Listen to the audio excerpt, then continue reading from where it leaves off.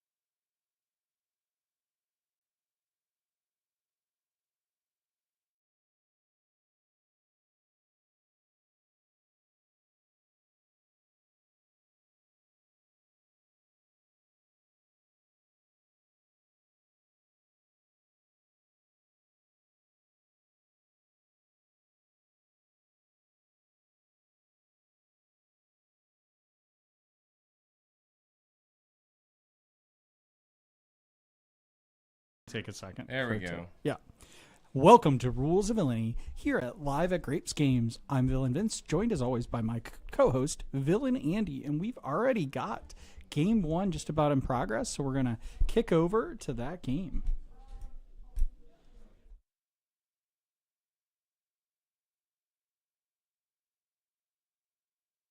We're here already. And here we are, Game 1. We've got Megan and Ron.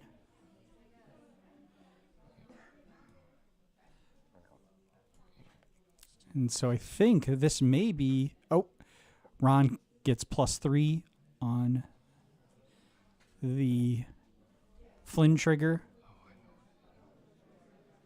Keep going. We We're have doing some production stuff here. Megan playing Ruby Sapphire. And Ron looks like he is playing Ruby Amethyst. So we'll get those ink colors set up here in just a second. And for you listeners out there, you can see that beautiful playmat that was given to me by a friend of the pod, if you will. Actually, just really a friend, but also a friend of the pod. I do want to just point out that, are we sure they didn't get the wrong decks by accident? No, we have it backwards. Oh, we do Problem have is it they're backwards. both- Yeah. I'm like, there's yeah. Megan on Ruby Amethyst and Ron on the Ruby Amethyst and Megan on the Ruby Sapphire. No way. I know. We do have it wrong. That's all right. I'm just messed up because I'm viewing them right. from a different angle, so that's why. But yeah, so we have Ron on Ruby Sapphire and Megan playing Ruby Amethyst. Do you want to close the... Megan's already at like 8 lore. We're going to close this out. Yeah, thank you, Jesse. We did see that. We did get the names reversed. Some minor dyslexia. It's also going to annoy me a little bit that there is a notification on my phone. It's going to stay there forever? I'll have to take care of it in a little bit. It doesn't just go away. So, yeah. Let us know if you can hear us, and always join us in the chat. I will just always say, just a reminder, please make sure. Ron is playing that. Sorry, I interrupt myself here. Just to say, Ron is playing this Great Stone Dragon, which I think is an awesome card to include in a Ruby Sapphire build. I have one in my deck. I didn't do very well with it yesterday. And there we have Megan playing the Rabbit. Looks like to draw another card, and she's going to quest. And she is at 11 lore. Yeah, we've got the lore going in 2 spots here for you. That way you can always be as confused as us about what the actual score is.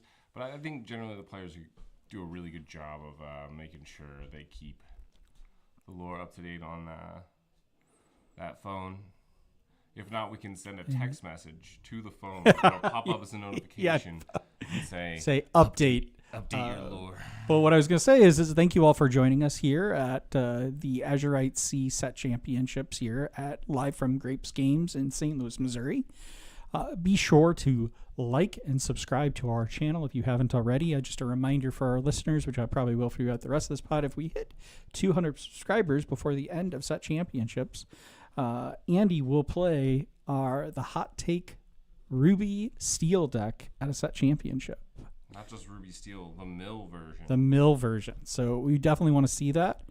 And if you want to see it live, be sure to hit that subscribe button and get us to 200 subscribers. And as always, we'll be looking in the chat to see if there are any comments that you might have.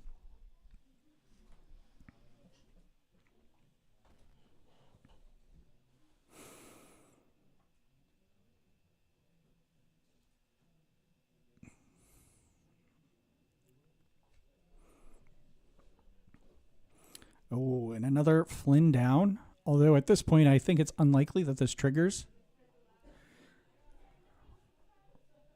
Ron is at, looks like 8 ink.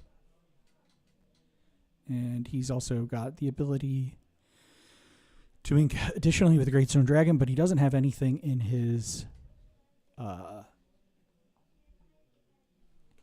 discard that he can ink. There are no characters in there. Big Sisu comes down. That'll take care of the Flynn. Fortunately, didn't have 2 ice blocks there to take care of the Madamim Fox. Real staple of Lorcana since the Rise of Floodborn, when we got the whole bounce package.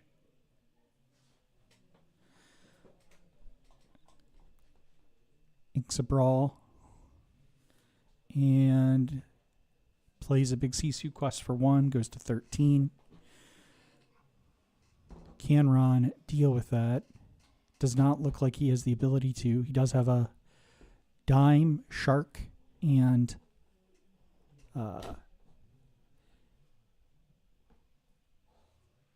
so Shark's coming down. We got chat. Let me move it so you can see and keep keep going there. Yeah, I was like, I can't see the screen. So looks like Shark takes out, I think that was the Fox. Able to bring back the Be Prepared. And quests up to 5. Oops.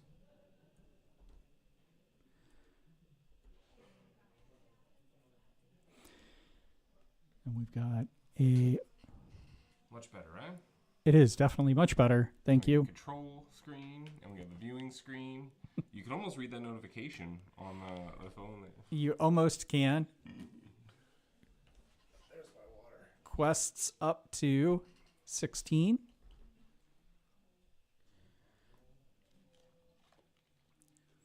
Did she re-prep herself? It looks like she did Yeah. re-prep herself. Yeah, it doesn't want to get another trigger off of that Maui half shark. Oh, the Dime comes out, Loredle. and we have a Shield of Virtue coming out. And see, this is really where we got Goat. The problem is like really what Ron needs right now is a Pirate's Life. Pirate's Life. Yeah, he But needs it doesn't matter. She's got the goat in hand. He needs a Pirate's Life now, or that looks like the scoop. Yep, Go scoop. to the next one. And that is game 1 for Megan. So we got game wins. She's player 2 technically, so we got 1 win there. Nice.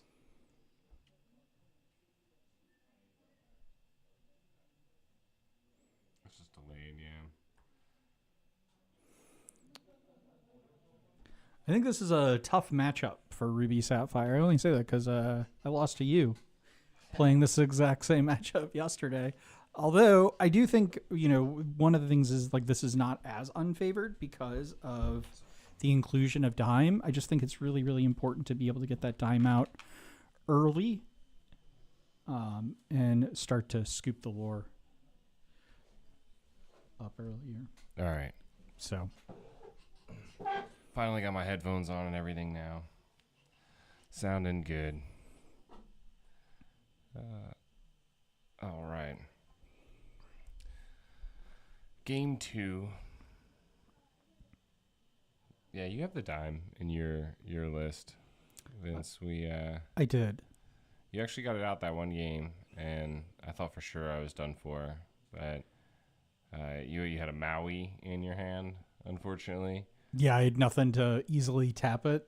Yeah, I knew I was going in to be able to, like, I was gonna quest and then like wipe your board and then present something, and I was like, if he has just another character in hand, I lose. And luckily, I think I top decked that White Rose to win it and not have to ask the question. But then you showed your hand, you had the Maui, and I was like, oh man. And that second game was brutal, just because like I think I drew like 12 cards, not one Be Prepared. You drew a lot. And you're like, you gotta have an answer. I was like, buddy, I don't have an answer. Not to what's on board right now. I wish I did.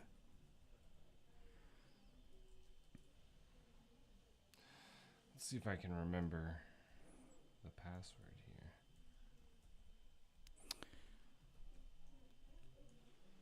But I think this is a great match for both of us because we're both pretty on. We know what's happening in Ruby Amethyst. Oh, look. There we go. I thought we were about to two-factor Brad in the middle of his match.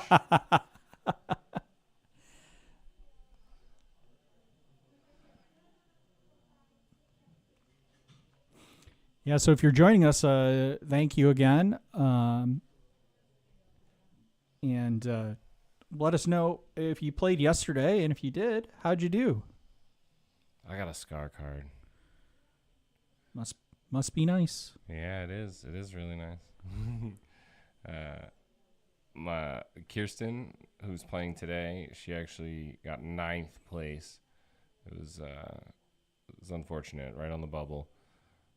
Vince, who's casting here with me today, got a flat tire on his car. Yeah, not only that, I now have to get all 4 new tires, which is Oh, they gave you the "you need all new tires" speech. Oh no. No, I know I need new tires, so unfortunately, I have to wait till Monday for those.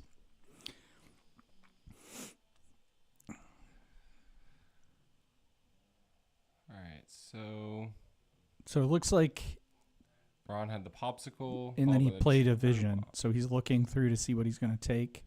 Probably taking that brawl for just to deal with that Flynn in the early game. Yeah, absolutely. The Flynn, or I don't know if Megan's running it or not, but the Genie is another one that if they have it, can be really devastating. And so we're going to pop the Chernobog's Flowers, get that draw, goat into the Inkwell, and that is not an ideal turn 2 for Ruby Amethyst.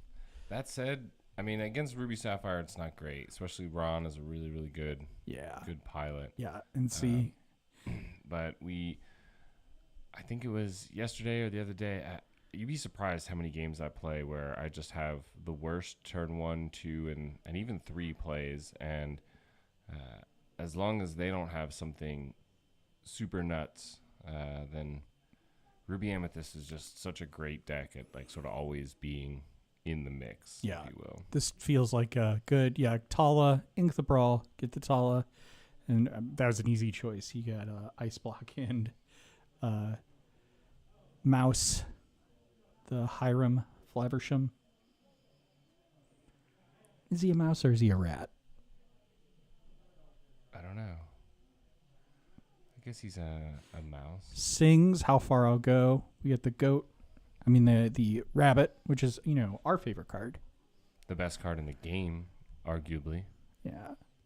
Were you playing any genies in your deck the other day? Nope, not a single Genie. No Elsa. I did keep a few Mauis. At least the one Enchanted that I have. Just to intimidate my opponent. But I think Ice Block. I think there's some validity. I mean, Genie is a sort of a greedy card. It's meant to go fast, and I just don't think Ruby Amethyst goes very fast very well. And you're better off just playing to its strengths, which is, I think, just going at a nice steady pace, drawing cards, gaining lore. I think that's right. Did you have a Medusa Tremaine split, or did you go all in on Tremaines? I did keep a Medusa. There's too much aggro to not keep a Medusa. I think that's the right call. And I also think people are very quick to jump on and realize that there's going to be more Tremaines now. And so there were several matches I played where opponents, I could tell they knew the Tremaine was an option, and they would just play something small and next to theirs, which is one of the reasons why I don't really like the Tremaine in general over the Medusa, because it's so easy to protect against. That's right. But Tremaine is actually in my opinion, a really good card against this matchup. I knew you had those in your deck, and that's the obvious answer here is Tremaine, and you could play, assuming they have it, they could play Tremaine because... do we see it in her hand, though, is the question. the Tremaine here is what is needed 100%. I feel like he's just asking that question. All 6. Yep. And there. Oh, Medusa. I guess he could have thrown away the Hiram. So the Shark thankfully doesn't have a great ETB and can't do anything at this point, given that there's no exerted characters on Megan's side of the board. I mean, I think that's still a good answer, but I still think the gains 1 lore off of playing the action. So the Medusa taking out the Hiram now demands him to play another character, or else the Tremaine does come online. And as we can see, he doesn't have great options. Looks like a Tamatoa. Yeah, and the Inkwell off the sail, or it keeps the sail. You have to keep the sail. That's what'll go. I think he's searching for just like a Tala or something here would be really nice to try and protect his. The Tipo works as well. Let's see if he recognizes this. I think he needs to play that Tipo instead of ink it.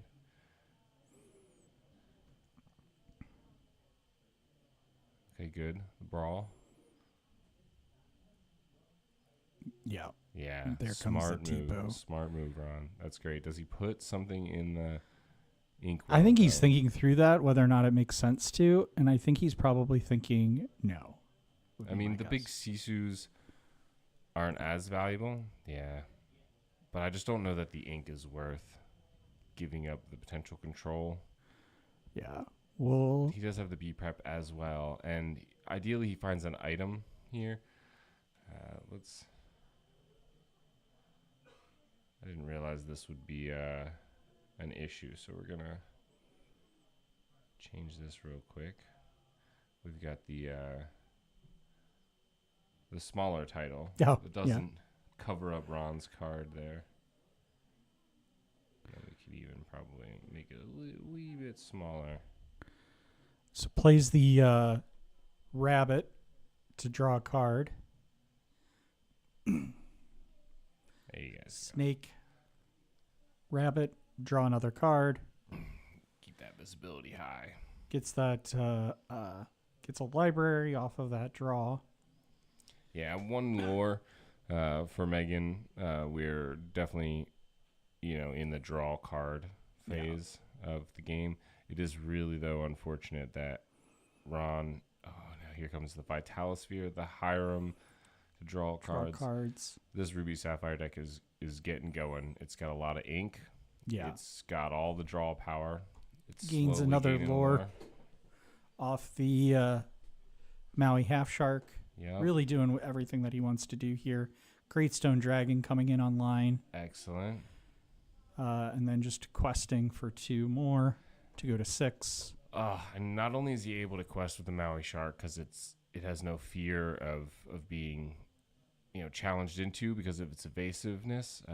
But he's also questing with the Tipo, knowing that if you take out the Tipo, that gives him bait for the Half Shark to be able to swing back in and trigger its ability, which is really what you don't want. Oh, are we B prepping? B prepping is coming. Yep. That's kind of Wow, that's an early B prep. I guess she really just wanted to slow the game down a little bit more. That Maui Half Shark was definitely gaining lore too quickly as he was just playing all these draw cards. And the worst part about it is that basically is now going to be Great Stone Dragon fuel. Yeah.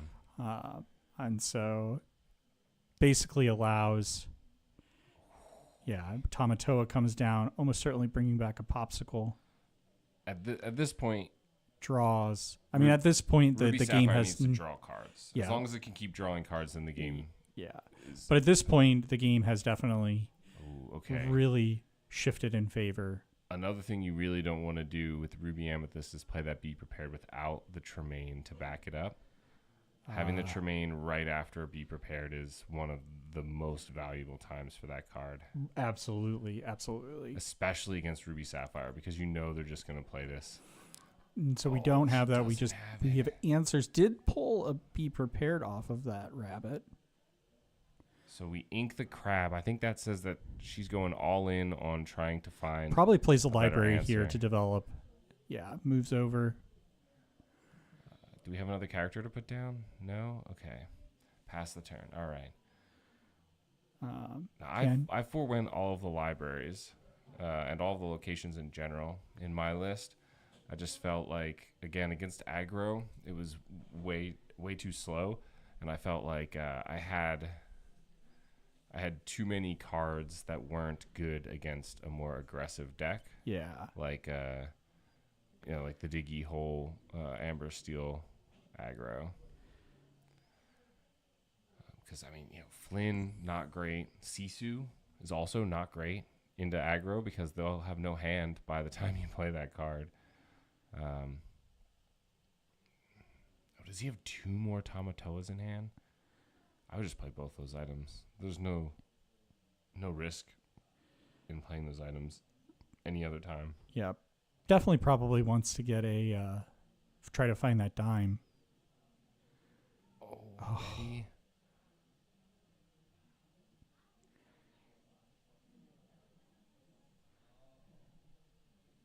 Five on the library. Okay. Definitely play that Vitality Sphere. There's no reason not to. Oh, Ink's in.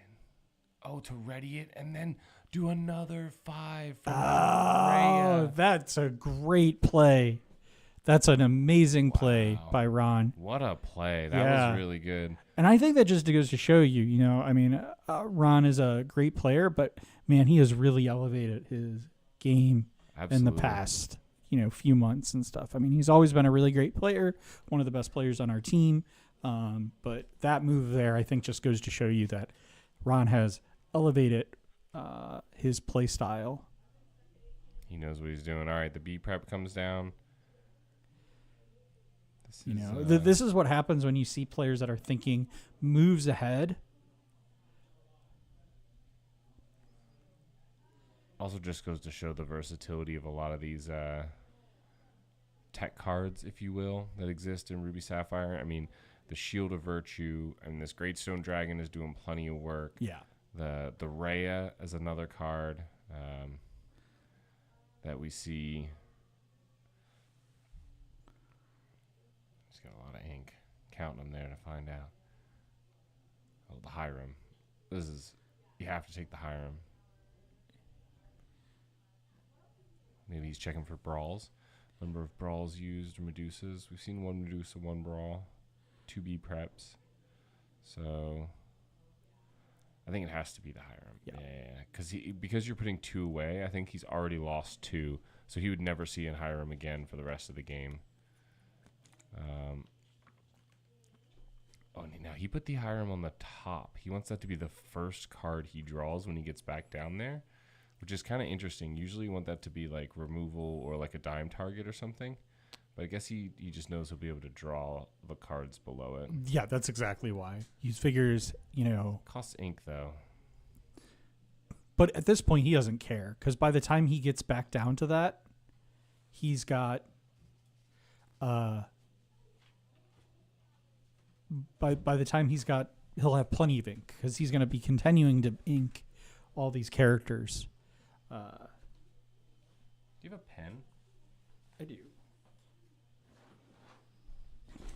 We're going to try and get an interview with the winner of this. And so I figure maybe I'll write down a few key moments so that we can have something to chit-chat with them about.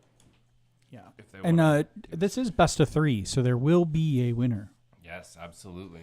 So not 2-game format like a lot of these set champs have been.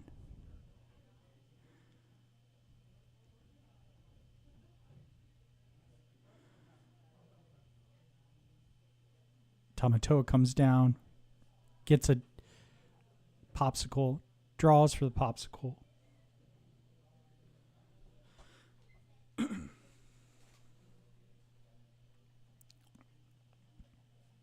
Quests for 3 with the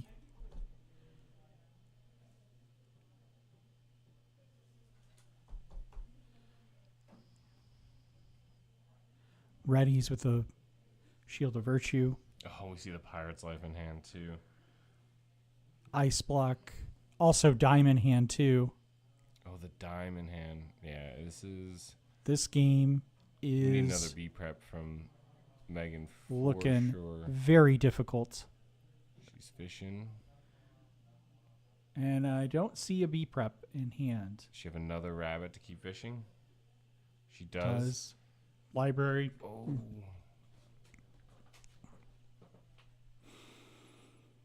Quests for 4 goes to 8.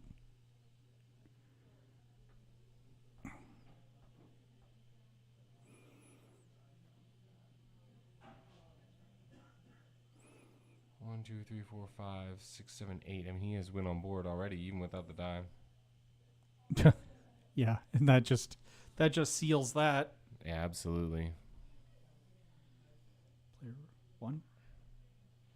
And that's player 1 win. Got it. Victory to Ron as we go into game 3.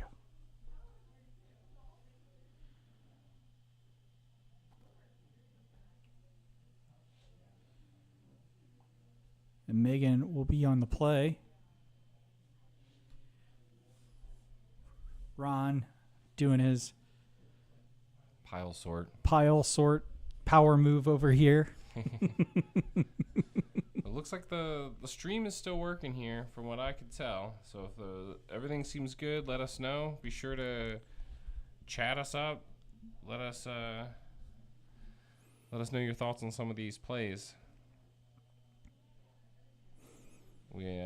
Most of the live streams I see, the chat will usually tell us why someone lost and what all of their mistakes were and which play was absolutely 100% better, and we don't seem to have that going this time, which maybe that's a good thing.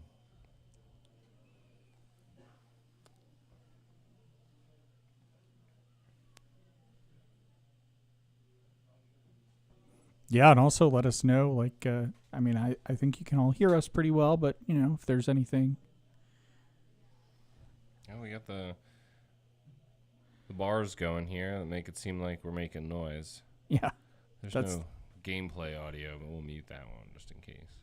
Oh, you didn't mic them up? I didn't. I could. We could maybe. I don't think most players want to be mic'd up, though. No. Ron shuffling triggers me.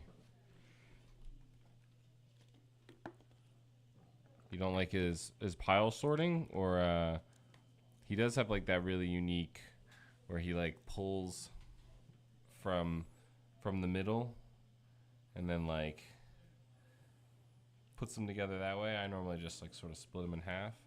It's hard to describe, but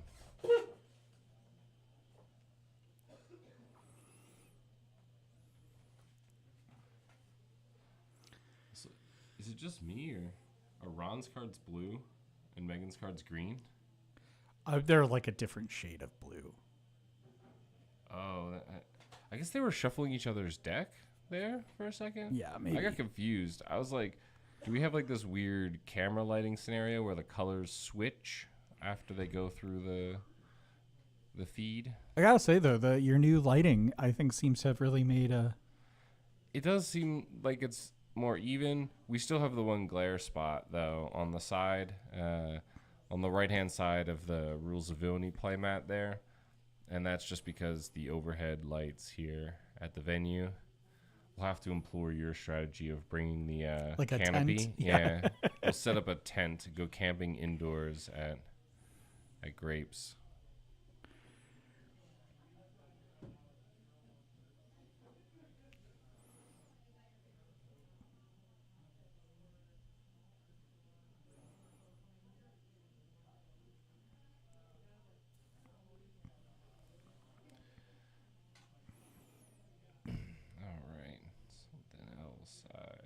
Forgot while we got the lull here. Let's make sure our mute button works in case we have to mute anything. Toggle mute input.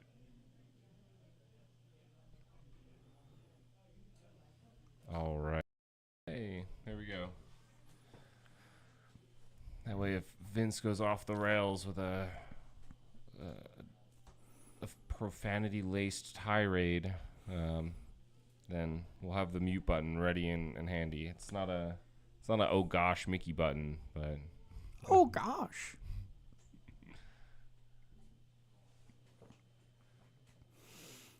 Oh, All wow. right, turn to Diablo and Chernobog's followers.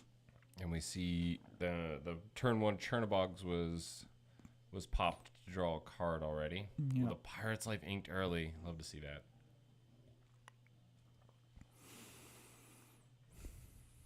Trying to think if he wants to ink something else, which almost certainly you want to this early in the game. And then he gets a popsicle down for sure.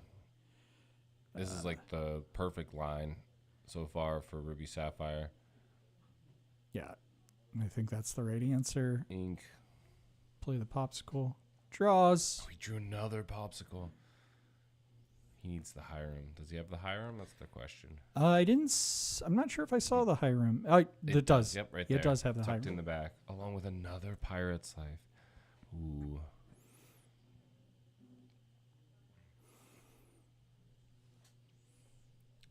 So we see an aggressive start for Megan here. Looks like she's doing what she should be doing against Ruby Sapphire, trying to go as fast as possible.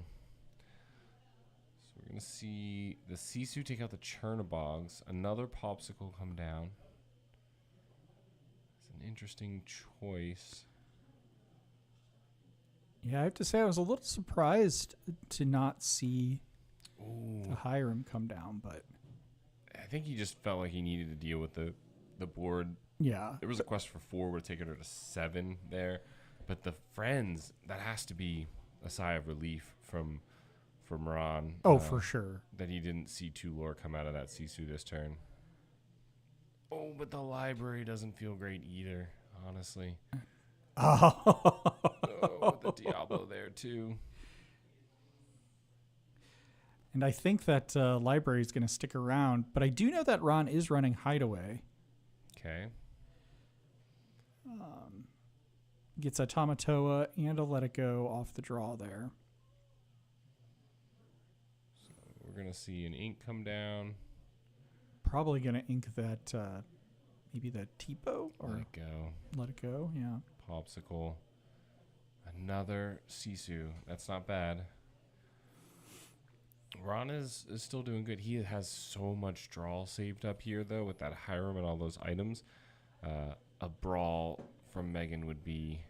that's what she needs. Like a Brawl or a Medusa or something right here to absolutely turn that Hiram off. I see another friend sung. Looks like it did get a Brawl, I think. And a Medusa. Oh, and a Medusa. Oh, my goodness. There comes the Brawl Wow. on the Hiram. That might be a turning point for sure. Yeah, I mean, especially because he doesn't have another Hiram in hand.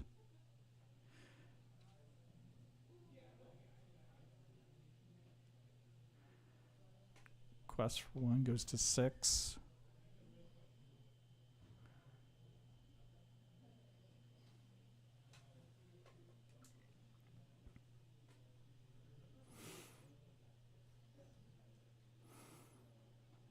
We're going to ink the Tamatoa. Big Tammy.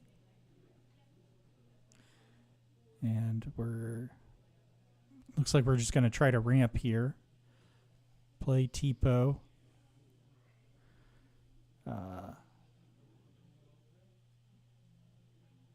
Thinking about whether or not he wants to ink that Brawl or not. Probably the smart decision. Well, given the ice block, the Brawl poses the same amount of value as the little Sisu. Yeah. Obviously, ice block and Brawl can bring down another character. So, you know, if we see this inked, ice block. Ooh. Oh, that was from a Tipo. That was a Tipo ink. Yeah. Mm. Banishes, draws 2 off of that. Starting to chip away, gonna put some damage on the library. Okay. Gains 1 lore, goes to 7. Off the library. Let's Sisu is at the library as well? Is that what's No, not yet. Just next to it. okay? Just next to it. Yeah, just like looking gazingly into the. She does have the genie Does have the genie. in her list and the Elsas. Where does she fit all of these cards? We haven't seen the Maui. I wonder if she just like lowered the numbers a little and we run like maybe a couple 2-ofs or something. Maybe that Sisu is at the library. It's hard to tell. I'm like a little, because paid 1 to I think move genie into the library too. It looks like.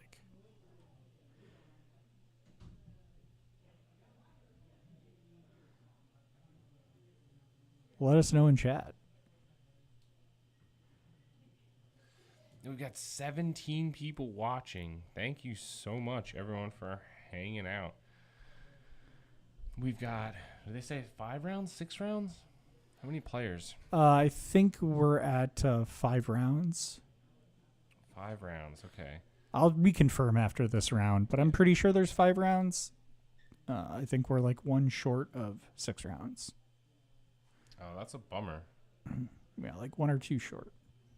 I brought a deck with me. I would have jumped in if I'd known we got another round out of it. Well, that's actually that's what Kristen said. She's like, you and Andy should play and cast, so you can,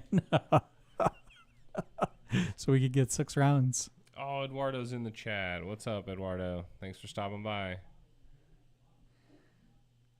think I saw Eduardo was made top cut. One of the set champs yesterday. Another library. Oh, this team double library. I think Ron maybe. This game is getting away from Ron, unfortunately. He does have the Pirate's Life still.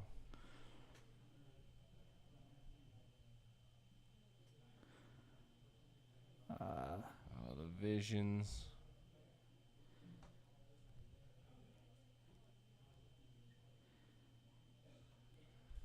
Trying to figure out if he can even get it done. This is brutal. So I think the Tammy takes out the Sisu clean, right? That's right. He needs the Rhea. Okay, so he's going to use the Rhea and ink to be able to Tammy. Is that library have what, 4 on it? 4 on it. Yep. So we can Tamia library, Rhea, ink, Tamia, Sisu, and she still gets the 17.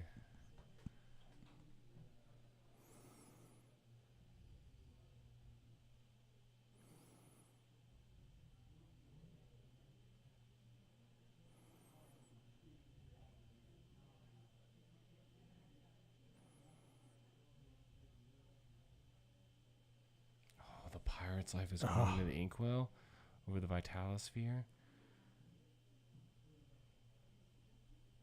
I think the Vitalosphere is needed to pair with the little Sisu to take out the genie next turn, I think is what he's thinking. He can Vitalosphere and send both Sisus into the genie. I mean, he could also use the sing together and sing with both little Sisus. Ooh. But he needs the ink to get the re-ready on the Tammy. Yeah.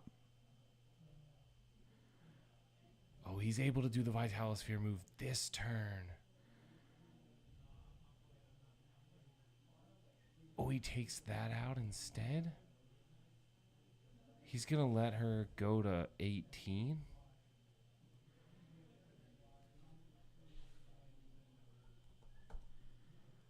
Interesting play. Wow. I feel like so if he had done Tammy into the Sisu and then 1, 2, 3, 4, 5, 6, 7, 8, he could have taken out the Manor with the Vitalosphere Rhea plus the other 3. Yeah, and it's just a question whether or not she has Goat Bounce. And she does. She has Goat. Like. And he inked his Pirate's Life.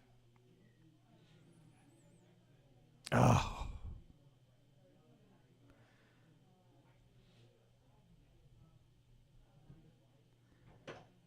It's an ice block. Oh, no.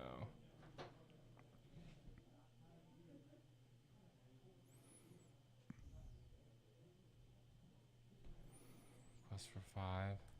Goes to 8. How far I'll go?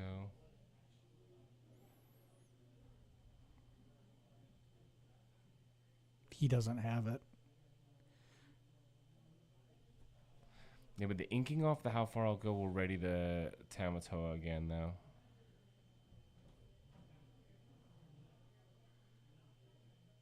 Oh, right, because of Raya's ability. Right. And is it once per turn or is it each time per turn?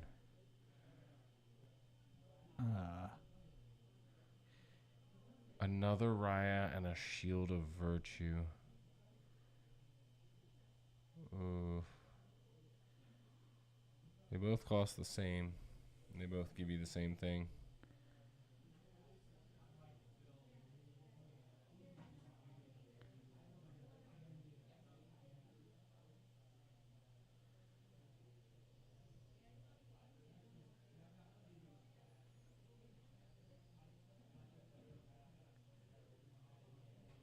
Oh, he couldn't do it.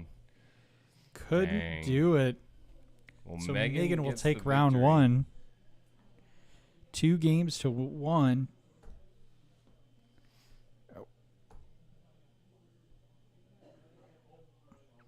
Yeah, I realize we probably don't need the number of wins, right? We got the victory. Megan wins it. Yeah. And then turn the victory off. Turn the victory off. And then we can head over to Caster Cam. We could probably save the interviews for later and just when they're a little more impactful. I realized I don't really want to talk to everyone about their deck decisions because the same reason I don't want us to have the deck lists in here as well. And I just don't want anyone to get the opportunity to have an advantage off of, hearing us talk about their deck or something. That would be a bummer. Yeah, I think that's certainly right. So we'll wait till a little later. Maybe towards Top Cut, we'll do some Go back winner and interviews. look see what people are saying. But I think that was a pretty good first round. I mean, went to 3 games. Absolutely. And I think, really the key to that matchup, as you've seen, is that the Sapphire Ruby player really needs the dime to win that match. Oh, 100%. Without the dime, that match is really, really difficult, almost impossible, just because even though you talk about how even without things like Genie or the Elsa, which Genie particularly being a very greedy card, that Ruby Amethyst is still very good at being control and still getting those. So even without those greedy cards, it's still really difficult matchup without the dime. So it makes me wonder if we'll see. I think it really will depend on local metas on whether or not we see the dime make more of an appearance, because a lot of decks are just running one-ofs, and we've talked about this, but it might be time again to move to 2-ofs. Maybe 4 dimes. No, I think that's too greedy. 4 dimes. I think the thing is you really only need 1 dime to close out that match, but you got to find them. All right, we had 32 exactly. So does that mean we're going to 6 rounds? No, so it should be only 5 rounds. 33 would have been 6 rounds. So that's what I thought. So it's 1 off. And honestly, I'm glad we didn't, because 33 people, 6 rounds kind of stinks. You're like 32 at 5 is perfect. Now we'll have exactly what we need. I think this is the largest tournament to date. I mean, obviously we're only in day 2 of Set Champs, but still, generally this Fortuna is really crazy. Had 22 people. Yeah, great. Which is turnout at Fortuna. wild for Fortuna. It's a pretty small store. It's really great to see that. In fact, we had somebody come from Arkansas up to Wild. yeah. So we had met them in Seattle. I do think they just happened to be in the area. I think that's what they had said. Yeah, I think she was coming for her birthday. So Okay, we'll wish them a happy birthday. Came to St. Louis for your birthday? Is Arkansas really that bad? Wow. Well, they were saying that they only had joking. two stores in the local area, so this is a great opportunity to come do some things, Nice. in the area. I think they're going to go. They were just talking about going skiing. There's a skiing place actually not too far from where we're at right now. I thought it was like flat around here. No, maybe cross country skiing. Well, I walking mean, and skis. I we're never in the understood midst that. of the Ozarks, man. I mean, we're not in the Ozarks. Isn't but the Ozarks like water? It's like a lake. It's a big lake, right? Bunch of lakes. yeah, but it's like a plateau. These are old historic mountains. Do you not know anything about the area you I know live nothing in? about this area. Okay, all right. They have bad pizza, bad ravioli. Ravioli, I Great will Lorcana cut you. stores. I will cut you on the ravioli. Toasted ravioli is a St. Louis staple, It's just burnt ravioli. and it is delicious. It is phenomenal with some marinara. Marinara. This man over here. Hey, I'm eating ravioli here. But I do agree with you on the pizza. I used to love the pizza when I was growing up, but then I moved away for a while, and I've come back. And I think hot take for me, for a lot of St. Louisans, I think Provel tastes like burnt cheese. I mean, burnt plastic. Yeah, it tastes like plastic, that's for sure. yeah, It is. I think it's largely made of plastic. It, right? it's not. It's a really weird concoction of actual cheeses, but they're heavily processed. So yeah, it's like government cheese almost. But yeah, But so provolone flavored. So I think we'll be right back. We're going to go see who's sitting down at the table, and we'll come back with more commentary here shortly. 7, 6, 5, 4, 3, 2, 1. You'll never have the sacred stone. Oh, this you crazy mother.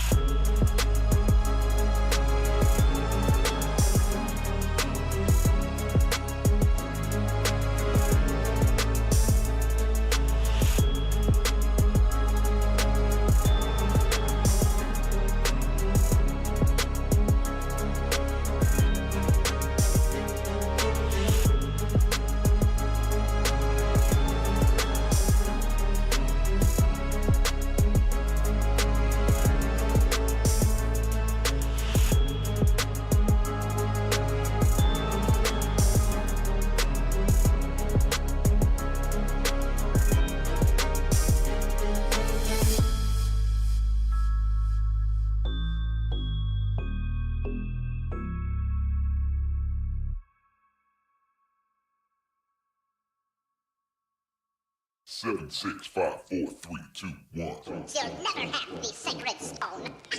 Oh, this you crazy mother.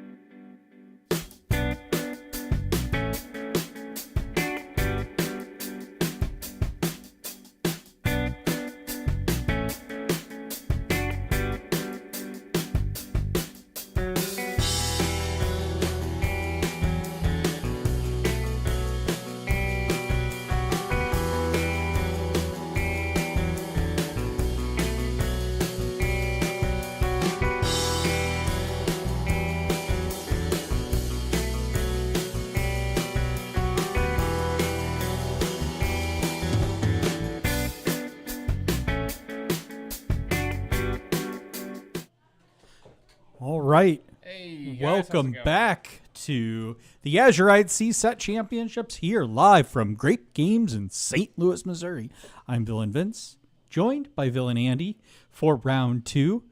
We're going to get over to that gameplay here just shortly as we get the names up. But talking with some of the players in between, we did get a chance to chat with Ron a little bit. We will have some interviews, I think, later on as we get in the game. We just, we are casting this pretty much live, and we want to give folks a fair shake on how things are going. So we're getting the names sure to spell up. people's names right here. Yeah, that's kind of why I gave that assignment to you, because I was like, I don't botch them up. If we spell your name wrong, be mad at Vince. So let's go ahead and get over to the game.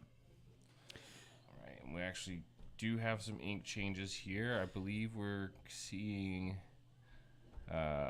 on Alec is playing the Steel Sapphire, and I believe we've got Mitchell on Blurple, if I'm not mistaken. Yeah, and so as you can see here, Alec has the champion mat already.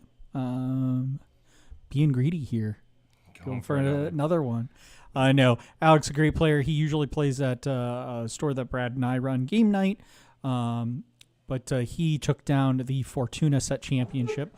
Little does he know that the rule there is that he now has to come to Weekly League, or he has to give up the play mat and card. Okay. Yeah, so you can attend and you can play and win. We don't limit. It's not invite only, but you then have to come show up. No. But Heather came in runner-up. She's a regular attendee. And also a happy birthday to her. It is her birthday today. Yeah, happy birthday, Heather. She said she would stop in for a little bit, so you happen to be hanging out with us. One of the 25 people chilling. Happy birthday. Yeah, maybe if she's, yeah. So. All right. And Alec is playing a very interesting list of Sapphire Steel. So I think we'll see some cards that we're not used to seeing here. But clearly still a good deck. With Diablo comes down for Mitchell. Mitchell won the die roll, it appears, so he's going to go first on the play. Yep. And Alec is on the draw. Oh, is that Oh, that's the medium John Silver. I thought it was a big John Silver in his hand. So we see the Strength inked. And the Little Robin Hood. Little Robin Hood. Probably should get out my iPad for cards. Yeah. We've got... I'm not sure if he has the Shift Robin Hood in hand, but that will be really nice to see shifted down on turn 3. Yeah. And we know that the Blurple's not really going to have an answer for it until turn 5. So we have Tipo coming down, most likely trying to figure out what we're going to ink, just to get that ramp going up. The really interesting thing is I'm curious to see how these decks play against each other, because they both have ramp, but then you've got the removal power of steel, which tends to be a lot. I think we'll find out here, but I think there is actually no ramp at all in the blue steel list that Alec is playing here. I think it is simply just like good value cards. Cards like Alice and Smee, as well as cards. I think he has cards in there like Baymax, Armored Healthcare Companion. So it's not a ramp version. So we got Calhoun coming down. And Calhoun is one of those Azurite C characters, which is a 3/2 resist 1. Yes, fits very well in this list as an alternative to Smee. Yep.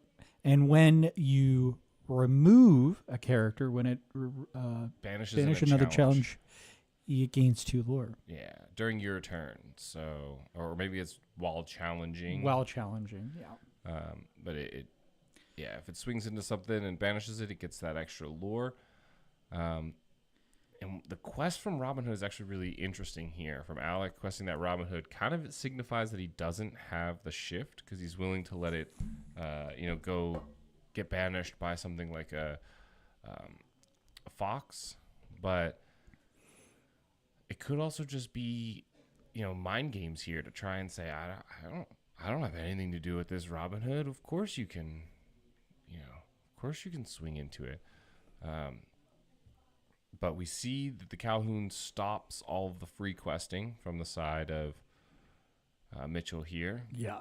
Because basically Calhoun favorably trades into all of these characters. Pete need a whistle. No action. Alice comes down. Alice is huge. Again with the quest on the Robin Hood.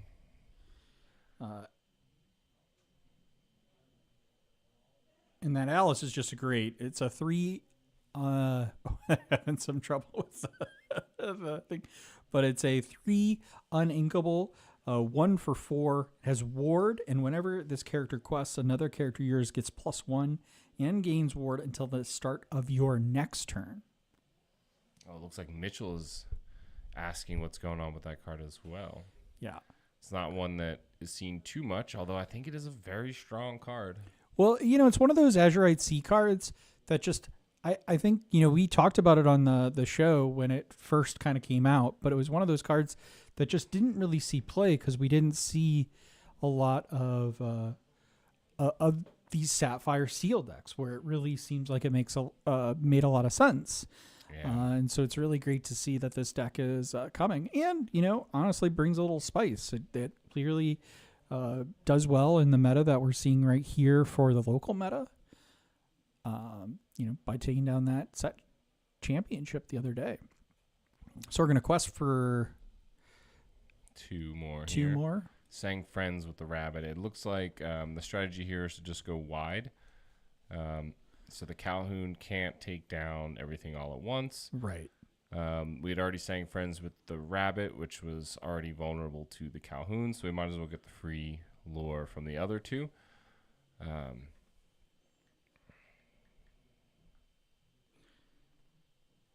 Yeah. So Eat 'em Up in the chat says, been doing well with this blue steel aggro deck locally. Amber steel aggro, tough matchup though. Others seem okay actually.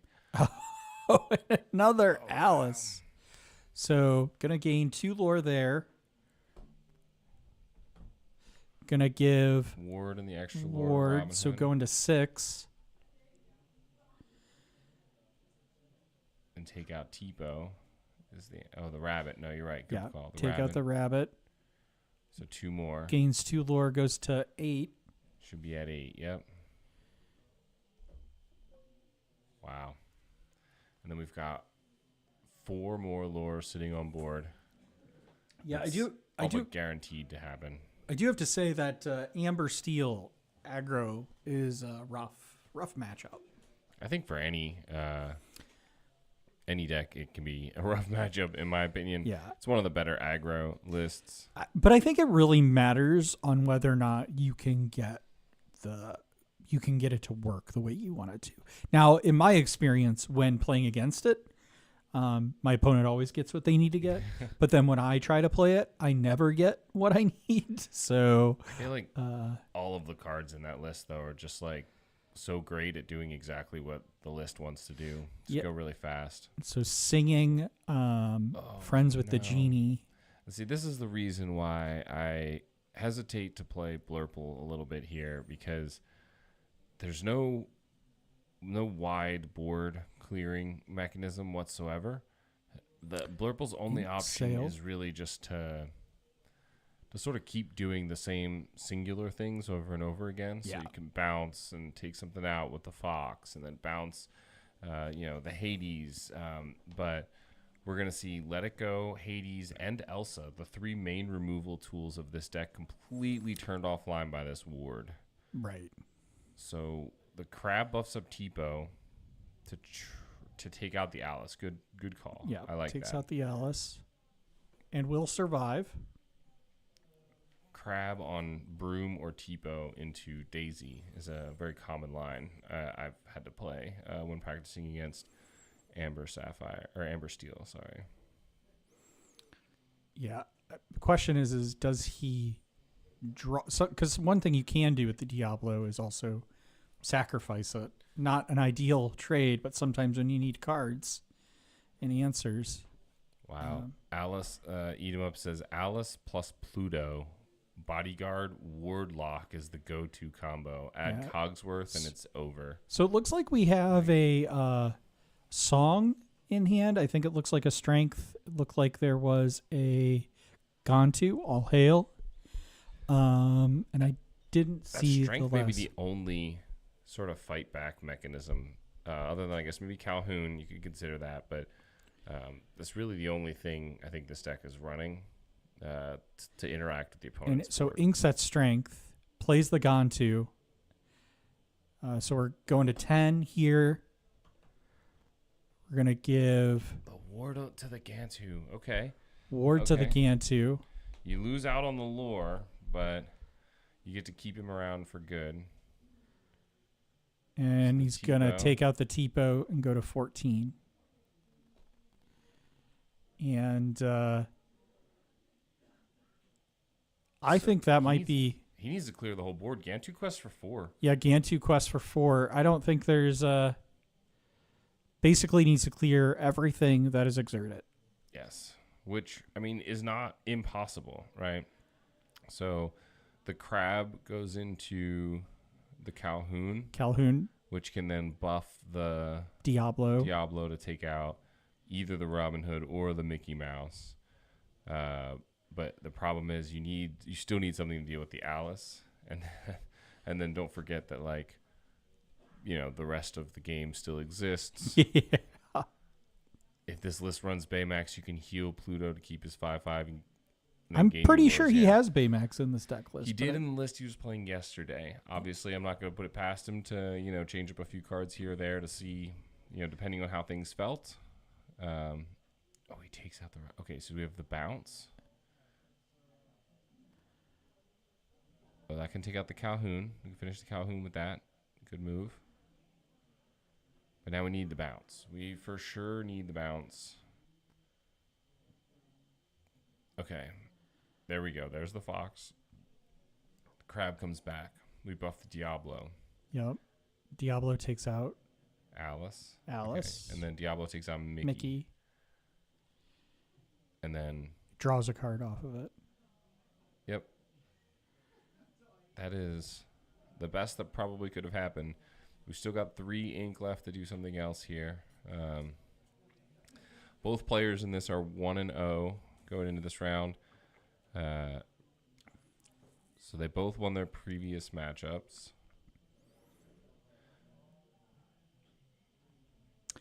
Now it does look like Mitchell does have a... did he? Yeah, just quest. Yep. So it goes to 6. Does look like he has a Hades in hand. Well, that would be really good. However, if Is that the Baymax? There's the Baymax, yeah. Yeah. A dock to draw more cards. Okay. So if a worded 2-quester comes down here, like another Alice. And Pluto. Bodyguard. So the Pluto's Quest not for as big of 4. a problem, honestly. Because we know that he has the Hades. Right? Right. So And he can use Fox to take that out. Right. So we could send something but- in. But the key here is that Alec is forcing Mitchell to answer his board, right? So Alec is completely in control of this game right now. Yeah. It can change though. I mean, 18 is way too high of a lure to let them sit at here, but if we get the Hades down and then we bounce the Hades back and then we just continually answer the one card that they play every turn, it's still doable, but mainly because the blue steel player Alec here is top decking. Yeah. The problem becomes if he top decks a dock like he did there and he gets 2 cards, or he somehow gets some draw power and then plays them all at the same time. The problem here, though, is that cards are going to stick. Mitchell doesn't have enough ink to play Hades and bounce Hades back on the same turn to have that answer for the next turn. He's getting close. He's got 7 ink at least there. So he's got exactly 7 ink. So Hades inks, then the next turn he can bounce and play the Hades again. That's at 9 ink. So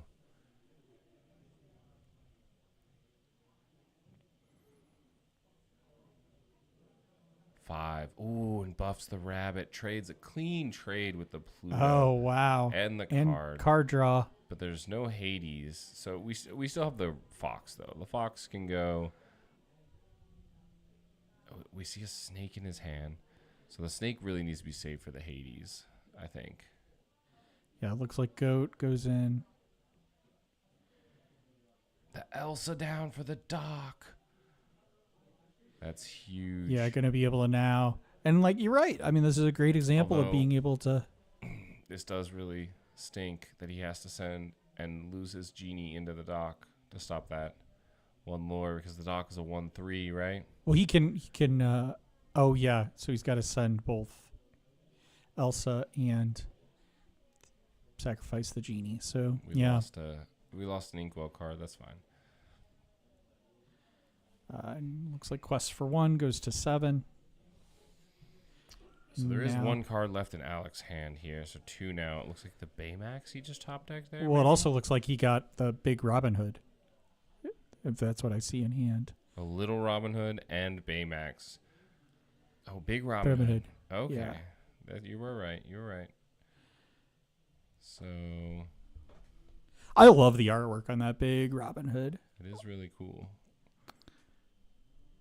So the Hades may need to be the answer here.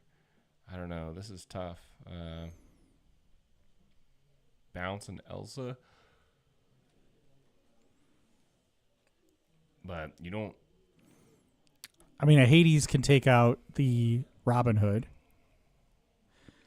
Well, so if you bounce, you quest the Elsa, bounce the Elsa. Oh, shift the big Elsa to lock them both down.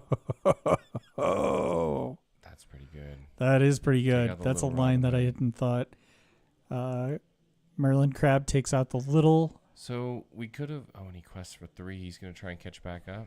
goes to 10. Bounces the it Elsa back. package back. Huge, huge. And then goes to 11 here.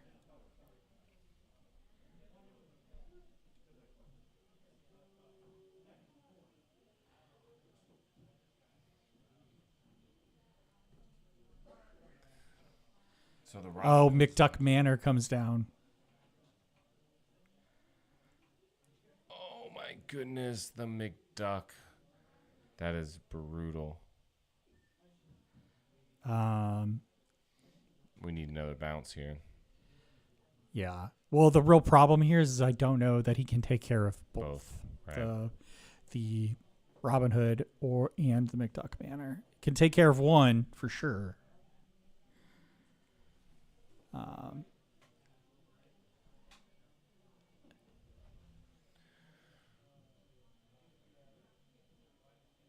I feel like you gotta. So if he has the Elsa and the Fox, which it looks like he does in hand. So Putting 3 on McDuck with taking care. and then he plays it again to buff the snake. Oh, you let just it goes it. let it Okay. goes it. And then he quests for 2. All right. Quest for 2. Wow.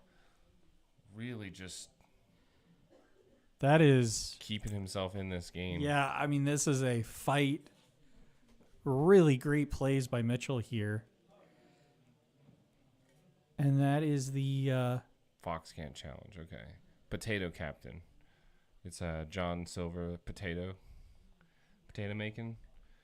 When you play this character, chosen opposing character cannot challenge until the start of your next turn. Yeah. Yeah, 3/3. It's like an alternative to Pete, kind of. It stops the board-based clears instead of the brawls and things like that. So we see the genie come down. We're gonna let him get to 19. You actually can. I don't think he has any instant lore in here. So No. if we play the goat to go to 14, 15, 16, 17 with the questing. I think he should be at 17 now. 3 from questing and 1 from the goat. And then he Yeah. just passes turn and lets him get to 19, and there's nothing he can do. Yeah, wow. You got a Pete off the top. It looks like no actions. Quest 19. Oh, wow. What a game. Way to claw back in from that. Yeah, political no player. kidding. I tell you what, that first round goes to Mitchell. Really crazy. You were right. Up until that point, they had it seemed like it was Alex's game, but Mitchell made all the right plays. Yeah. I mean, especially for a deck like you said that doesn't have board-based removal. Well, it doesn't have like board clear, like a massive board clear. Right, that's what I meant.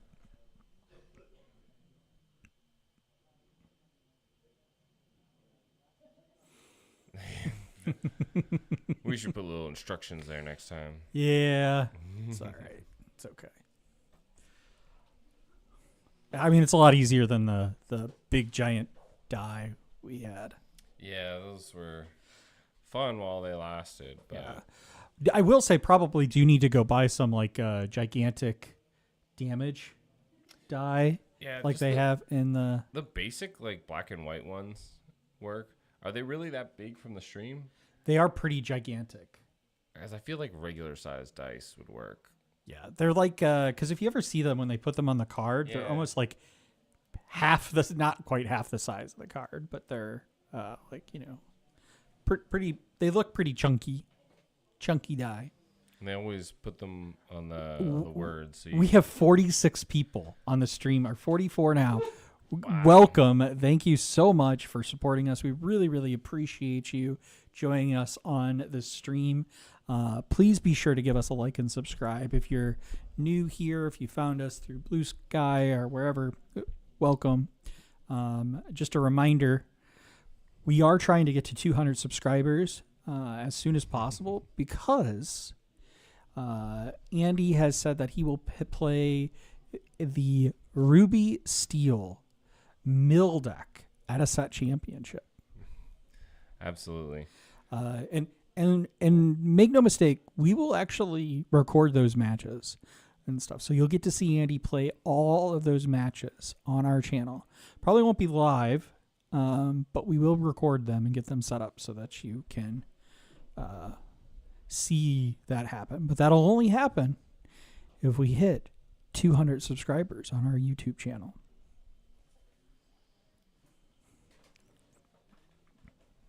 So here we are in the altar phase. I gotta say, one thing that never ceases to crack me up is when people are like correct themselves on streams. They're like, the mulligan. Oh, sorry, the altar phase. Exactly. Yes, the correct term is altar, but a mulligan works too. It's a do-over. A lot of these terms come from Magic, as it's the OG, old man, if you will, old cardboard of the trading card game community. But we thank you for joining us here as we get ready for round 2 of this matchup here. And as we can all see, Alec has already won one set championship yesterday, which was the first of this. All right. Alec inks the big Robin Hood and passes. No one dropped.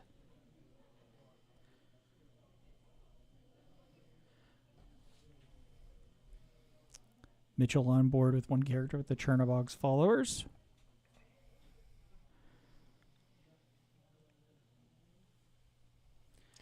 Yeah, I'm curious. I guess the one drops are probably Robin Hood and the pie thrower. The Mickey food fight. I guess there's not really other great options. We are keeping a pretty active look on the live chat here, so if you've got questions or comments, please feel free to send them our way. We've got Mr. Smee down. Yeah, Smee is very strong. Chernobog's followers quests, and he will use its ability to draw another card by discarding it.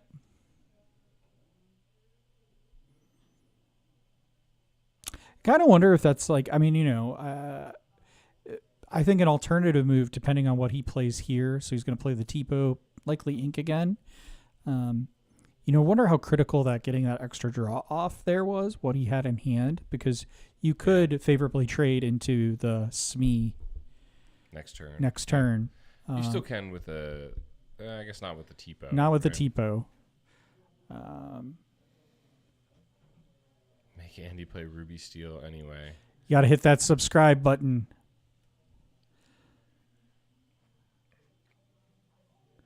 Listen, I feel awkward asking about it and stuff, but you just got to get over it. You got to embrace the content creator lifestyle, if you will. Yeah, you got to subscribe if you want to see me play Ruby Steel. Nothing in life is free except for your speech sometimes.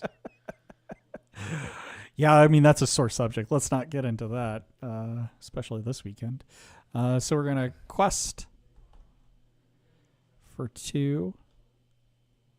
And they're getting that scoreboard updated. Saved for us. I appreciate that.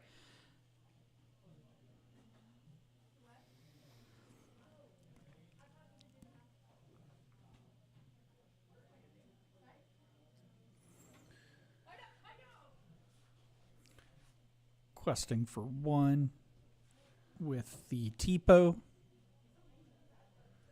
See, this is the problem with Mr. Smee here is nothing great to be able to play here to try and It's hard casts friends on the other side. Oh, that's rough, yeah. That Alec has to be happy about that. For sure.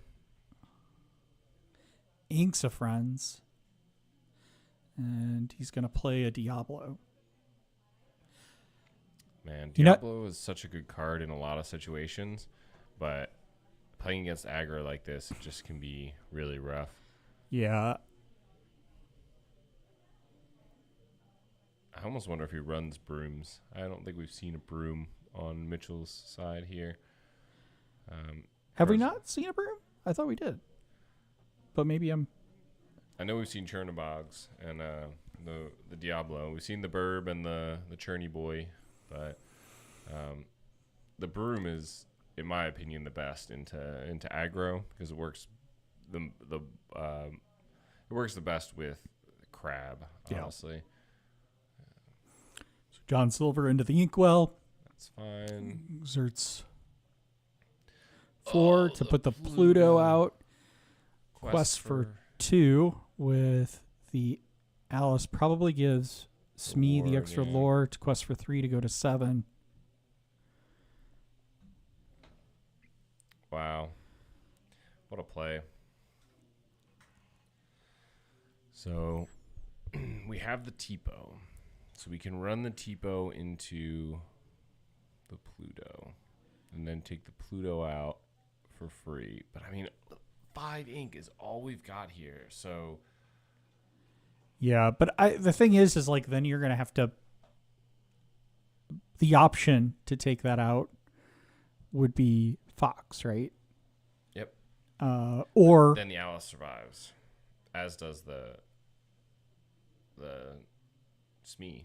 Yeah, or you could run Tipo into Pluto, play Crab. Buff the Diablo and Buff the Diablo. That's only 4 still. So the crab doesn't Oh even yeah, work the here. Crab doesn't even work. You're right. Donald Duck.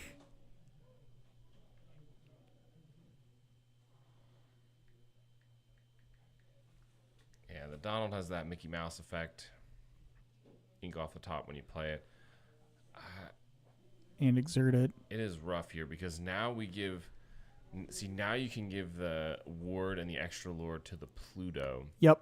which means no Let It Go or Hades to get rid of the Pluto to open up the other cards behind it. Yep. So we still don't even have enough strength on the board on Mitchell's side to take out that Pluto. Just period. It's only 3 strength for the Donald and 1 for the Tipo. So it is not looking great here. Plays a Calhoun. Calhoun. Double Calhoun. Double Calhoun. That is not one you want to see if you're Mitchell. That is wild. So we're going to quest with Alice for 2. Yep. Giving... It's questing there. Going 4. to 11. 13.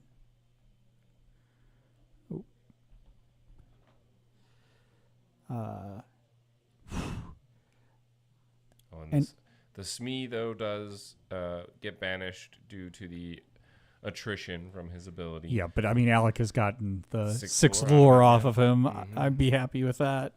Yes, actually 7 because the Alice Oh, right. triggered Yes. it once. That Not she couldn't is, have done anything, but yeah. And now Mitchell's got to be concerned about questing with these characters. Yep. Can't quest with them. He also can't leave them alive on the board. So, Even if he throws the Tipo into the Pluto and then finishes it off with the Donald, which I know isn't enough strength, but the Donald would still take 1, which means the Calhoun can then finish it off in a great trade, getting 2 lore and just... yeah, this is... Not looking great. But we see Mitchell trying... So he's going to sacrifice, which is something we talked about in the last round, the last game. That's... Alec has to be feeling good about that, though, because that means that Mitchell is looking for answers, and he doesn't have them in hand. Yep. Means at the very least, he recognizes that there could be something better out there. Yeah. He may have an answer, but he's like, well, I don't need this. Let's see if we can get maybe a better answer. Yeah. But honestly, I'm struggling to figure out what the answer is. So putting that 1 damage on Pluto. My guess here is maybe a bounce, maybe Fox into the Pluto. But this Donald though you get 0 value out of that. You paid 5 last turn to have that Donald come out, and he doesn't get anything. Well, you quest with it first. So you'd quest, go to 6, and then you play the Fox. 2 lore is not what you needed right now. I'm just saying. No, it's not. And then again, yeah, you also still lose this Fox to the Pluto next turn. We need another Fox. How about another Fox? Well, you don't lose it, but he could also the snake. Calhoun will take out this Fox. But he could snake it. He could play snake. Okay. And bounce it back. Okay, so that's a move. But the Alice is still there. That means we're still getting 1, 2, 3, 4 lore next turn, 5 lore next turn. Oh, so he does have Broom. That confirms the question we were asking. Broom, I thought he did. So yeah. And he's gonna throw it away to draw a card. Okay. He's really inks sail. And that's it. That's it. Oh man, it's still. He goes to 18 this turn. Yeah. Are we? There's no way we watch Mitchell let him get to 18 again and then hold him. And there. then like No way. call it back. Yeah, no. Also, Alec has Dock in hand. He has Smee and 1 other card. Maybe it's 3 cards in hand is too many. Maybe it's a Alice. I don't think it's an Alice. Well, I mean, like, I was thinking it might be a strength, but it doesn't look like it's strength. Inks the Smee. The Robin Hood. Okay. Okay. So, question is does he then give the Robin Hood the ward? I almost don't think so. Maybe. Okay, so he's giving one of the Calhoun's ward. So questing for 2, going to 15. I think you just be a little greedy here. 17. Because he needs 18. to clear your entire board, which you know is not easy at all. I mean, I think it's near impossible. Near impossible at this point. I think there's no chance. I mean, you need a crab to take out the Robin Hood with the snake, and an Elsa to turn it sideways, and then you also need to take out that Alice. I mean, the problem is like you need cards on board to be able to bounce without playing cards. Yep. So you could, the snake could take out one of the Calhouns. But then you can't bounce. But then you can't bounce it. And no matter what, you need to get rid of that Robin Hood. So yeah. I mean, you could let 1 Calhoun stay on board. Yep. Assuming you have no exerted characters. Oh, yeah, you're right. True. Assuming you have nothing for them to challenge it to. So, yeah. Brutal. So Mitchell, I think, recognizes his position and scoops. And so game 2 will go to Alec. Yeah, that was just... Mitchell didn't see the answers he needed, and Alec got the cards that he... I think that's one of the things with these steel lists, these aggro steel lists. Clearly, we see it work with,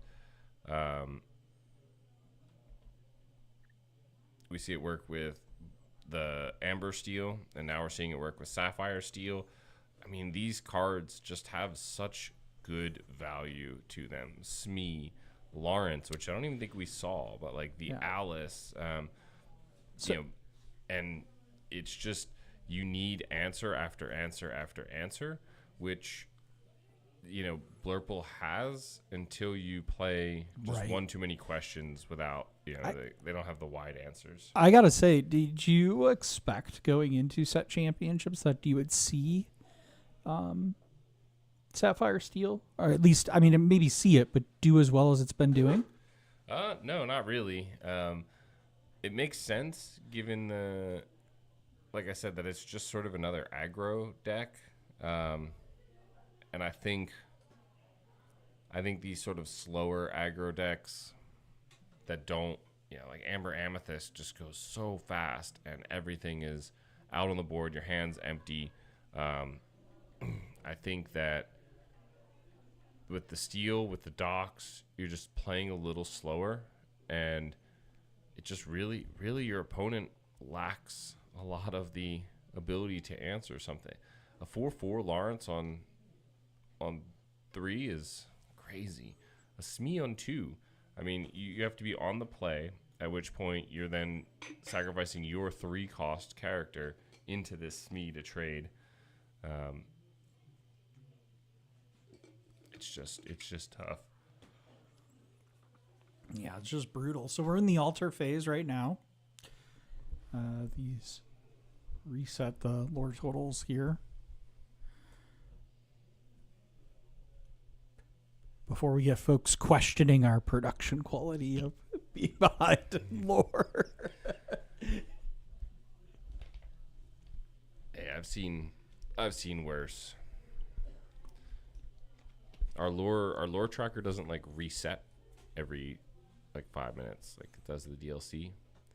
I'm really curious how they have that set up that makes it just sort of like it's just like all the overlays have to just like reset every now and then. Yeah, it does seem though like the players are responsible for their lore, and they have to reach across. Yep, I think there's like a tablet there that they probably picked that up from the EU. I think EU Stream was doing something like that.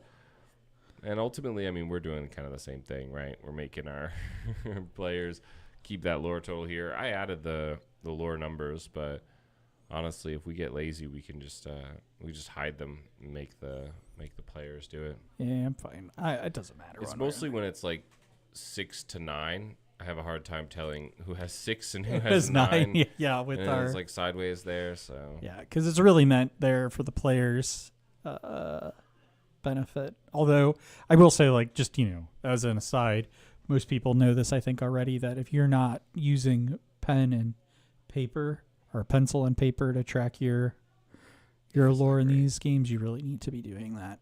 100%. All right, so we see the snake go into the inkwell, and the turn 1 Chernobyl come down from Mitchell. Not a bad start. Does trade a little better into Smee or Robin Hood. Yeah. However, it will not trade into Food Fight Mickey. So we may see this quest and disappear.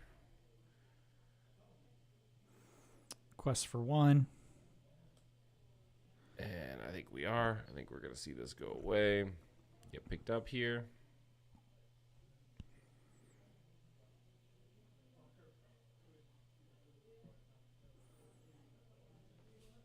Yeah. I tell you, I've said this before, resist can be a pain. And so we got Tipo.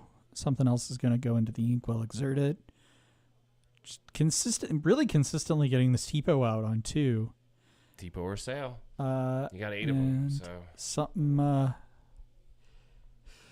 going to the inkwell. I didn't see what that was. I think I see a McDuck Manor in hand for Alec. So we can just Smee, and then something good on 3, like an Alice, and then 4 with the McDuck. We could get that really strong start again here. I gotta say that Scar playmat is really nice. It is really nice. You came close. Yeah, I lost to Heather. It was a good loss though. She played really, really well. She used one of those genies you let her borrow. Was it critical to the match? It was an Elsa. Oh, it was an Elsa. Yeah. Was it critical to the match? No, she did have her having the genie. She was playing green, purple, emerald, amethyst. Was essentially able to just keep up with me. And then when I was forced to play B prep, she followed it up with like genies. At which point I just didn't have the continued removal. She also plays that Goofy, which is kind of a spicy. Yeah, I didn't see the Goofy at all in the games we played, but just having that answer for after the B prep turn, and I did not have the Tremaine, and she also played really well around the Tremaine by playing other small characters with it. It was kind of rough. Same with Curse Merfolk was another rough one to have to deal with. I have very little practice into that matchup. So Genie comes down, gets another card for Mitchell. So was turn to a dock no effect from... Yep. Interesting. That's really not the play you want to be doing. But, hey, you do what you have to. Yeah, I don't think he has Smee on board. I mean, I don't think he has Smee on hand because that would have obviously been the much better play that you wanted to have. John says, Sticky Mickey. Is that because he's covered in food from a food fight or because he sticks to the board pretty well? I played him in... Oh, I think I have him in the Ruby Steel Mill list that I was building. And Brad tried to convince me to play the Shift Mickey. I'm like, mate, I'm not... Quest for 2. Not Plays playing the a L's. broom deck here, you know? Yeah. I'm really very proud of Heather, though, to be honest with you. Like, she came in so stressed because she had 59 cards in her deck, and it's all right. We'll figure it out. And we figured it out. And Andy, thank you. You came to the rescue to get her that 60th card she needed in her deck. And she was successful. I think that's the best placement she's ever gotten in a set championships. Better than me. She was really happy to have gotten it at Fortuna as well, which is her. She's a regular, and I appreciate her for coming out every week. Absolutely. Because he sticks to the board. All right. Depending on the food fight, he could also just be sticky, like creme brulee day. So runs Tipo and Elsa into the Sticky Mickey. No, into the dock. The Sticky Mickey I mean, sticks so the around. dock, yeah, the Sticky Mickey That's how sticky sticks it is. around. Yeah. Values the tool lore from the genie rather than putting 1 damage on it. That makes sense.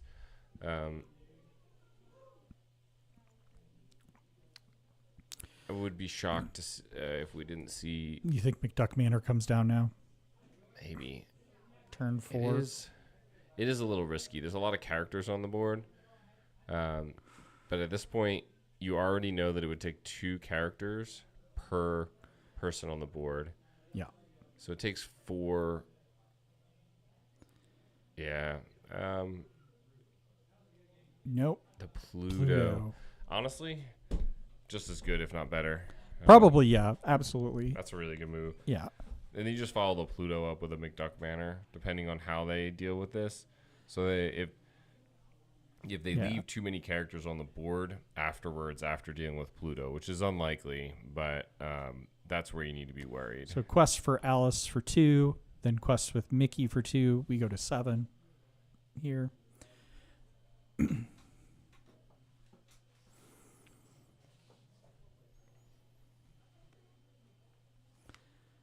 Yeah, I need to figure out what I'm going to play in the future set championships because I at least want to keep my record going of getting a card.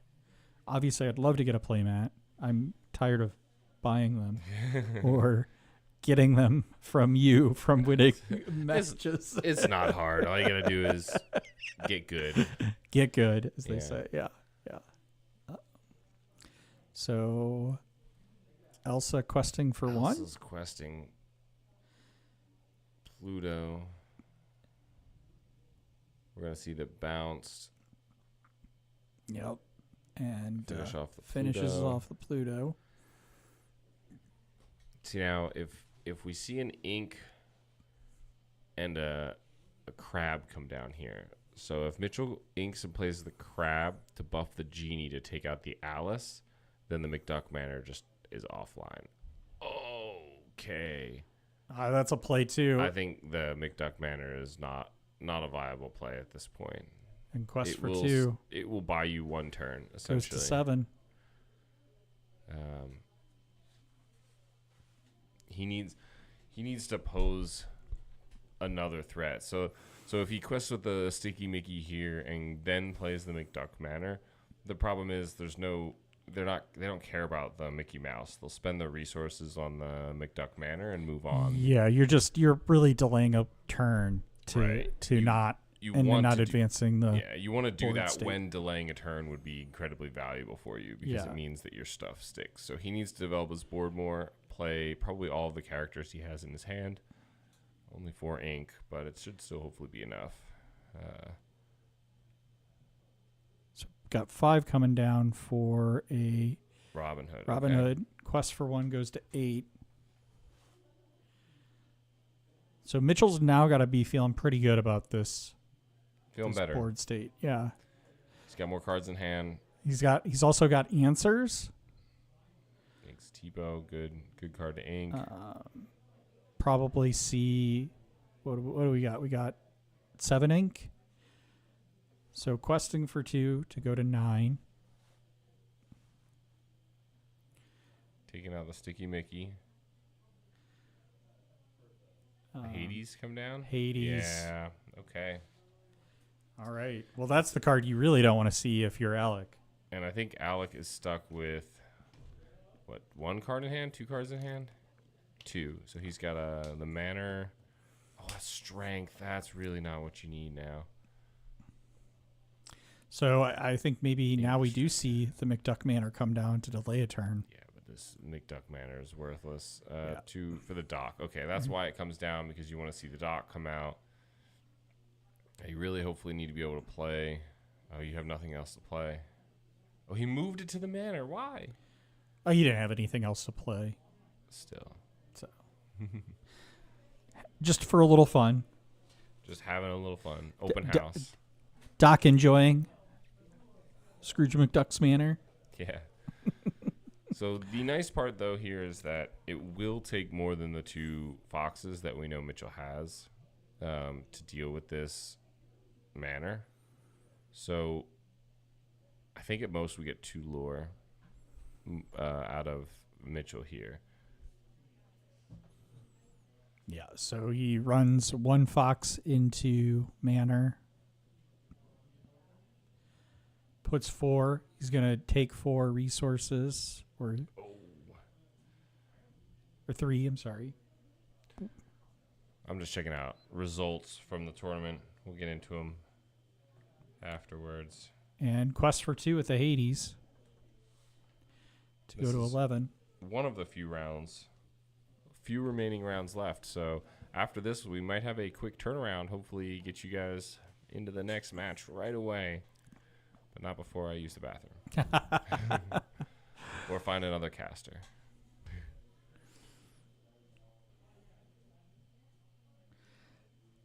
So, yeah, this is looking bleak for Alec here.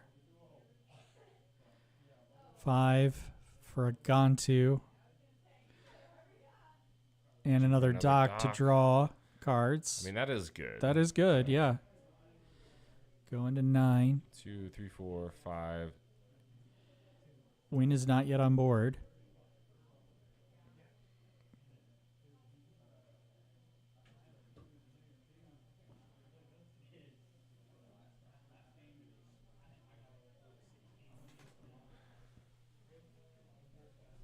Making sure. I think they're just checking each other's lore, making sure they wrote everything down. Make sure everything matches and everyone agrees. It's 11 to 9 here. Intense. So Mitchell can get to 16. He can do potentially some goat shenanigans here. So he gets a 17. 1, 2, 3, 4, 5, 6. He can go to 17 this turn, right? Yeah. So goat bounce only brings him to 19, and it doesn't leave the goat on the board.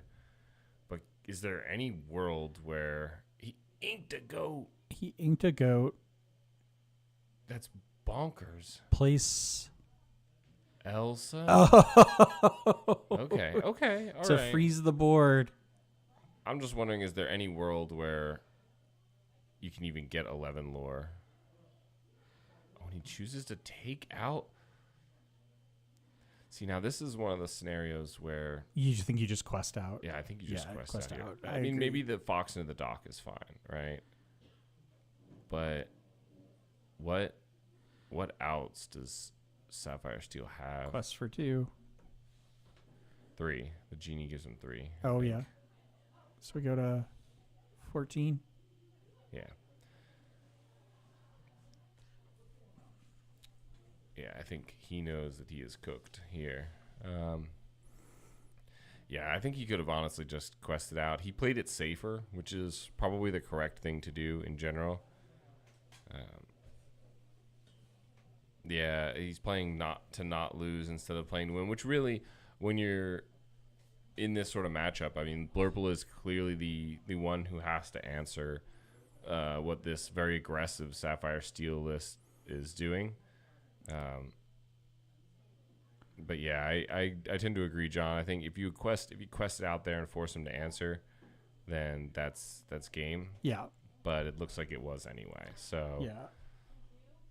And so Mitchell will take that game 2-1. I wonder if maybe Mitchell can offer some coaching to Brad with Blurple. What? He's gonna hear me say that. Too soon. Too soon. Too Actually, soon. let's see how the mayor's doing. I know his first round didn't go super well, but he switched decks. He switch decks? He Or I did thought switch he switched decks. back. His second round didn't go so great either. He had to play Justin, unfortunately. Yeah. But yeah, so we will be right back with round 3. I think that, like Andy said, there should be a quick turnaround. Yeah, we've only got maybe 2 games left now, I think.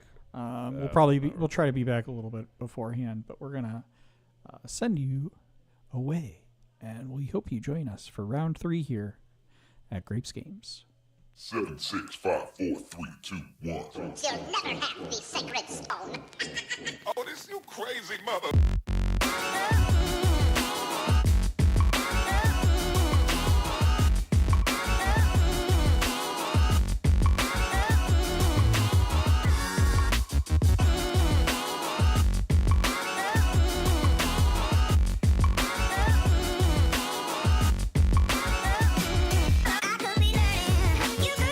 closed doors, but I promise you, baby, I'll always be yours.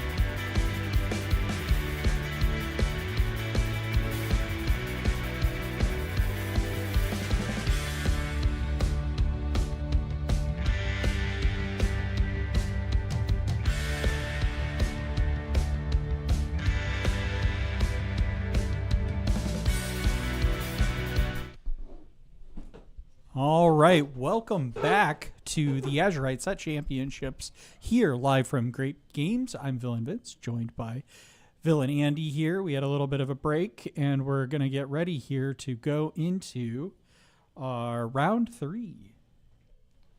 All right, so we have Nick and Tabitha. Nick on green steel and Tabitha on amethyst steel.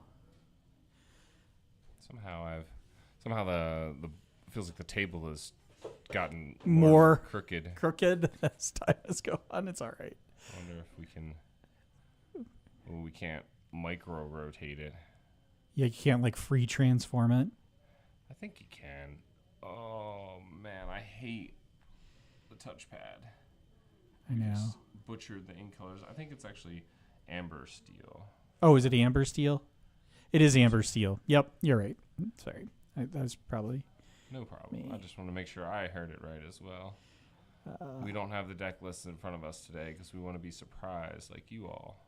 And Daisy, that turn 1 Daisy, man, brutal as always. Absolutely. Inks a Diablo, plays a Diablo, so we do get to see what's in Tabitha's hand. Although that glare, man, really do need to invest in that tent.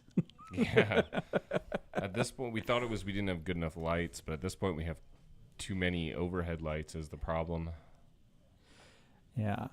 We'll be building our own little lore studio. Yeah, if you're in the stream match, we shuttle you over to our studio and you play there. Calhoun coming down. Quest for 2. We see the go-go off They're the top. they're saying that your mic seems really quiet. It's also like I think you're speaking a little quieter. That'd be possible. Yeah, that's probably good. Hopefully they can hear me now. Yeah.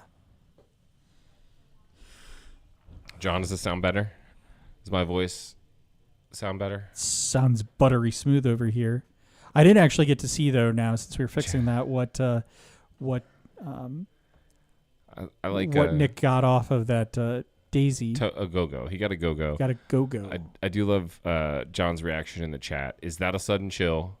And then he realizes that it is. Immediately follows it with "Boo Nick, go Tabitha." Clearly not an Emerald Steel playing fan in the chat here. Yeah. Well, what are our opinions of Emerald Steel? I think the deck is still good, but I mean clearly good enough. We see Nick with the champion mat here.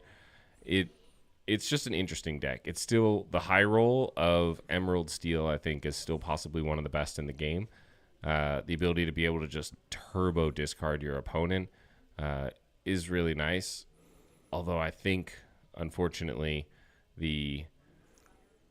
its inability to go fast and deal with the aggro makes it a little tough. So let's see what we get. We'll hypnotize to the bottom. All Tabitha's right. got to be excited that missed. Yeah. Normally the aggros don't really care about the discards. The discard normally just gets inked anyway. I think that we may see Nick here ink this hypnotize. Probably. I think you're right. You're right on the money there.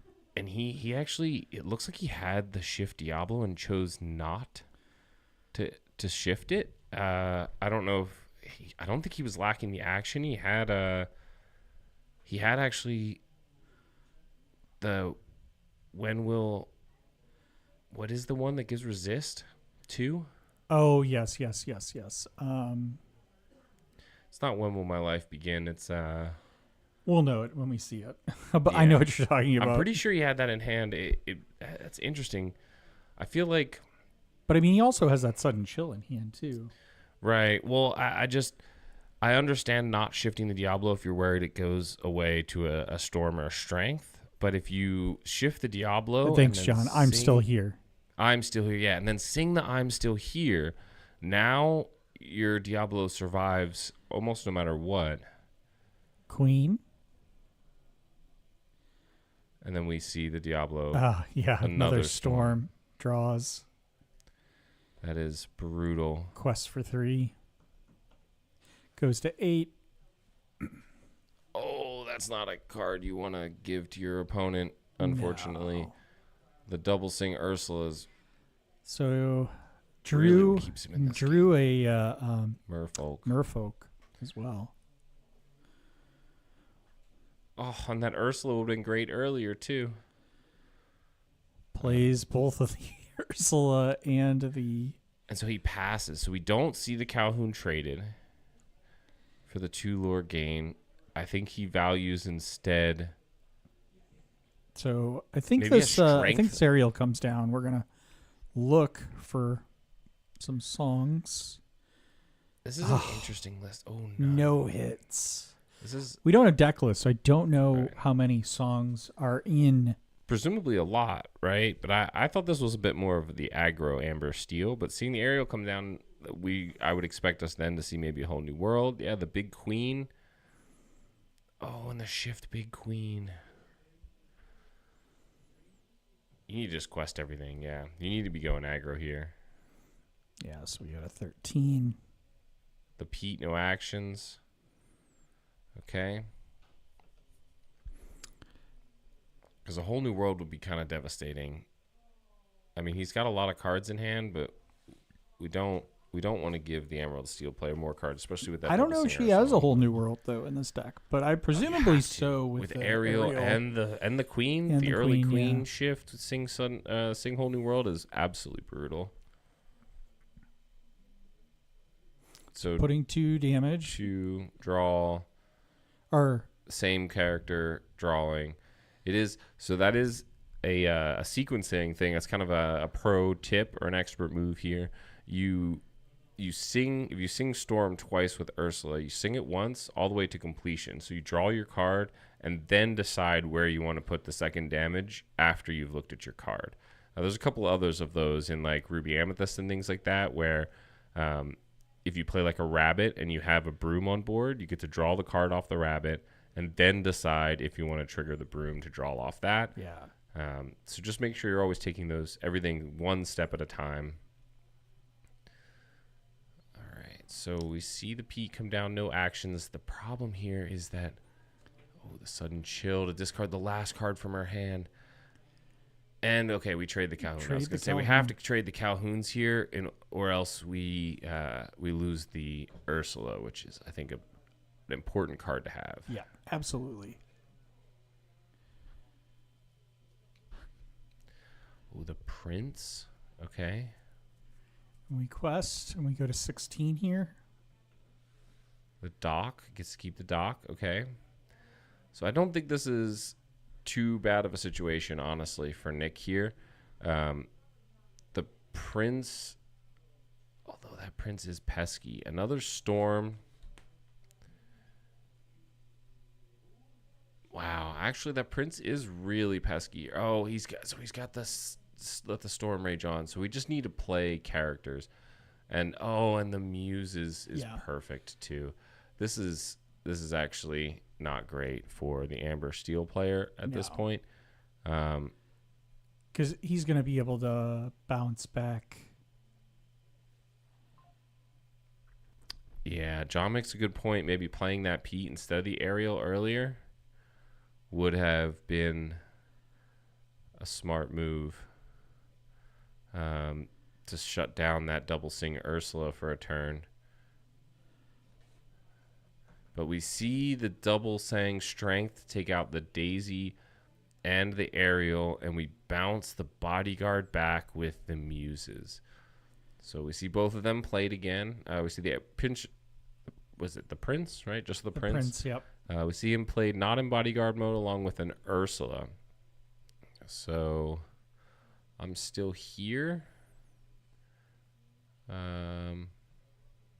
Ursula and Merfolk get the resist. Draw a card, draw another card, put it on the bottom, and bounce both of them back to the hand with the Muses. Okay, I think this is where the game is just on lock for the Emerald Steel player. Yeah, because you're now questing for 4 there to go to 11. 1, 2, 3, 4, 5, 6, 7, 8, 9. He's got win on board. Man, is that a dock off the top?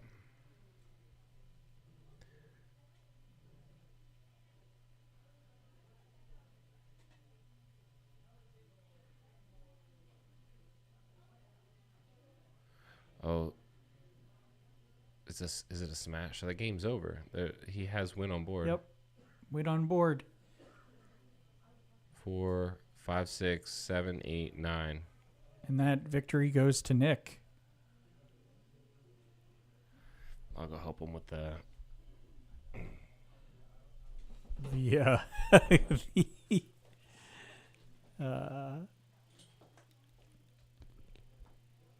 Oh. Annihilator Supreme.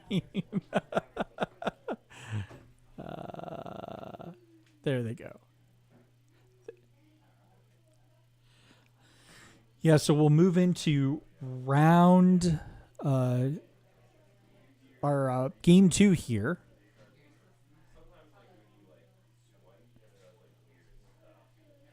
And Nick here takes game 1. What a comeback there.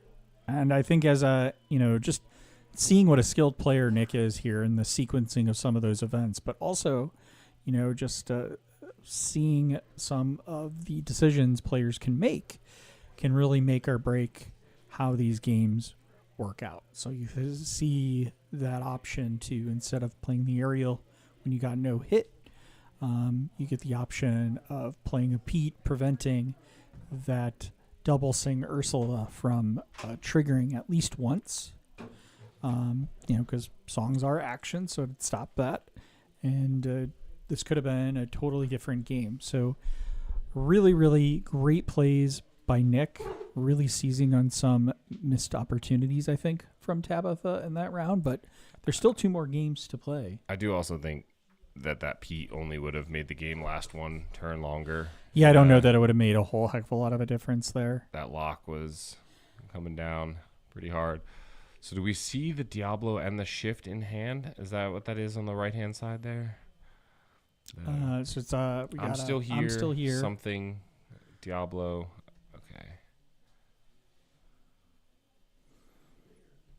Yeah, it's hard to know if that Pete would have made a difference. I think maybe early on it might have. Yeah, I mean, it certainly would have bought her more time. But the question is, was it enough time, and would the lock of green steel have come down no matter what? I mean, the thing is instead of losing the Pete in hand, she would have lost the aerial. Or actually, no, I don't think she would have, because she would have lost the aerial. Well, no, because he wouldn't. He was able to. Oh, no actions. No actions. So there would have been more cards in hand. So we see Tabitha now on the play, playing the 1-drop Cinderella.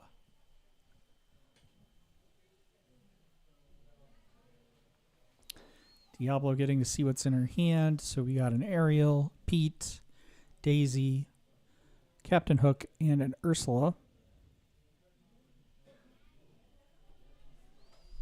Oh, and that's why he didn't shift, and the I'm still here and everything was likely because of he knew that those cards were in hand. The 1, potentially 2 storms from last game. I totally forget that green steel players get to see your whole hand right after you mulligan, after you alter for it. It's like, okay, now show your opponent. Daisy Hook, okay. Quest for 1.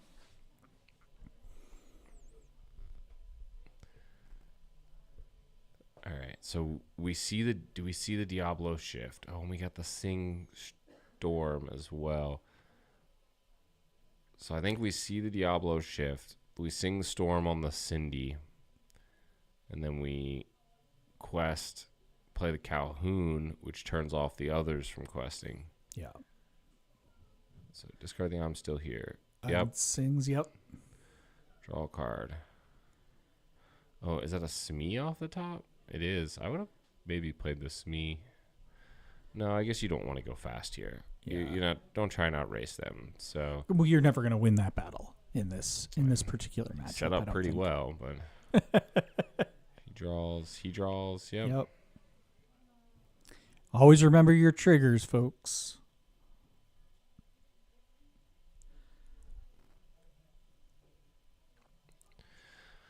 All right, so we got a decision here. Honestly, I'm a big fan of the aerial. Okay, I'm a big fan of 2 cards on turn 3 as opposed to turn 2. Oh, we see the double whole new world. That's what we need. Okay. So whole new world does not really shut Diablo down. If you can't deal with the Diablo, you are kind of cooked because they will simply draw double the cards. There is the mill fear, but I think that's pretty. I mean, because you get the option, right? The Diablo's a May ability, right?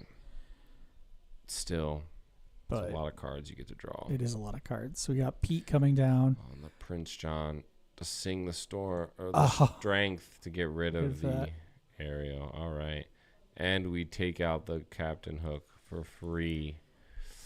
Yeah. Yikes. I almost would have not quested with the Captain Hook so that you had it to swing back into the Calhoun. I wonder if that's a play worth considering. I wonder if the Calhoun even would have exerted, though, if that was the case. Yeah.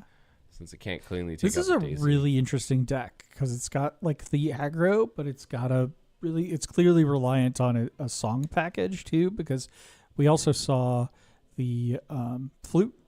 Yep. I am not a fan of this Prince. I mean, it does great into steel, but into amethyst lists, it's so bad. The Fox just eats it. Brawl eats it. Little Sisu, human Sisu, I should say. I think we did. I think we saw a flute.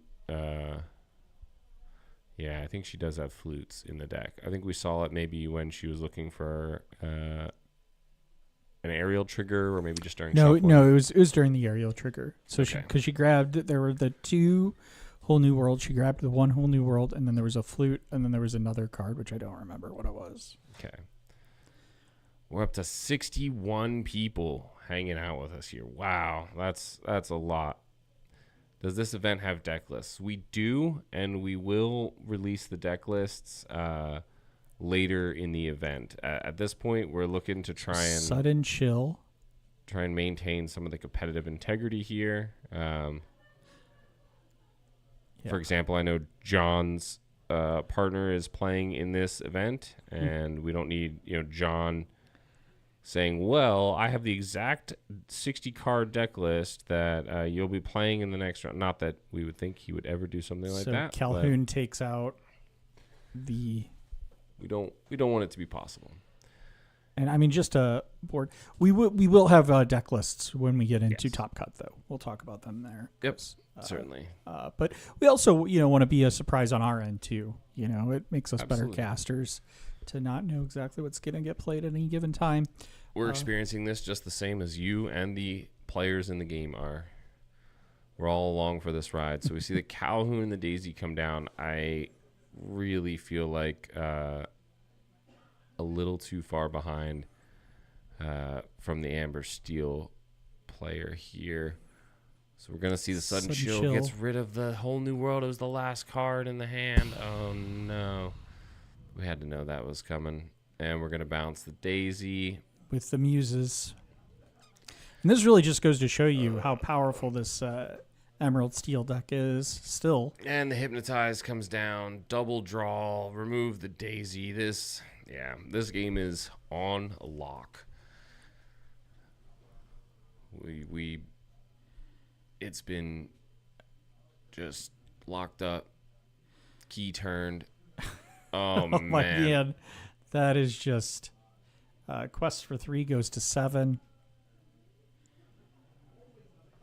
And I think unfortunately that's just tough. No. And I mean, that's the one of the least optimal top decks you can have. Oh, for sure. The only thing worse would have been a Strength of a Raging Fire. I'm still here for 2. Yep, bounces with the Muses. Oh. Pete. And just quests out here for 1, 2, 3, 4, 6. Yeah. Oh, man.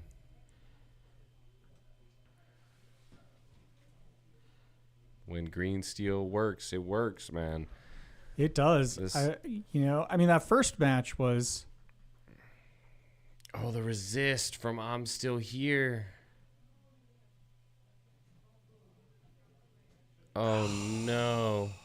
I don't know that it mattered, really. Yeah, no, it didn't. We could have taken out a Merfolk instead, but just we're still looking needed at the- 1, 2, 3, 4, 5, 6, 7. Needed the card draw. And then Naveen. Oh, Man, that's a brutal. And this is why Emerald Steel is one of the most hated decks in Lorcana right there. yeah, absolutely. Just not a Oh, it kind of had a brutal hypnotizes matchups. only an action. It does not trigger the muses. That is true. Yeah, that's right. That's right. So that may have been a misplay there. I'm not sure that matters any. I'd have to go back and look and see if I missed that or whatever. But I don't. At most, it would have maybe delayed it a turn. At most, if that was an issue, I don't even know if it would have delayed a turn. Important announcement just came through in the chat. The mayor now has a number in the win column, and it isn't a 0. Well, I'm gonna move us back over here to the caster cam. You got to get in closer, buddy. You're like way over there on the corner. We could just move our camera too, right? Well, I tried. But Just trying to check out the results here. We got yeah. wow, nobody has reported yet. Oh, I guess that was the first round done. Crazy. Yeah, I mean, it was a pretty fast round. It was. Once that Emerald Steel puts a lock But on it. Brad has to have one because No, he's he got one doesn't. in the win column, right? He said so. No. That would have been this round. Doesn't say he did. His is Is he just- unreported yet. He just has not reported yet. Oh, Listen, Brad. I'm happy for you, but it doesn't count if it's not a Yeah, melee. yeah, if it's I'm not a just saying, melee. If you don't report it, you don't actually win. so we got a bunch of great competitors here. 100%. Let me go. 32 players. Let me go see if I can't find something else to fill the time here. I'll be right back. Hold on. Maybe we can do an interview. Maybe, yeah. Yeah, maybe we do an interview with Nick. I'll just vamp here while Andy goes and figures out what we're gonna do next here, as we're both the producers and casters here at Grapes Games. But we have a lot of competitors here, as this is the first week. We really appreciate all of you. We have 71 people in the stream now. Thank you all for being here. We're super excited for you to be here, joining us live at Grapes Games in St. Louis, Missouri.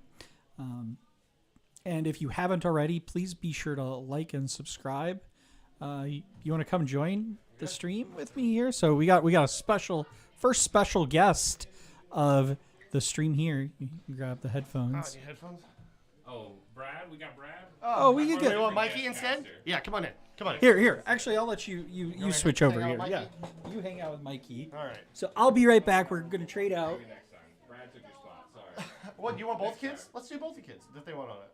It's fine. Okay. No, we both have one. Okay. And then you can actually pick this up. I don't know what I'm doing, so one of you needs to stay in here for that. I'll stay in here and we'll do this so it's easier. What's up, everybody? Welcome to the Rules of Villainy stream. Hoping having a lot of fun viewing the good matches because I am creating bad ones. I have not been doing well. Come on, Brad. Why? Luckily, I've been fortunate enough to avoid Mikey because he beats my butt all the time when we play, don't you? Yeah, Your but Oswald deck and your Brooms deck. I don't play Oswald or Broom yet. Not anymore? Well, not anymore. Oh, why not? They weren't doing that well. At No. all. Okay. What are you playing today? You care to share? I am playing Amethyst Amber. Okay. Okay. A little bit of hyper aggro. A little bit of what I saw you play yesterday. We took a picture of your hand with 4 gatherings in it, ready to sneak that lore out. Yeah. How's your matches going today? Good. Yeah. I think this one should work too. Okay. Does this one work? I guess not. Hello. We got some chat in here. We have like 61 people watching. Thank you guys so much for joining us today. This is insane. So happy to see you all here. What's been your favorite match you've seen so far? Blow up that chat. I want to hear about it. I want to hear about the decks that I may... Actually, I'm probably not going to see them being 2 losses and a win. You know? 2 losses in, huh, Brad? Yeah. It's not been great. They've been close games. I don't feel bad losing Two might to... still make it. Yeah, we'll see. I got to win out, but I don't know. I don't feel so bad losing to Justin, a Nationals qualifier. In a very close game. Who are you hoping to play next, Mikey? I don't really know. You don't know? Kind of want to play against Justin so I can kick his butt. Oh, Wow. The gauntlet has been thrown. Crazy. He wants to play Justin to kick his butt. Yeah, My that's sister's right. done it before, and I'm With your high- almost with- playing the same deck as her. It's actually a really good matchup for you, too. Yeah. Yeah, with the quick lore up against the Ruby Sapphire that Yeah. takes its time, right? Yeah. Yeah. Well, hopefully you get that match. Have you been winning today? I just got the buy, so that's my first win. Okay. It's not looking likely you're going to play Justin, but you might play a deck like it. Maybe. There's probably plenty of Ruby Sapphire here. Do you have knowledge of the deck lists, Andy? I don't. No. We want to keep it a secret. but Okay. Yeah. I'm Yeah. sure You there's should. some out Yeah. there. Okay. We'll see. We got a message in the chat saying we're doing great. Thank you. Thank you so much for tuning in. Justin hasn't reported yet, Okay. and I think he lost his first round. So there's a Won his chance. second one. Yeah, he did lose to Blurple. He couldn't lose to my Blurple, but he lost to Mitchell's. So if he loses this round, it could be Mikey versus Justin, and we'll put it on the stream. That should be a feature match. That would be great. That would be great. Yeah. We just gotta hope we don't play against Hunter. Boo Hunter. Boo Hunter on the chat. Apparently he is playing something as spicy as always. Yes. Hunter always comes in with a I've spice. heard tales of it. We're not. My Are we sister spoiling it kicked for the his chat or butt. no? We won't spoil it. We'll Okay. see Yeah. later. Yeah. My sister last round just kicked his butt. Yeah, Beat Hunter? She did. Yeah. Wow, that's an accomplishment. Good job, Izzy. Love to hear that. Boo Hunter. But not really. We love you, Hunter. You've been replaced. That's some confidence. John says that's some confidence, Mikey. Wanting to play Justin, wanting to play in the top of the pack. Yeah. Gonna have to take some lessons from you because I don't always believe in my deck. It's not been working for me. That's tough. Let's go. Kirsten won. Congratulations, Kirsten. Oh. Good job. I'm not used to being in charge of the dials over here, so just kind of rolling with it, you know? We're in a little bit of a break area. Finished my match a little bit early. How many matches we got left? 2? It's 5 rounds. No, I mean like how many? Is there anybody still going? A lot, probably. Yeah, quite a few. Okay. You What else we guys got in can the chat here? peruse the standings. Okay. And this is the round 3 matches there. Perfect. See some people who won and lost. I myself have not reported. I should probably do that. John asks in the chat, Mikey, what was Mikey's last matchup? Who did he play and what deck? Not including the bye. Not including the bye. Who'd you play before your bye? I don't know her name. What color deck did she play? Amethyst Sapphire? You played A against, Blurple? You played against Nettie. She's a friend of the podcast. Yeah, she is a friend of the podcast. Nettie usually runs Blurple, so that sounds right. Yeah. How'd that go?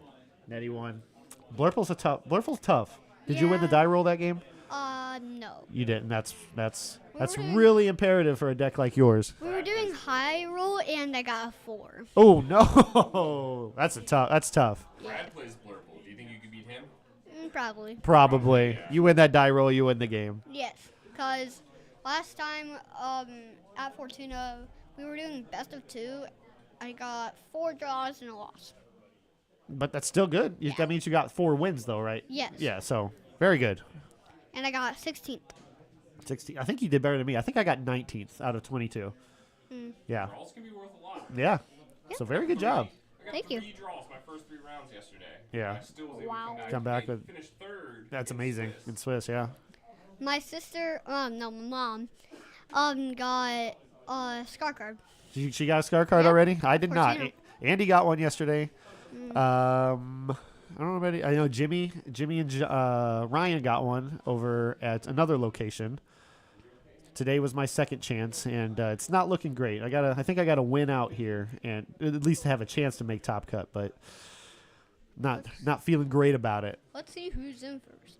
Who is in for first? the top 8, we have Blizzy, Izzy, and Yep. Megan. second. And then Michael, whoever. Then Hamas Express in 4th. Then Nicholas Davis in 5th. And Kirsten in 6th. Correct. And Molly got it. I'm sorry, I wasn't reading. Yep, Molly's in 7th, and then Link the Sink in 8th place. Also running Blurple. There's a lot of Yes. Blurple representation here today. At least Yeah. 4 people playing it. 5 people playing it. And there's like, You're creating a trend. Yeah, they're probably playing it better than me. yeah, and there's a lot of people playing blue, red. Blue red. That seems to be on par. My brother is also playing blue, red, so. Yeah, that was a surprise to me. I'm used to him Yeah. playing blue steel. Yeah, the Oswald jump is pretty nice. Yeah. But it can be good and it can also be really bad at Yeah. the same time. I just played against an Oswald deck that Oof. was, he wasn't hitting the item, so I was able to deal with it pretty quickly. But I can see where the issues come up when those items start coming out. Yeah. A turn three dime. You just start Yep. diming everything every turn. Yeah, I've got that before. Yeah, that's insane. And with an aggro deck, somehow on turn 4 I won. Turn 4 Yes. with an aggro deck. Wow, that must be a lot of daisies, a lot of Lilos. Yes. Bodyguard Donald. Yep. Very cool. We got a question here in the chat from John. He's asking, first time here, is the kid a prodigy? Are you the Lorcana prodigy? Yes. Yeah. Are you gonna come up and be the next DLC winner? Yeah, kind of. Yeah. Maybe. I probably will need some more practice. though. Yeah, we all do. I think you did a really good job in Seattle, though. You met a you. lot of cool people. Thank you. Yeah. Yeah. Yeah. I got to sit next to you a few times in Seattle, even. Oh, yeah. Yeah. A lot of people enjoy playing you. And then I sat next to Andy at once, I think. Okay. What was your favorite part of the Seattle DLC? Getting to meet creators and get my Stitch mat signed by Ryan Miller in the mouth. In the mouth of Stitch. I knew you loved that part. And on the escalator up to the convention center, Uh-huh. he was talking about it.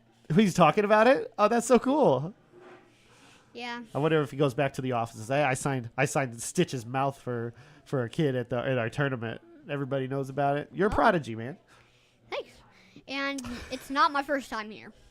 Well, it's not my first time in a championship. Yeah. Yeah, I played for the Stitch one. My dad got the Stitch card and the Stitch mat. Okay. Then I played for a lot of Mirabelles. Yeah. Did the whole And St. Louis then- tour, huh? Yeah. Well, no, not No? the whole St. Louis. But you played a lot, and you Yes. got some good prizing. Yes. Good. And I played for 2 scars now. 2 SCAR. This your second Yep. day? Yeah. Yep. You're doing better than I am today, I think. Ooh. Let's see where you are in the standings here. We are looking at 25 people, and I don't see me. What's your name here? Psyche Mikey. I have no, yeah. I guess you're probably right above me on the next page. Let's go to next real quick. Let's see. Oh, those are matchups. Yeah, look at me. Look at the mayor in 32nd place out of 32 people. And I'm in 29. Yeah, you're in 29th. That's right, because it's the last round. You'll go up. I'll go up. Yeah, that's My after round brother 2. is in 26. Yep. We got some climbing to do. Where's Mikey at? It's a big ladder. He's at 29th. So he's a few spots above me. We And both my sister. you got a bye, I got a 2-0, so second. we're My going to go up a little sister, bit. I believe in second. Okay. Yeah, she Let's was. Let's go back to the other page here. Okay. So I'm sure this is riveting content, Yes, guys. my We sister are is sharing in the second. screen for you. Your sister is in second. Yeah, she's Yes. killing it. Is she still on purple on amethyst She's amber? playing yeah, she's playing Amethyst Amber. Same one as you. Okay. But last time I played her, she was playing She's not emerald she's amber. not playing the same exact deck as me, but she's playing a really close deck. Okay. Well, Because I've like Pinocchio's and she doesn't. she doesn't like Pinocchio. Oh, that's okay. She does, but She probably likes more she princesses. she just doesn't know what to switch out for it because she has a lot of Daisies, Maleficents, Lilos, Maleficents, Merman Foxes. Yeah, it's all. Yeah. It's a weird. Yeah. I don't know because it's an uninkable 2-drop, and on 2-drops you could also just play 2 1-drops again, right, and keep the Yeah. pressure on. So I mean, it depletes your hand a lot quicker. But that yeah, I don't know. I guess it's personal preference. Seems like whatever she's doing is working. Yeah, a Yeah. lot. Yeah. What do you say? You want to take a break? Hit the be right back No. screen and no? You want to keep talking? Yeah. Okay. All right. Fun. Let's see. Does anybody in the chat have a question for the mayor or Mikey? Local Prachi Mikey on the street. Thanks, Vince. We're on the same wavelength here. How many people we got right now? I think 29? I can't tell. So I got a question for you, Mikey. Yes. What was your favorite thing to do in Seattle? Probably to trade 2 Hey-Heys and a silver pen for 4 D23 Mickey Sorcerers. That's crazy. I heard about that Did story. you say 4? He said 4. How'd you get 4. the other 2? I I thought they were trade- 1 for 1. Nope. No. 2 for 2. Wow. 2 for 1. So we got 2 for 1 Sharpie. And then Just trade a Sharpie for a D23 promo. 2. Wow. And then I traded 2 Hey-Heys that I got from... The boat snack. Yeah, I got them from Sealed. Yep. No, not Sealed. Side event, whatever. And trade those 2 for 2 D23 Mickeys. Yeah, I tell that story a lot. How And they were mystery cards. you didn't know what they were when you traded, right? Yeah. Yeah, I tell that story to a lot of people when I talk about how great the community is and how great the developers are. When meeting them at the DLCs, that these 2, it was cool running into you guys in Seattle, and then finding out that Steve Warner himself just walked up to you guys and was like, "Hey, I got these 2 cards, right? Yeah. You don't know what they are, but he's looking for some Hey-Heys, some Yes. boat snack Hey-Heys." Yeah, because they were doing something with Hey-Heys. Yeah. Yeah. I think it's a big mascot at their Yeah. their office. They really think love they were. Hey Hey. I mean, they got a Yeah. card for him in every color now. Oh, Yeah. actually? Dang. It's about time they start doing Floodborne Hey Heys, right? They already have done some. Have they done a Floodborne Hey Hey? Do they not have a Floodborne Hey? I don't think so. They have one of every color so far. So I think the next step up is making a Floodborne. Make him colorless too, so we can play in any deck with Hey Hey. What would a Floodborne Hey Hey do? What would a Floodborne Hey Hey do? When you play this card, draw a card. Play this card, draw a card. That's what Mikey says. I don't know. I would drop. want a little more spice on it, I think.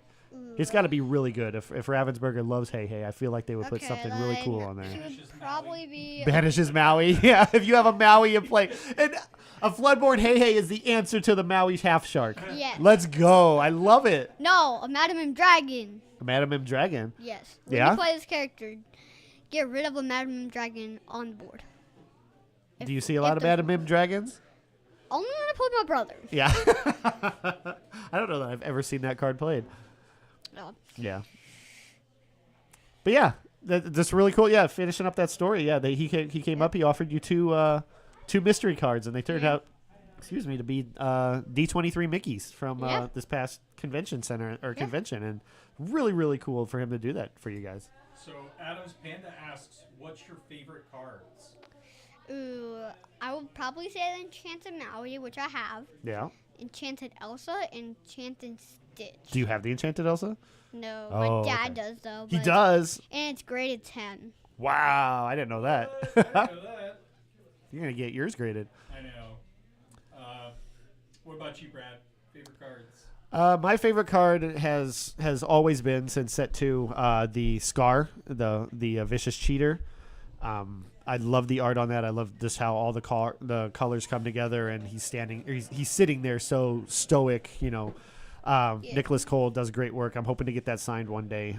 After Seattle, though, it kind of takes second place to the foil BLT Mickey, because I got that signed by both Steve and Ryan in Seattle, and it became extra special to me because that's the card, right, when they announced the game, check this card out, and you see it plastered everywhere on the banners and on the packs and all that. So now that has a special place in my binder. Actually, it came out of my binder for my red Fossa deck that I did not choose to play today. but yeah, that's probably those are two of my favorite cards right now. Andy would tell you it's Triton's Decree or some other jank card is what he would call them. But yeah, those two immediately come to mind when that question is asked. All right, last question here from John. Which deck or which player do you think will win today? Oh. I would probably say Amethyst Amber. Amethyst Amber. Okay. Yes, So Amethyst Amber. so Izzy's on her way to doing that. You as well. We have to work up a little bit. A lot. How did Mitchell do on stream with his Blurple against Alec? Did really well. Did really well. And so he's probably 3-0 right now, and I'd like to see that. I'm We'll see. biased, of course, as the mayor of Blurple here. I'm going to be bold. I'm gonna stick to it. It's not going to be my Blurple that wins today, for sure. You switch out. You went back. I went back to Blurple after all that whole drama of me choosing a deck today. I'm on the Blurple because I'm comfortable with it and thought that I would have a chance, but it's not really working out. But I think somebody else's will, so that's my pick. All right. All right. Sounds good. 7, 6, 5, 4, 3, 2, 1. You'll never have the sacred stone. Oh, this you crazy mother.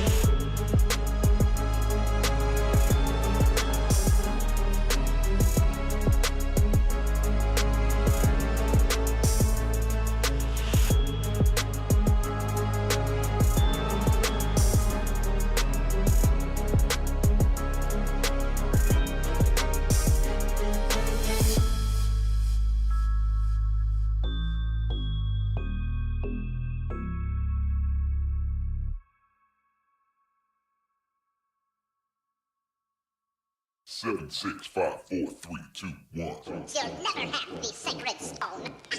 Oh, this you crazy mother.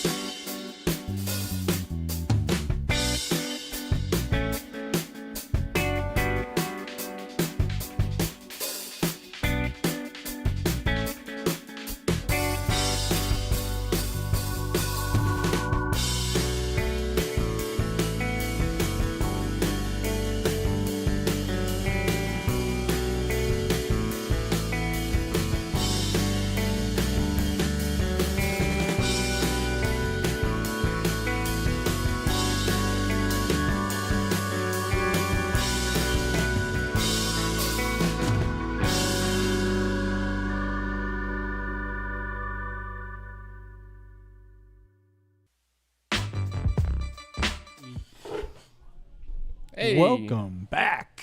We're back. We got round 4 for you. We do.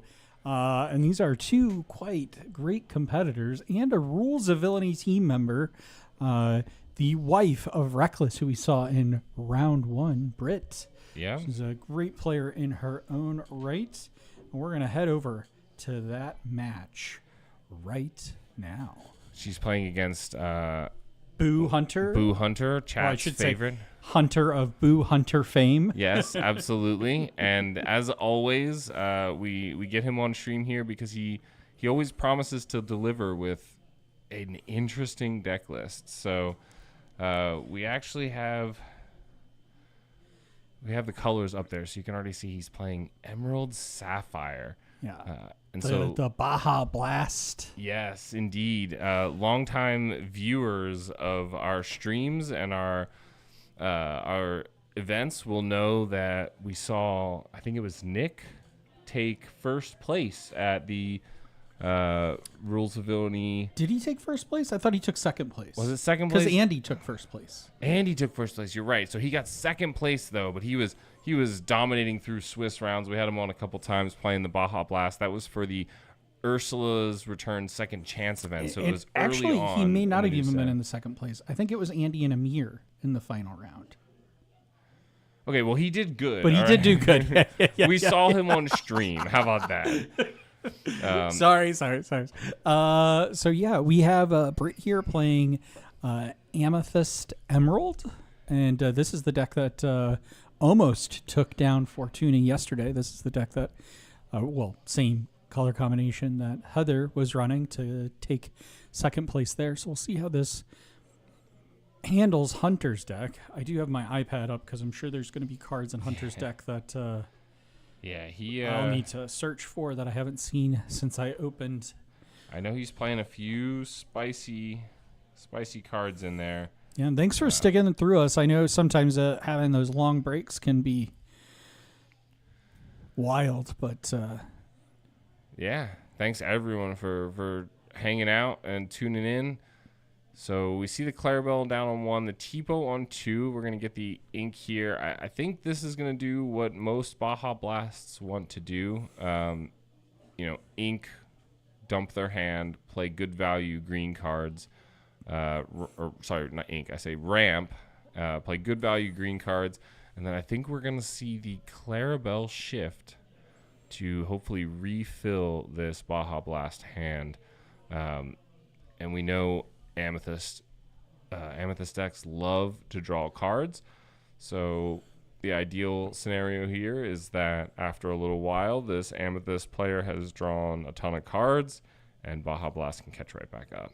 yeah, and so we're gonna see hopefully probably that shift on 5. I can't tell if he has a shift in hand. I think he does. I think I saw it. But he has one of my favorite cards in there. Heffalumps and Woozles. Humphilumps and Woozles. Very confoozle. As well as You're Welcome. That's one of my favorite songs, at least, from Disney So movies. bouncing back the Clarabelle with the Kick Cloud Kicker and then questing for 4. Oof, So Britt that's doing crazy. exactly what she needs to do here, which is being really aggro at the beginning. I tell you, I think this is ultimately the downside of this Emerald Sapphire deck is it tends to take a while to get online to get where you want it to go. It can. This is one of those things I think we saw with Nick when we last saw this on stream was that the opponents get into 18 lore before you really control the game. Absolutely. So we see Sail come down. Sail! We saw the Heffalumps and Woozles on the Bonsai that he cannot quest next turn. So we see the Clarabelle come back down. Tipo is most certainly going to take out that Merfolk. Absolutely. We'll discard the Genie. Not needed at this point. Way too late. All right. You also get a draw off the Heffalump. Yep. Absolutely. Actually, that drew him into the Sail that he was able to play, which Sail. was very helpful for him. Because now he's inked up. He can absolutely shift that Clarabelle next turn, which I'm certain he will do. Do we see an answer? Are we going to give the Clarabelle Reckless with the Lyle? that's probably, I think, the thinking here. I don't think you play the Fox, right? The Fox you save. yeah. And you play the Merfolk as well. Right. Throw the Merfolk down there. Yep. Threaten some lore. And then you have the Fox in hand to surprise, take out the Clarabelle next turn after it shifts and challenges something. I'm not sure who he gave Reckless to. I assume the Clarabelle, or who she gave Reckless to. I assume the Clarabelle due to the fact that it's the only character left. We'll see the shift Clarabelle. And it has to challenge. That is very unfortunate. It can sing your welcome, though. So it could sing your welcome, which would give her 2 more cards, remove a character, and then give him 3 cards total off the draw. I think that might be the move. Because if you challenge here, you're... I don't know. The only thing is he won't lose lore, right? So he's not in a position Right. where challenging matters as Well, much. he'll lose his but, Clarabelle if he challenges. but he almost does lose certainly. Clarabelle. Yeah. Because even without knowing that the Fox is in hand,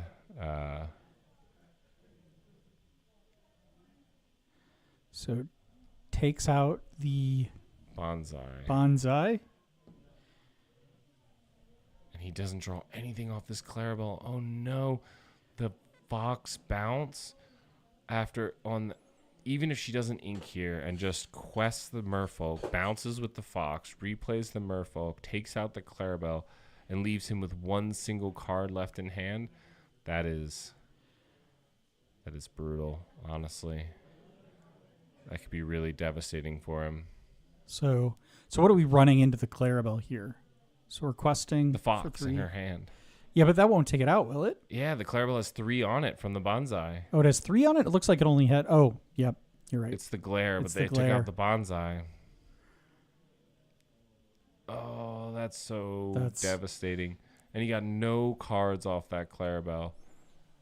And didn't even get any lore off of it either. And then replays the Merfolk. Sends the turn back over. All right. So we see the Genie come down. And we're going to send the Merfolk back to hand. Okay. Now the Genie can just quest forever evasive here. It is a nice card. Yep. There's probably not any removal at all likely in Brit's. She might have the Elsa package actually. So we're going to replay. We're going to play. Oh, the Bend to My Will.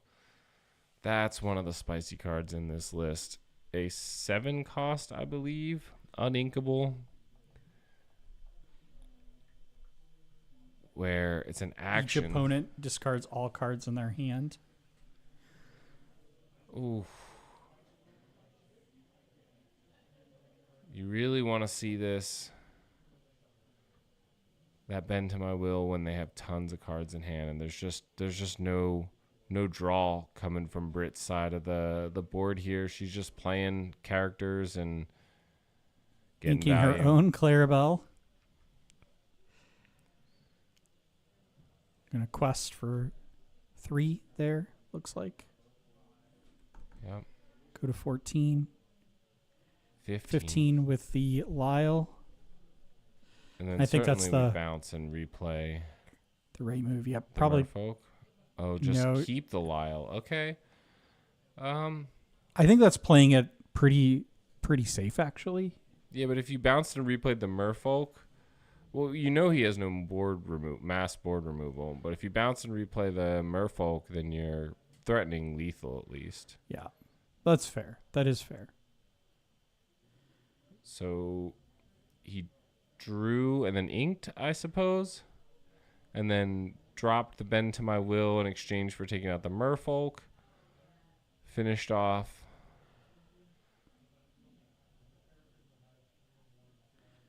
Probably giving Reckless to the Genie.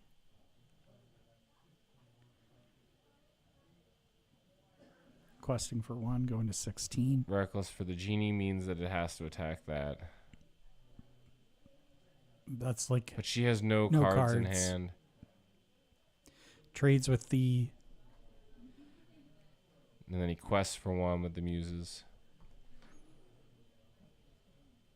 Now he's just shuffling his inkwell. That may be a sign of defeat for Hunter. He's not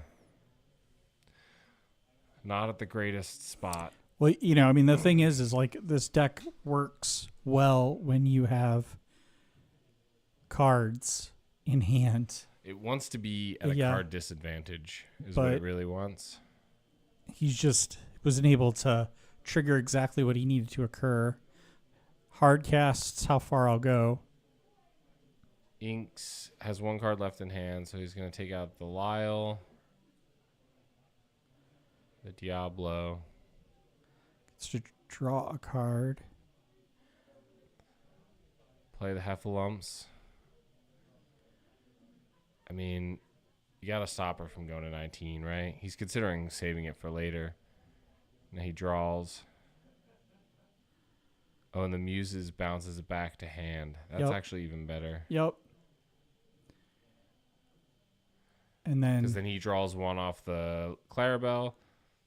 So the go-go on the Clarabelle to win. Wow! A go-go seals the deal. What a villainous card. Britt here. The card she needed. Absolutely. She got. And we will go into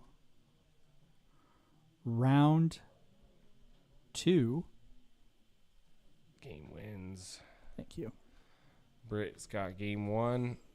Was she on the play? I don't remember who won the die roll there, but Hunter will be on the play For certain. here, so I'm not entirely sure. Folks in chat can let us know who was on the play the first time around. We'll reset the... I lost the chat. Or total. We got 54 folks in here. Thank you so much. We really, really appreciate the fact that you're taking your Sunday to enjoy this cast with us, and I hope you're enjoying these matches and our commentary. I will say it again. Please like and subscribe for future content. We do have another live stream coming up less than a month away. Absolutely. I believe it's February 8th. February 8th, Saturday, February 8th at 11 a.m. Central Time. And that's actually going to be a Rules of Villainy at Grape's Games sponsored event. We've got a whole bunch of prizing. We're hoping to get a whole bunch of people here. Over $1,500 in prizing. We've got 2 cases of sealed product in the prize pool for divvied out amongst top 8. And then we have an autographed D23 Mickey Mouse, Sorcerer Mickey Mouse, signed by Ryan Miller. By Ryan Miller. We've got, I think 6 now Mirabelle Enchanted promos from the set champs. We've got a second place Mirabelle playmat, 2 Dragonfires from the DLCs. I've heard we got a D20, not the D20. We got the 1 year anniversary pin. Yep, from Gen Con. And so much awesome stuff that the event, everyone is going to be going for those prizes. The way we're doing is we're doing like a raffle system. So you'll get so it will matter a little bit on winning. So the prize in pool is going to be for the top cut folks. Yeah, that's the packs, sealed. the sealed packs. But everybody, even if you don't win, will get an opportunity to get any of the other side donated prizes through kind of a ticket system. And so you'll get tickets for entering, you get tickets for winning, and based on your record. Tickets for losing? Probably. You do, yeah. No, I think the way we did it is there are 6 tickets in the prize pool. I don't know. I need to figure out the whole I ticketing think you get thing. 2 tickets for each win, and you get 5 tickets if you go 2-0 and 1 if you go 0-2. So we're giving extra tickets for... Yeah, it's like bonus point. It's like the bonus point, for the 2-0. You know how I feel about bonus points. Yeah, and that's why we did it. Because we know you're such a big fan. Dislike the system so much. Well, we did it so it was an even number. That's and fine. So It's fine. We'll even figure if it you out. lose, even if you go 0-2 and lose both games, then you will still get one ticket. I think is it best of 3? Well, it's up to us. I think it's best of 3. Is it best of 3? Are we Because doing then best if you of go 2-1, you get 4 tickets for the 2 and 1 for the I don't know. or 2 tickets for the I don't know. loss. Let's get back into the match here. So we have Britt having quested with that Merfolk, and then bounce it back with the snake. We've got Clarabelle on board now. Hunter really ramping this time, so really getting that ramp off that he didn't get in the first game here. Hard casts, how far I'll go. Do we see the big Clarabelle in hand? I don't see it. No. I see You're Welcome. I see a Mother Knows Best. Heffalumps. And is that a Visions? Uh, Yeah, It it's is. a Visions. He'll be playing So the Visions next turn, but he is getting heavily pressured by this aggro. yeah, so Oh, did he top deck that Clarabelle? Did he top my deck God. that Clarabelle? that has got to be the best Wow. top deck. What a play. So Inksa Heffalumps. Does he take out the fox here? Because he loses his Clarabelle. He sings So You're welcome on welcome. the bonsai. Wow. Huge. And so that goes Shuffles. into your deck. Shuffled and then draws 2. Yep. So now he's about to refill his hand. She'll have 6 cards in hand, and he'll have 1 or 2, and he'll be able to draw all the way up to there. Yeah. Not to mention that he has twice the ink that she does. Yup. So 2, 3, 4. He got 4 cards. And without a fox, that is exactly what you want. without a fox, that Clarabelle gets to do it again too. When he because again he has so much ink. And He'll get to I dump don't his see hand. a fox in hand here. See a rabbit. We got the Lyle. Yeah, I don't see a fox either. Looks like Chernabogs, Looks like Ursula maybe. Is that a Bruno all the way to the left? it might be. Yeah, that looks like a. It looks like a. We don't talk about. We don't talk about Bruno. Interesting card to have. You don't often see that in the emerald decks. Yeah, the emerald amethyst decks.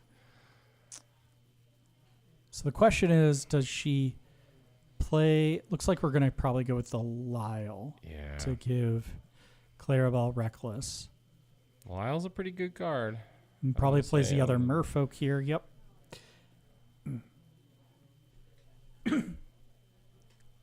And then is going to quest for 3 to go to 6. Fair.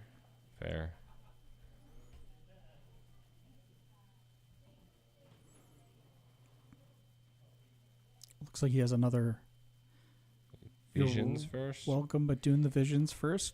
Wonder what he's Sequencing is looking always for. important. Question is Really? what he's looking for. Yeah, really curious what he's looking for here. You should write that down on our notes for What he was looking yeah, for? what was it? Are we Well, interviewing? what is he looking for? I think is really. So we got a muses. You know, when you play visions, I'm curious about like what you're looking for in this deck. So sings with Clarabelle. The you're welcome. You're welcomed the Lyle. He really just wants to give. So he's giving them more and more and more cards. They can't play them, and then he'll play Bend to My Will and dump their hand. Does he have Bend to My Will in his hand? Yeah, yet? that's what she saw when she played the Ursula last game, and then he discarded it on a Merfolk trigger, I believe. 4 cards Oh again. my gosh. Oh. So draws. Still not seeing a fox. Yeah, the fox would be very helpful here. Lots of 1-drops in hand. We need to be inking those. Almost maybe play all of them.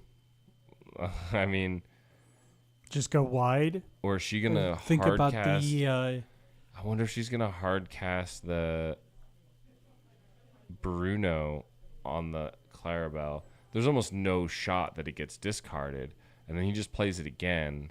I mean, it does. It is a negative tempo play for sure, but yeah, Game Piece in chat says he's setting up the bend. He is. He is definitely setting up the bend. Oh, by Will. for sure. For So, sure. Maybe that's what he was looking for off And- the visions, honestly. Yeah, that is probably right.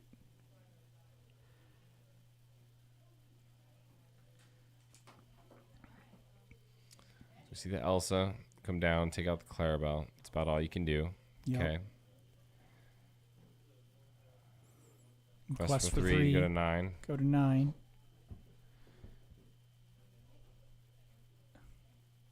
Hunter's at -1.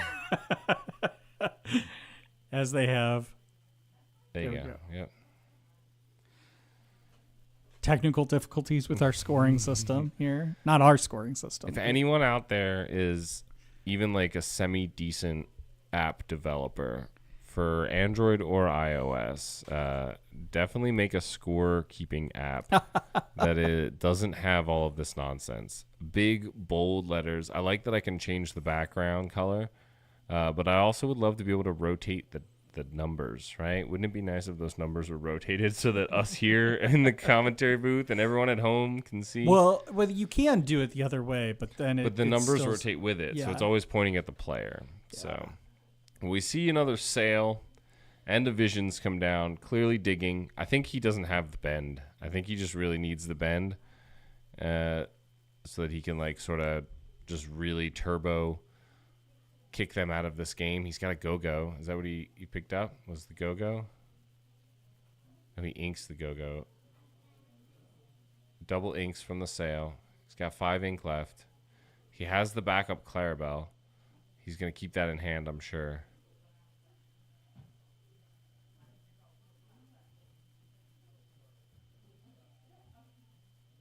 So he paid 3 to play The Mother Knows Best. I think he's just making sure he verbalizes it. He's going to send the snake back. Then he's going to bounce the other one with the muses. Wow. And then he's going to sing You're Welcome on the Elsa. Oh my god. Board clears.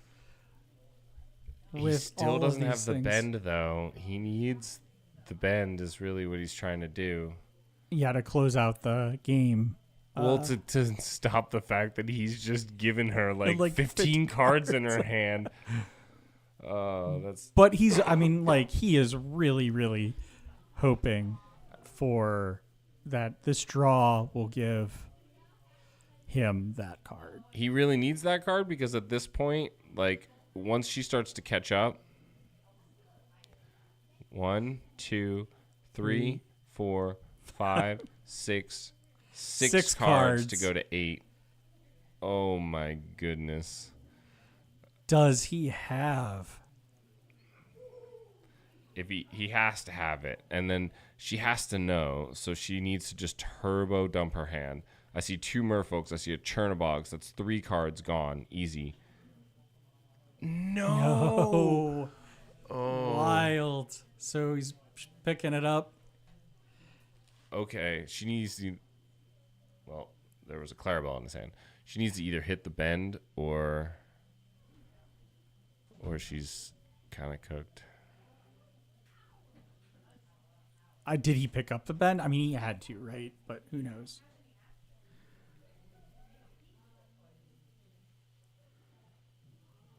Peter Pan. That's. Oh, he has that one in there too. That's the one your opponents can't gain lore. While it comes into play exerted, and while it's exerted, your opponents can't gain lore. It's this one here, I think. Yeah, Neverland Prankster. 7 cost 4, 6. While it's exerted, your opponents can't gain lore. That's just absolutely bonkers. Can't quest from the merfolk.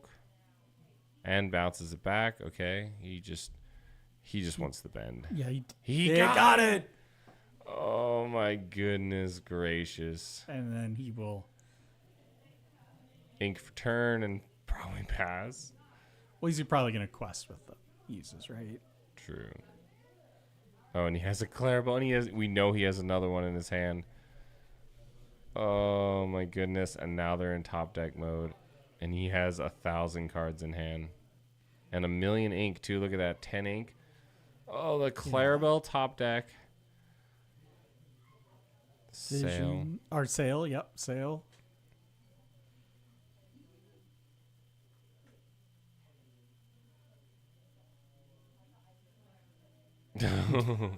Other muses.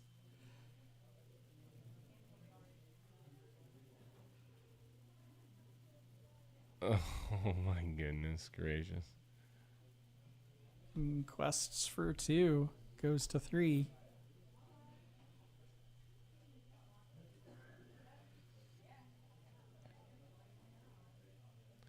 All right, she's got a rabbit to get back in the game. Yeah. She has a Clarabelle now in hand. A big one, yeah. Oh, she inked the small one? I guess it's just going to get bounced back. Yeah. And that gives you enough ink guaranteed to be able to play the big one next turn. No, you play the small Clarabelle. Make him do stuff. Look, he's going to put cards in your hand no matter what. He sings a song to bounce that back, which makes you draw. It's a May. You could have chosen not to. Vision.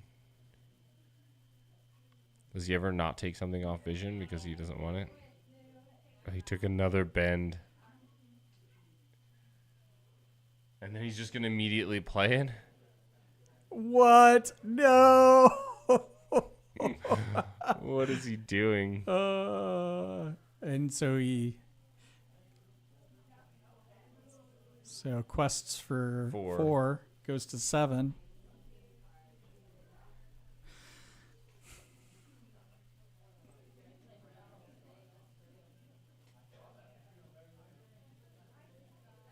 And now it goes to Britt. What a game. Wild. It's crazy. When it works, So it works. Yeah, no. Man, So that's his is not actually not that bad. I don't know what he just played.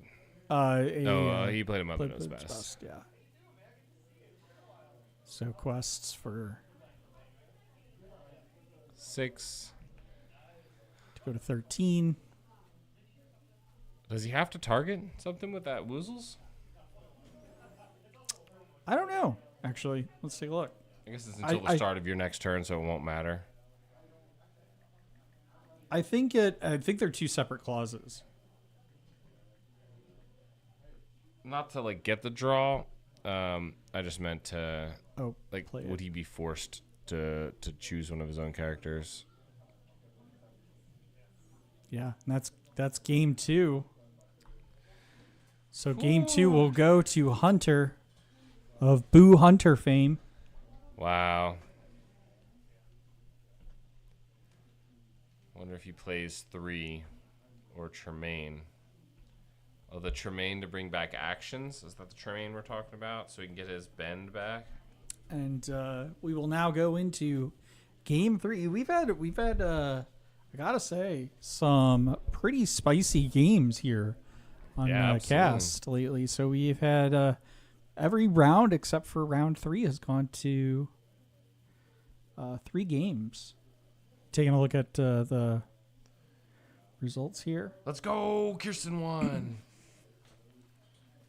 Kirsten won. So that guarantees her top table. I think that will guarantee her top cut, which is nice. So guarantees a scar right there. That'll be 2. Let's go. Mayor 1-2-0. Mayor got it as well. Nice. He's still in it. He could finish 3-2. That might bubble, honestly. Oh, we had an ID. We did have the ID though. That's risky. It could be risky. Yeah, I think that's risky. But They are also two very seasoned players, so they likely know the. Well, I think they figure, which is not entirely uncommon, that it's likely that one of them will probably match into Kirsten. Yeah, if not both, right? Well, no, because Izzy will drop down. So they'd have to... Right, but the other is... no, those are the only two And then undefeated rounds. Okay, you're right. So one of them's going to get the free in by IDing with Kirsten.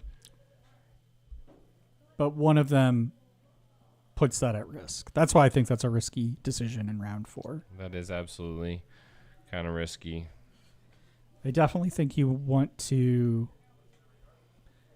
stay for one more in the game, one more round.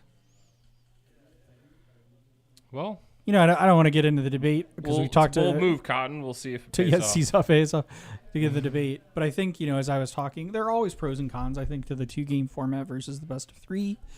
And I think one of the benefits of the 2-game format is it tends to keep people in longer and potentially it not makes the IDing. field flat. Yeah. Makes the field very flat. Yeah. Like if we were better at math here, we'd be able to tell you exactly what was going to happen in the tournament, like the possible outcomes. It's much more black and white.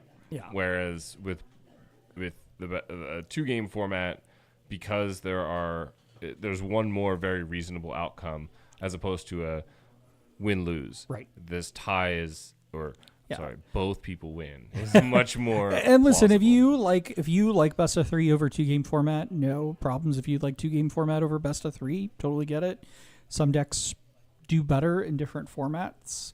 Although absolutely. I do kind of question how much that really matters at the end of the day. But yeah, some decks are just good. Some players are just good. Yeah. Let's see what we got. Tipo Sale. So your welcome is the only target, it looks like. Yeah. The double Clarabelle, double Sale, and Tipo is, I would argue, very, very scary. I think that's probably what Britt is saying right now. Okay, yep. What? Okay, cool, good game. See you next round. This is very scary because he can, like, Giga Turbo ramp here, get to that Clarabelle very quickly, and then just if he can do what he wants to, get exactly back where he was last game. Tons of cards in hand, way more ink than your opponent, and hopefully find that bend to my will and take out their entire hand and just make them go home early.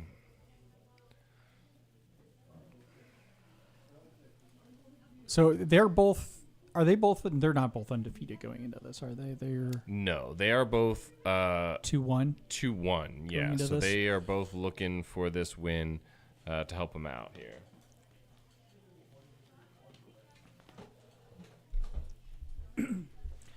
We got 75 folks in the stream right now. That's amazing.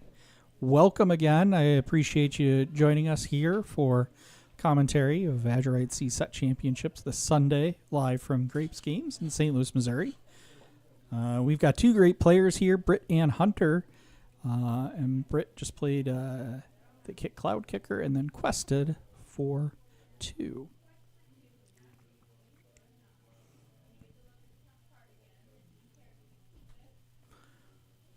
And I think no matter the outcome of this match here, we are going to try to at least do a brief interview with Hunter at some point. I think people are probably pretty curious about this spicy deck. Yeah, and if he loses, then maybe he'll talk to us more about it than if he wins. Maybe he'll want to keep too many things secret here.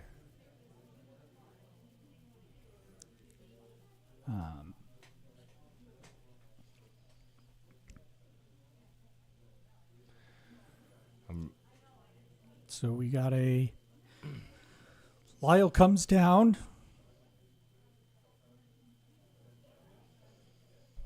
Two lore. Kit and Diablo will quest here. So we shift the Clarabelle as expected. So we have to attack. So we take out the Diablo, right? So that we don't risk getting... Or sing. Oh, or we sing on the Lyle. Okay, nice. Because he wants to get more cards in her hand. Absolutely. And he's got 2 in his hand. And he's going to ink the Mother Gothel, Big Gothel. Yeah. She's And not in a chair. I looked. She would be a she's prime not candidate for ladies in chairs. Because she's a 6 cost and she does removal, or pseudo removal at least. So We got ladies in chairs, ladies in gowns. yeah. I think it's just evil ladies, but I do think that has to be some sort of theme or motif with we got Tremaine, Medusa, Mother Gothel. Isn't one of the Yzma. Ursulas in a chair too? I don't know about in the chair. I just meant in general, like the 6 cost, like Villainous. Characters that all like have this removal on them of their own sort. You know, the Yzma, the Mother Gothel, the Medusa, the Tremaine. So it is kind of interesting. So I'm not seeing a fox in hand, so there's really no way for Brit to deal with this Clarabelle. We need a 6 cost Amber Cruella. If a character has no damage, banish them. I tell you what, I gotta say, I really do want to see some cards from The new set, yeah. Where are Acacia's they? Island. If you out there are watching and you happened to have leaks of cards, Let's not encourage that behavior, but send them to us anonymously, and we'll don't encourage that behavior. don't encourage that behavior. villainileaks.net. I think so. Plays the Mother's Knows Best. Sings a Mother Knows Best. Bounces the last one. Clears the board with that. Goodness. That's wild. Ugh. 3, 4, 5, 6 cards drawn into hand, and he still has the entire board. Yeah, I just under wanted to control. make sure. Yeah, that Mother's Knows Best is a first chapter card. Yeah. It's a really good card. I heard that it was nice for like Emerald Steel into the Maui Shark. Being such an expensive card with no ETB, when they play Maui Shark on 6, if you can just sing with something like a Pete, sing that Mother Knows Best on that Maui Shark, then you buy yourself so much tempo. So I can't quite see what's in his hand there. That obviously, I think she knows Everything. that your welcome is gotta go. Yeah, everything is in his hand. Did we see the bend, though? I think that might have been what she was looking for, honestly, to know whether or not her fate was already sealed. But I don't think it's in his hand. It is not. I did not see it. I will say I definitely think tent incoming for us. Yeah. For the glare. Yes, we need to figure that out. Well, we need to figure that out by the 8th. Remember, if you're listening to us, February 8th, 11 a.m. 11 a.m. Central Time. We'll be casting our 1.5K. I think we're actually getting kind of close to 2K almost on that event. At this point, we got a lot of prizing, and I feel like every time I turn around, somebody's like, "Hey, need another Mirabelle?" here's another card." The answer is no, we don't. Thank you all so But if you have another much. Ursula, or you want to send some scars our way, we're gonna do another event for the Scar, honestly. So we might get to bundle in the Scar with the with that fancy Baymax and Cusco we got. But Scar should get his own event. Plus, the mayor's gonna need some way to get the card, right? What? I didn't say that. What? wow, that's so. I'm sorry. I'm so toxic. brutal, so brutal. Although at this rate, I'm not sure I'm gonna get one. Sheesh. I mean, I'll get one way or another. You heard it here. If you own a game store in the St. Louis area and you've been burglarized recently and all that was stolen is a Scar Set Champs Enchanted promo, Villain Vince may be your guy. They would only know that, though, if I only took the second place mat. They left the champion mat. If you show up to a set champ somewhere and they tell you that the second place mat and one of the cards was oddly stolen, believe them. It was Vince. Oh, man. This is brutal because so we didn't see the bend to my will in the hand. But he's got a Oh, you got another welcome. you're welcome. But the problem is that he still had 1,000,000 ink and he still was able to play 1,000,000 cards. Yeah. And he's going to be able to bounce. And then he's going to be able to draw that 1,000,000 Ursula more. back. She's going to draw. And 2, and then he'll bounce it back. You're right. And then he'll also probably ink a card and then pass, and he'll be gaining 5 more cards in hand, 6 more cards. It's just... I mean, this is such a brutal deck. But the question is, should I bring this to my next set champs when I'm playing next weekend? I mean, we promised these people some riveting gameplay from some top-tier decks with good decision-making and things. Is this a flavor? There's the bend.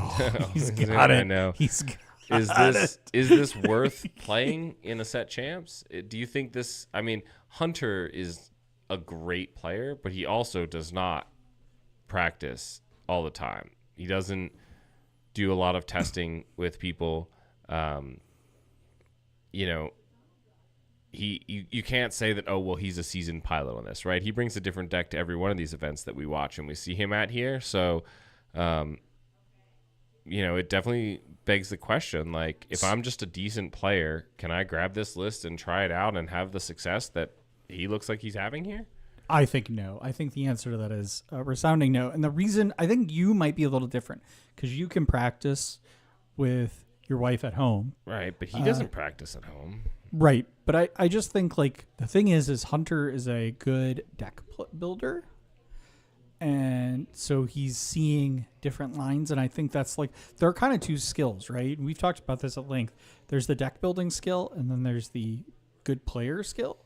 And Hunter is an excellent deck builder and a good player, and putting those two together. And you're a good player, but not an expert deck builder. Well, I certainly couldn't come up with these lists. I mean, And I'm not saying that's no attack to right. you, because like I am not a good deck builder. Whether he's building these lists, finding these lists, whatever he's doing, he's not playing the game to practice these, right? He's, you know, testing in his head, essentially. He's like running these lines through and realize, oh no, and now he here plays comes the bend. And I think Britt now knows. I thought that was such a good counter too. The Clarabelle coming down was such a great counter to the bend, because she would get to refill her hand. Although, you could mill yourself at that point. but oh no, the mother knows best at first is just brutal. See a Clarabelle come down. And then you're gonna quest for 4. Thank you, Britt, for handling Hunter's. Hunter looking through the discard as though It mattered. Because we're now totally in top deck mode here. When he bounces everything back too. I mean, it's just, you're right. That Clarabelle was an excellent play, but he just had the answer. Yeah, it was just unfortunate. Shift Shift another Clarabelle. Clarabelle. It doesn't do anything. I guess it's just more lore. Yeah, it Get just cards adds out of his another- hand onto the board. That was what, a Tipo or something. No, I think it was a Medium Clarabelle maybe. I'm not really sure what it was, actually. That's the only thing is with the glare and us not having deck lists, I can't answer that question. So what if we got like we just put like a bunch of cameras at different angles and then have it build like a 3D model based on the image projections. like a couple like Xbox Kinect cameras. I imagine folks that are listening in on our stream right now, or watching, I should say, probably would rather see like hand cams. Yeah, hand cams would be nice. And I think that might be. Oh, it's one lore short. And is he even gonna do anything? Genie can't quest. It doesn't matter. He's bouncing it anyway. Sail. Tipo. Ink. I mean, this is just. How far I'll go. Go Bouncing. bouncing. 2. 1 in ink well. Can he ink the other? Yeah. And he can. He inks them both from sail. And then he can. He draws 3 off of it. Yeah. And that's game. That is oh, game. My And goodness. Britt extends the fist bump, and victory goes to Baja Blast here in round 3. We're going to see if we can't get an interview here with Should Hunter. say round 4, but game 3. Round 4 winner. Yeah, and we'll see if we can go get. Andy's gonna go run and grab. See if he can grab. We were in studio mode, I think. I don't know what that does. Did I mess you up? That's fine. I think we got it. All right. Yeah, so we'll go see if we can grab Hunter and maybe have a brief discussion with him. All right. Oh, we probably need like a camera for Hunter to be seen on. All right. It is. We're getting all the logistics here set up for this as we're doing it kind of live. And Andy's figuring that all out. Thanks again so much for checking with us. I think we've got the melee in the chat as well. So if you're following along, you can follow along live. We are live here from Grape's Games in St. Louis, Missouri. If you're ever in the area, you should check them out. They're a fantastic store. They sell a whole bunch of stuff besides Lorcana, basically Pokemon, pop figures. They have a Star Wars Unlimited here as well, and of course Lorcana. And they've got a decent selection of singles in their case.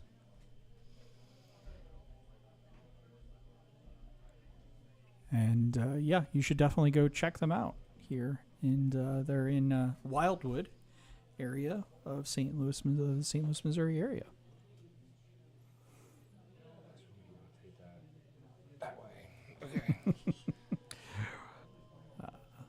This is the gripping way of which our production works here. Is that we both do the casting and everything else. So basically, everything you see here is done by mostly Andy, actually. So Andy's created a lot of these graphics, but help setting up the equipment here. We are pretty much always doing this. We need to make sure the microphone's in there too. Um, and here we need to add the input audio microphone. capture. Yeah. So we're just using OBS here and getting it all set up and adding new kind of features every time we do these. We're always trying to get a little bit better. So if you've got constructive feedback for us, we'd love to hear it.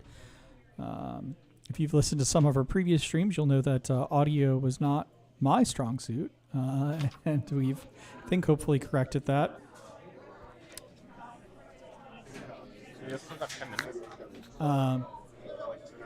All the rounds over? Heather, come here. Where did Hunter go? Reed, come and sit down. We were gonna, but So we've talked a lot about you. First, I just want to say, Heather, Reed, come on, say hi to folks. Come say hi. Should I put these on? Yeah, you can if you want. Happy birthday.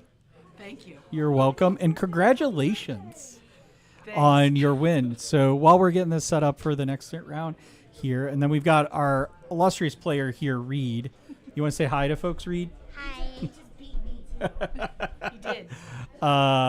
So you were a little nervous going into yesterday. Yes. You started off rough with 59 cards in your deck. We figured that out. But tell us a little bit about your experience there. Yeah. So, well, I'm going to start with what happened at the beginning, which is learning a lesson of I always carry my backup cards for my decks, and I happened to take it out yesterday morning and get there and count my cards, and it's 59 cards. But with the, I shouldn't say help of the villains, they weren't helping at all.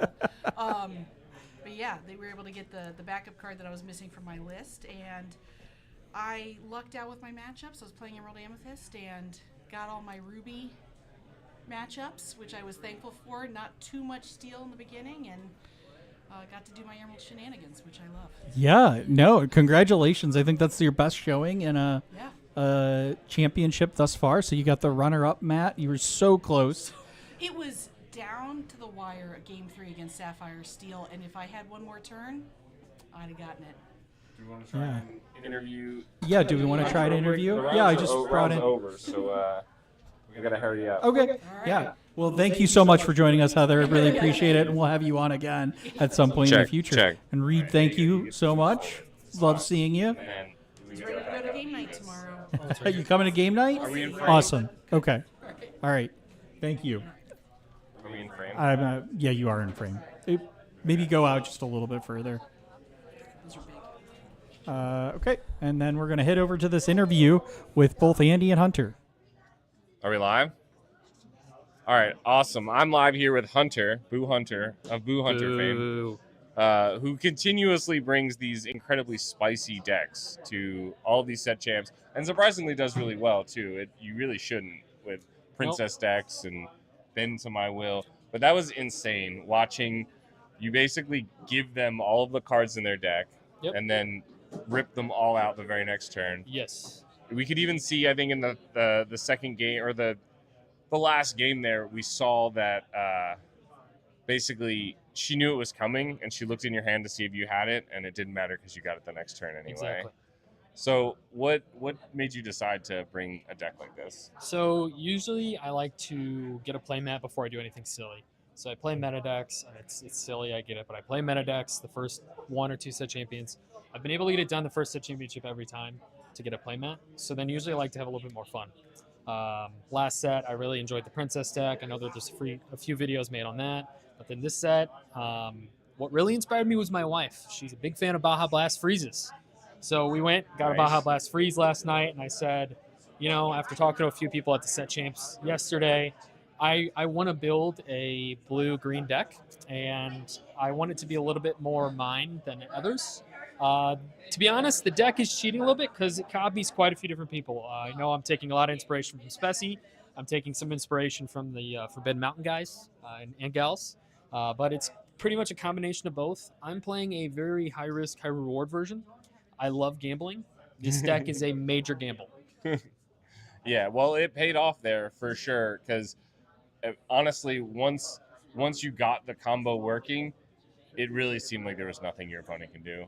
Even before you found the Bend to My Will, it was just every turn you were dealing with what they had with either the muses or just a regular song bounce. Exactly. And then they knew that you were just going to dump your entire hand and build a big board and then just keep searching for that Bend to My Will. Exactly. And that's the game you got to take. You really have to find muses. I don't start the game without starting with a Tipo or a Azurite C. So I hard mulligan 6 or 7 to get those two. And once I have those two, hopefully I have the Clarabelle 1-drop. Hopefully I have that 5-drop to shift. If I got it, it works.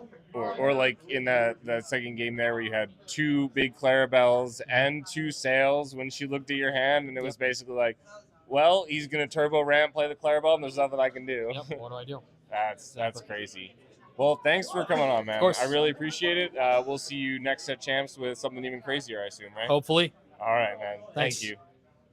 7, 6, 5, 4, 3, 2, 1. You'll never have the sacred stone. Oh, this you crazy mother.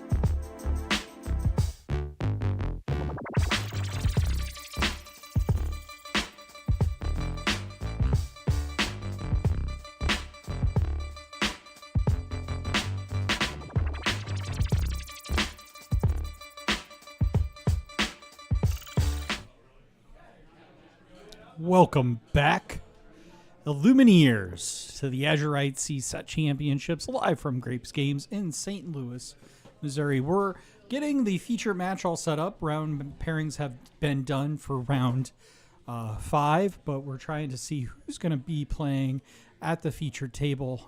We're in that kind of spot where folks are determining on whether or not they're going to ID into trying to get to the top cut. So I think we're getting it all set up here for folks to do it. Looks like we are changing out that top table match here, the featured match here that we're going to see. And then we're getting really close, folks, to the top cut of this tournament. And we hope you've really enjoyed it, and we hope you enjoyed that interview. Do apologize a little bit for the shakiness. I ended up having to hold the camera for that interview there, but I think we've got it figured out for future interviews that we have here. Check to make sure. Looks like I'm getting an error. If you can see us, please let us know. I'm getting an error on our end that maybe YouTube is not reachable.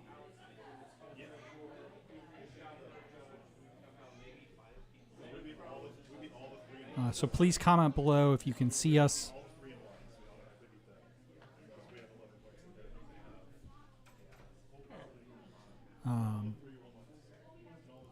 What's going on? It looks like YouTube. We're getting an error from YouTube here.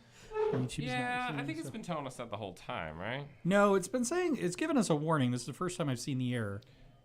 I wonder if maybe our interview window didn't close and is still running in the background. Let's take a look at this real quick. But yeah, so I really do hope you enjoyed that interview that we had with Hunter. Always, like we say, we're trying to get a little bit better as we do these events.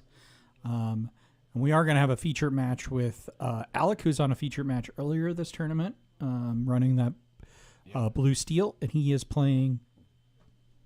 He's playing against. That is, I know her as Tesla Cat. Her handle. Well, let me go find out what she wants to put on the stream here.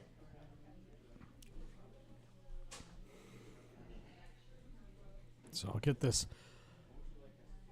updated here.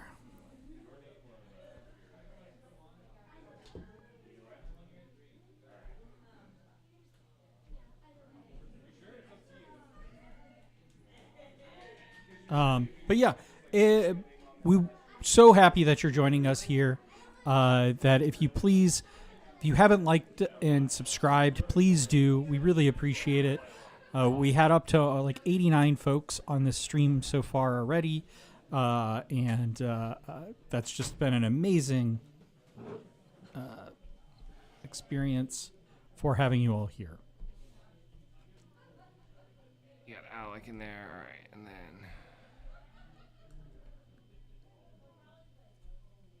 Lily is on here. Lily. All right, so Lily on amber steel, Alec on blue steel. There we go. Now they can see it.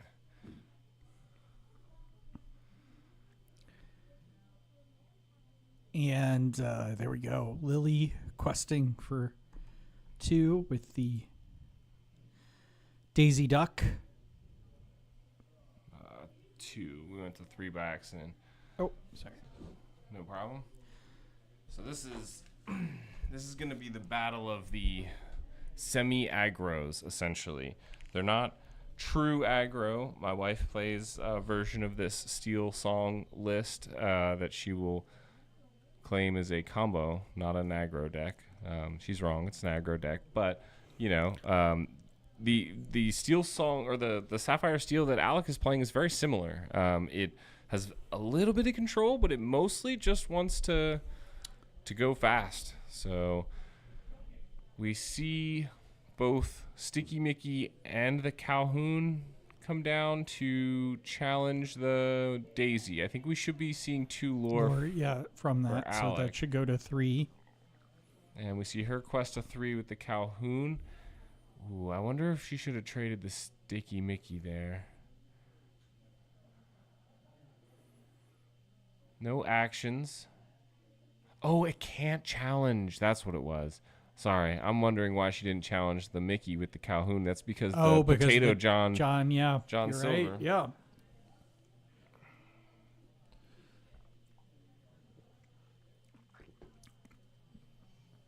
Dan in Thanks, chat Bam. says his wife and him are playing Lorcana at home, practicing for the next set championships. That is awesome. Trades the Calhoun.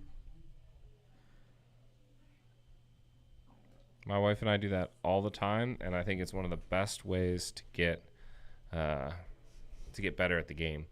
So, Signer is asking if this is top 8. This is actually the last round before top 8. So we are in round 5. Both these players, I believe, are winning in. They are right on that bubble. We can actually find out for you here. So we got round 4. Going into this round, Alec is 9th and Lily is 10th. They're both 3-1.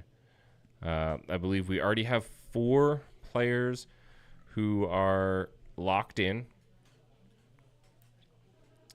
We've got Kirsten, Mitchell, Nicholas, and Izzy have all locked in here, and we've got a few others playing: Justin, Link, Megan, Hunter.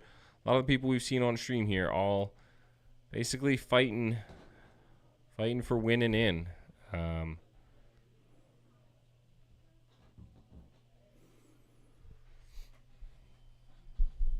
Actually, I wonder if these Quest to 7. And I wonder if Alex the at 10. 3-1s can honestly ID to be in. I guess they can't, or else they would have. There's just too many of them.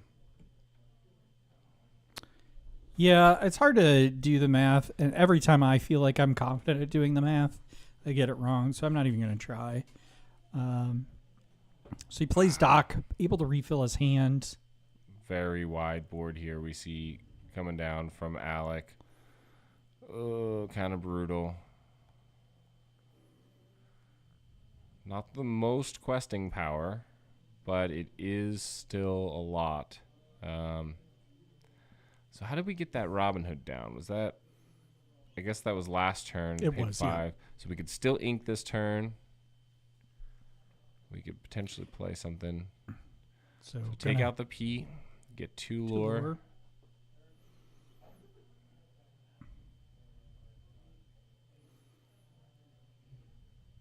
And he's passing? Okay, no. There we go.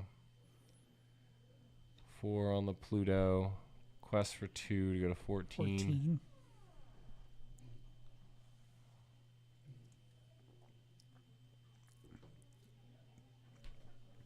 Daisy comes down late in the game for that, 1, unfortunately. 2, 3, 4, 5, 6, 7. So there is not win on board.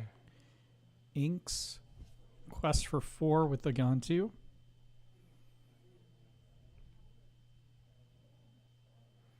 So you go to 11. You should be at 11, right? Yep. Not enough.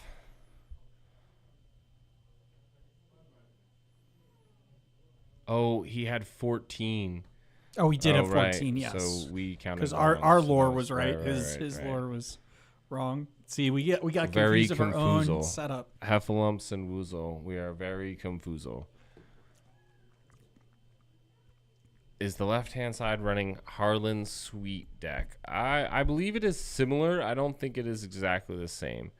And yes, he won the set championships at a store yesterday that actually I played in that event. Vince did as well. I did. I beat Vince in that event. I did. We just had Heather on to talk a little bit about Yeah. her second place win. She lost against Alex Duck in the final round, but I think she's still very happy with her Absolutely. victory, as she should be. And so we haven't had a chance to talk with Alec about his deck list and the choices. We don't actually have the full deck list in front of us. We're seeing this all live, the same as you guys.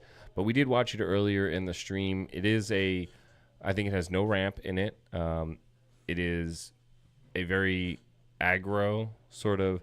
I don't want to say aggro, but it is very all of the characters have very good value. There's Alice in there.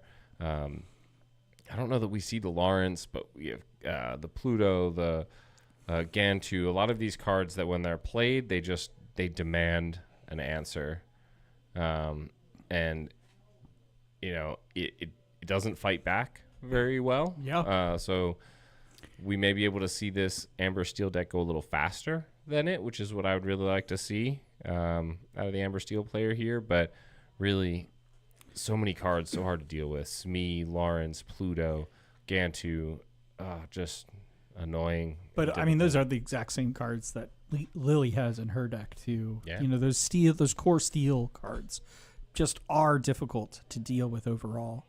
And I just think it's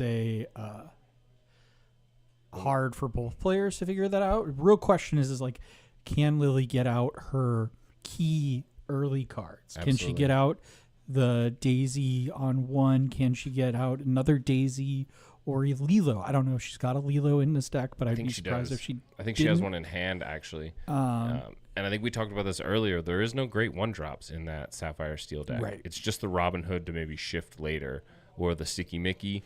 And as a result, that's how this Amber Steel gets out going faster than it with Daisy. Right. Yeah. And while the Sticky Mickey is hard to remove off the board, it's not really that big of a threat overall.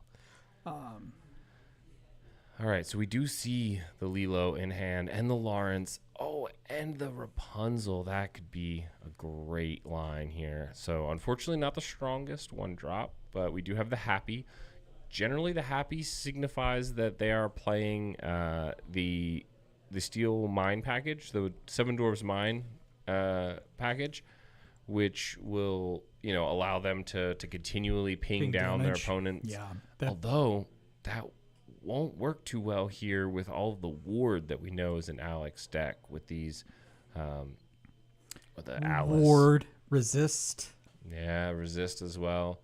I keep trying to make resist happen. Although I don't love resist as a mechanic overall.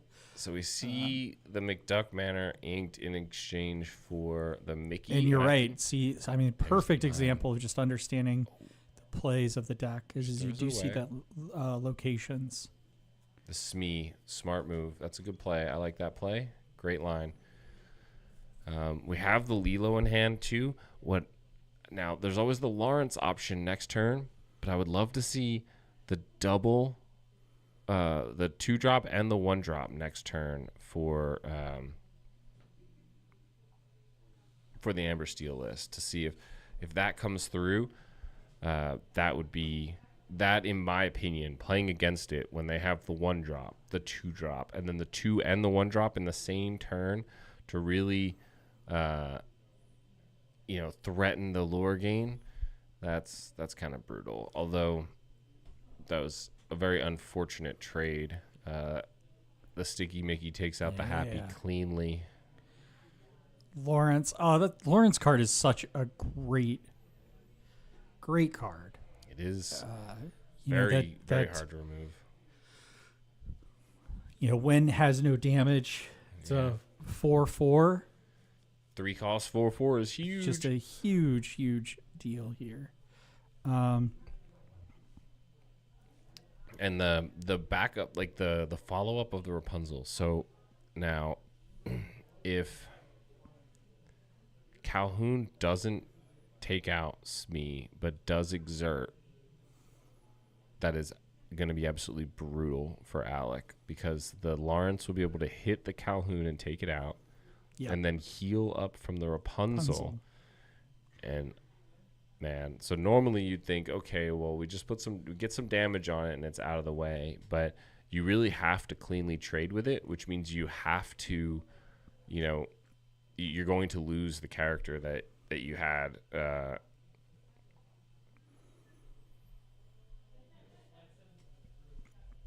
2 1-drop Calhoun and Hook.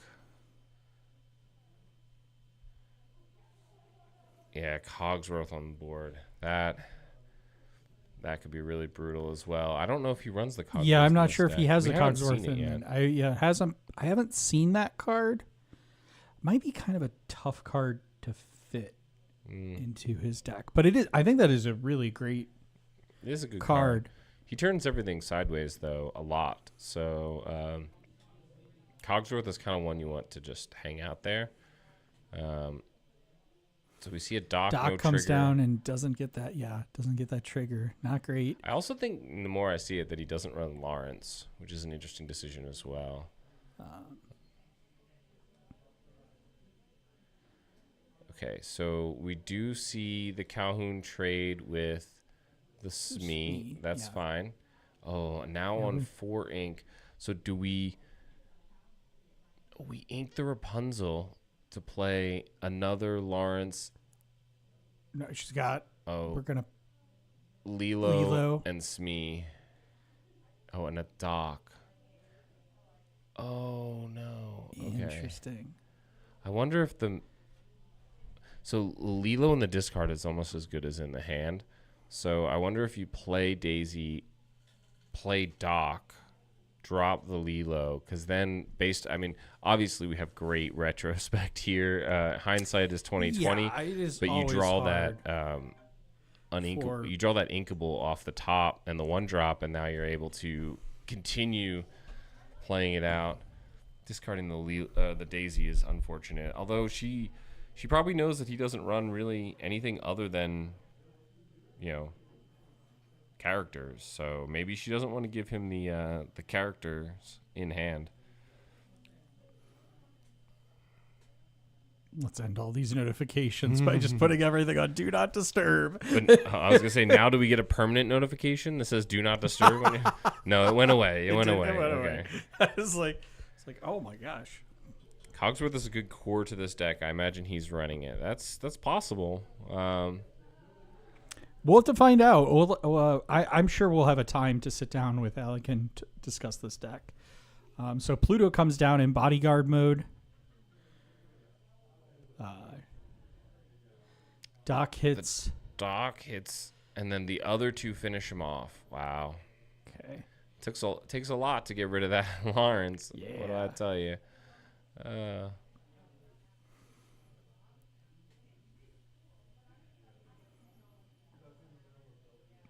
Do we see the mine come down here? We have 2 and 2. Plays the mine, moves someone So to the mine. Smee's coming down. Okay. Oh, and we give up our Doc, though. Quest for 3 to go to 8. So I don't know how many cards are left in Alec's hand. 3, it looks like, if that dice is accurate.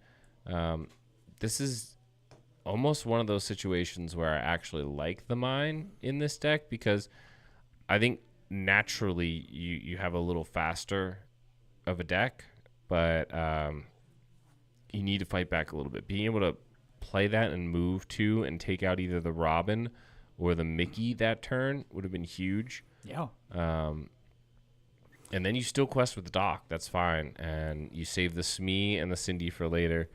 I do think you're right, though. I think maybe the play for Lily was to discard the Lilo instead of the Daisy. This is still game 1, right? No, this is game 2. I just cleared the wins thinking that this was game 1. Yeah, no, Man, it's a long day. It's all right. All right. So strength on the Cindy. Sung by the Pluto. Smee. Is this another Doc? Oh, it's another Doc. And That's now so this brutal. one does trigger for him. Yeah, to get 2 cards off, that's always brutal. So the question here, I think, for Alec, right, is does he take out Doc or does he take out Lilo, knowing full well that could come back? So he is going to take out Quest 1. Lilo- He takes out Quest the for Lilo 1. on Quest 1. So now the mine is still on board. It's still active here. We can 2 and 2 to move it. So we ink the Pete. I don't know that we need to be inking here yet. So I don't know that I would have inked that Pete. 2 to move Doc to the mine and do 2 damage. If you do it to the Pluto, you could take the Pluto out. Okay, we take the Mickey out. Interesting. I would have done the Robin Hood. Quest for I think 2. I would have done the Robin Hood to avoid the shift line. And then you could also quest with your dock. Ooh, that's Kirsten always makes that mistake and forgets that one. I always do it as well. Oh, right, because the dock was already on board. No, he did not quest. He didn't quest with Pluto. I believe he sang "Let the Strength of a Raging Fire." He did. So he's on 4, if I'm not mistaken. I mean, we'll find out if he gets the 19 lore and then just wins. Then we were wrong, but I'm pretty sure he sang Strength with the Pluto. He did. Yes, I'm almost 100% positive. I mean, maybe the chatter we could have missed a different Pluto quest. So takes out 5. That's only 5. No, that's only 5 on it. Oh, did he use the dock? He used the dock too, I guess, maybe. Yeah. And quest with 2 is me. Okay, we see the Pluto come down in bodyguard mode. I think this is kind of where you're right, that maybe that, just the inking of the Pete wasn't necessary. Wasn't necessary. Yeah, the Amber Steel deck definitely just kind of hovers around 4 or 5 ink. I think is perfectly fine. If you think about it, the most you'll ever have to do is a dock and then 2 things off the dock. But it still has the ability to bring in that Lilo from the discard. Oh, just the Baboom to put 2 on it. Oh, but then finishes it with the Calhoun, which gives him 2 Triggers lore. 2 lore. It goes to 8 off the Calhoun. And doesn't take any damage. Oof. Because of that resist. Yeah, and then we see 1, 2, 3, 4, 5, 6. Oh, he decides to take that out. 1, 2, 3, 4. So we it get goes 4. To 12. All right, another damage on that Smee there. I don't believe we have a captain. Oh, and it's just the Happy. Oh, that's an unfortunate top deck. No. Devastating. Oh. And the Sticky Mickey comes back, sticky as ever. Well, that Smee should be dead after this turn. That Smee should be dead, but it doesn't matter. That's win, right? 1, 2, 3, 4, 5. Oh, no, it goes to 17. I'll go kill the Smee. Yeah. Goes to 19. Oh, and okay. Okay, he recognized that both of them should have had 2 on them from before, and then they both died there. Okay. Yeah. Oh, the Cindy, but that's it. Oh, no. What a match. Yeah, so that round will go to Alec. We'll probably give him the opportunity to make top cut. I believe so. For a second day in a row? Second day in a row. Oh, I'm here trying to reset them, but I'm looking at the wrong screen. They were reset probably like 5 minutes ago. We'll go back to the caster cam here. So yeah, thank you all for joining us, all 73 of you currently in the live stream. If you haven't already, please be sure to like and subscribe.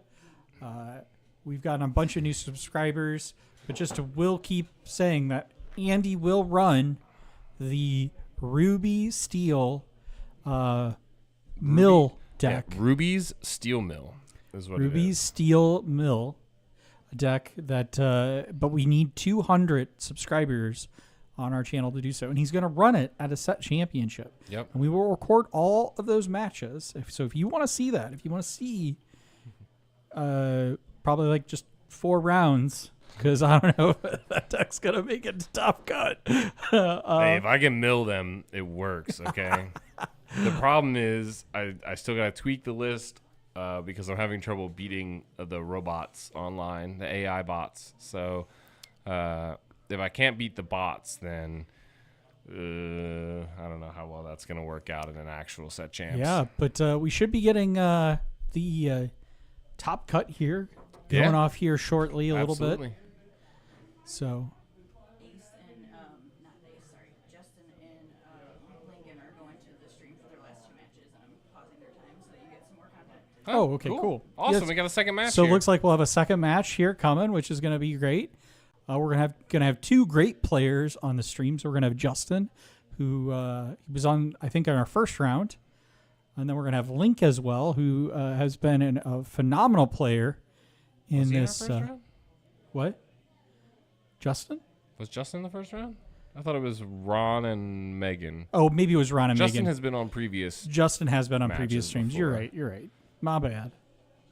I'm gonna find out where everyone's sitting. I'll be right back. So, I'll vamp here while he goes off to figure out the logistics here again.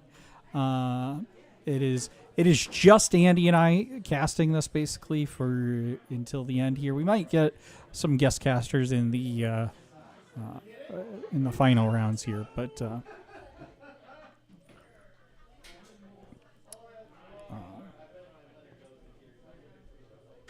We are really happy that you all joined us. If you got any questions in the stream beforehand, actually, you know what? I want to get a question here real quick.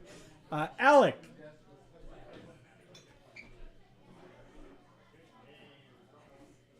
Do you have Cogsworth in your deck? I'm running 4. You're running 4 Cogsworth. Yeah. I just never see. So he is running Cogsworth. People were asking in the stream if you were running 4 Cogsworth. Mm-hmm.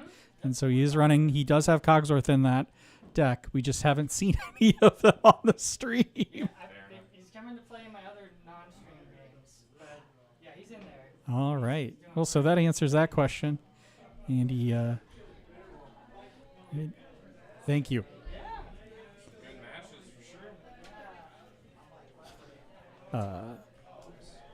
I know what. Oh, I actually do know what both of them are playing. Justin is on Ruby Sapphire.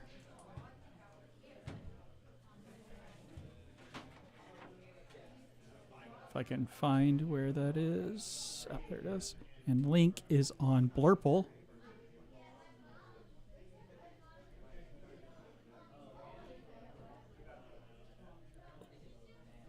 Is it the C? I thought maybe. Oh, is it? In his melee name is from the C. So Okay. you're right now. And then he is running Blurple. Just press the transition button when you're done. And we'll get it going live here. So here we are with the another round 5 match. I'll make sure I get. Oh, I messed up.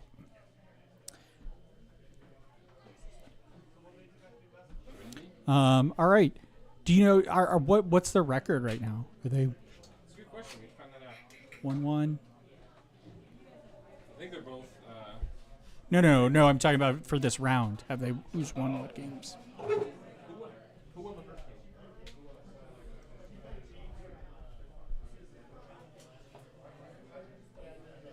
game? Nope. Nobody's victory here.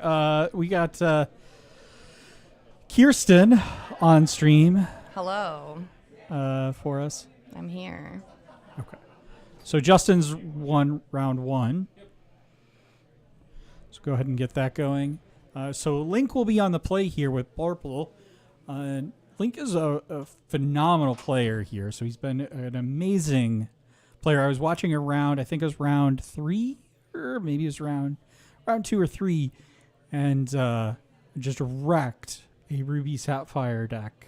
Yeah, I think that was the second round because Yeah. actually I have personal firsthand experience of how well he plays because I had to play him in round 3. So I know that he is a very skilled player. Despite his age, I was quaking in my seat, hoping that I did not lose to his Blurple deck. But thankfully I was able to pull it out and just go faster. Yeah. But he is a very good player. He knows how to play that deck. That's for darn sure. So inking really fast there. I didn't exactly see. I think it was a snake. But yeah, that's I think he inked a snake. and passes. So we ink and we play Vitalosphere. Fox into the Inkwell. Probably a Tipo is my guess here. Oh, nope. A Sail, which is another great card. Inks Diablo. And passes turn. I see that big Elsa in there.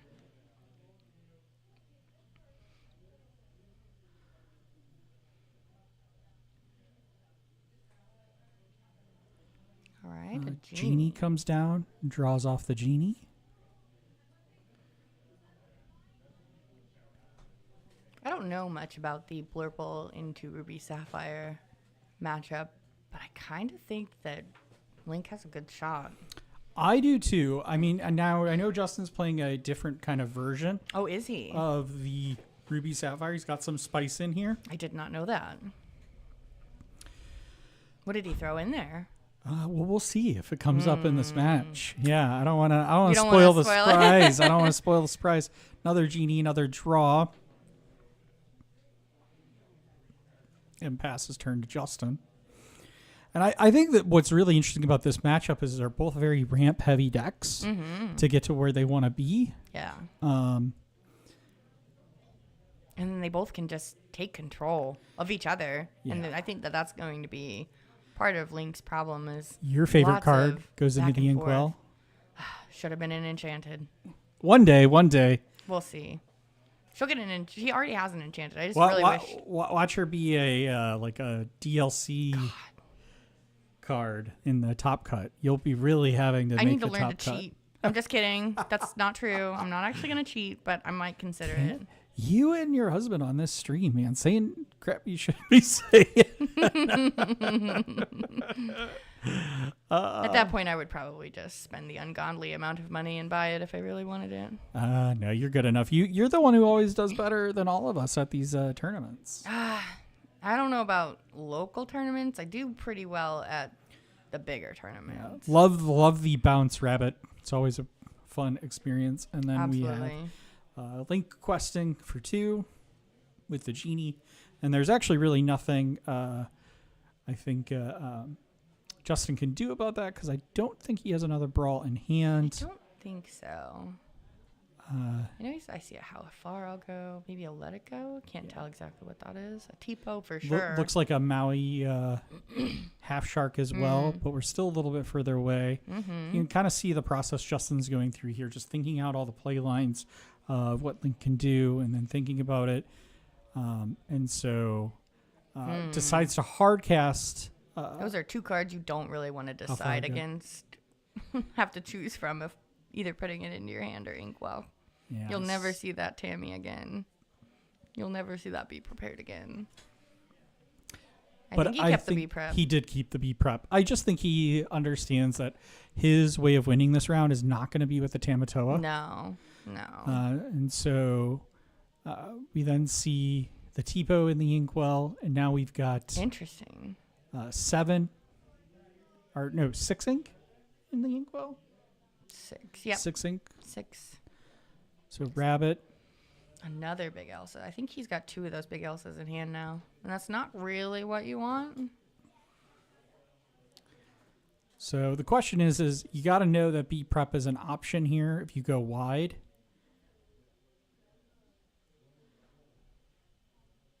So do you just quest out and then pass? Yeah, I think that's what he's doing, I would think. Unless he bounces maybe the genie to save it. Nope, he passed. He Okay. passed. Probably a smart idea because you can tell that Justin doesn't have anything really committed to his board that he would be worried about losing. No, and honestly, like I think at this point Justin was hoping maybe like some sort of 1-drop item to get off the board. Yeah. And he now sees that no items either.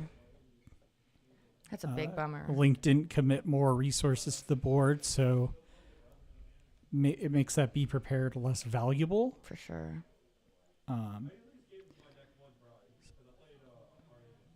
Okay. The shark. So we're going to play the shark. The thing is, though, is I think Link had a Hades in hand. I think so. So he's got the perfect answer. And right, it also looks like it'll Let It Go, too. Yeah.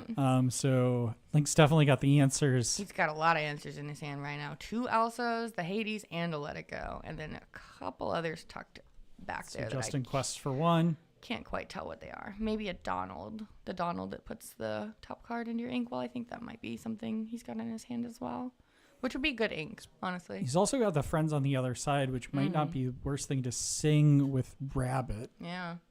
Well, I think maybe it's another genie. That's his last card in his hand.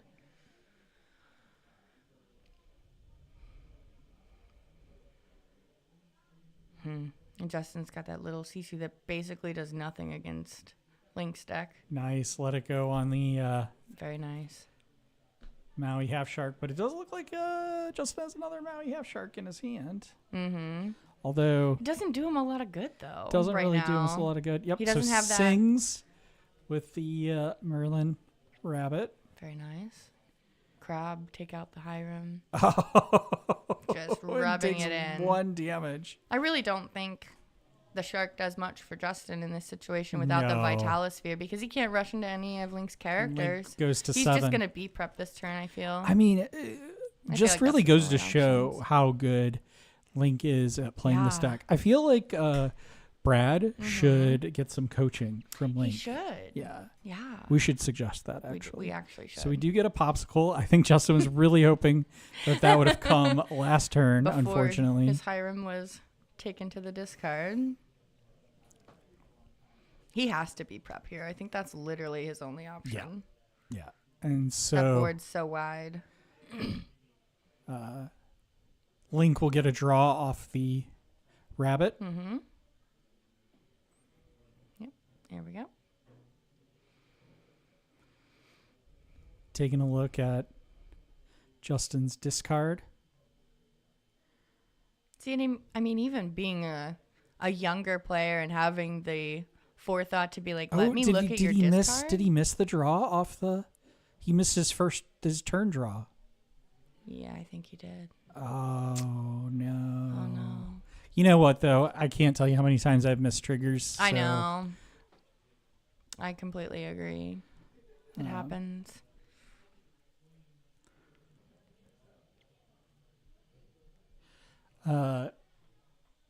Shiny in chat asks, "What's the name of the app they're using to count lore?" Lotus. Lotus is the name of the app. It's made for Magic the Gathering, but it works just fine for Lorcana. It's all what I love about it in particular is it's a really clean looking app for this type of purpose than the official app. But it's also really great in multiplayer. Mm-hmm. I like that it's customizable and you can put the cool pictures on there. Yeah, it is fully customizable. You can put your own images. Yes. Hades. Nice. All right. There we go. I mean, it's never a great feeling to put more ink into the Ruby Sapphire inkwell, but you just do what you got to do. I will say the thing is, though, sometimes you just got to be like, you know what? What's one more ink with them going to matter? That's the same way I've been feeling all day with my daisies. I hate giving my opponent extra cards, but, go ahead and have that extra character. Maui Shark comes down. Now there we get get the Vitalosphere.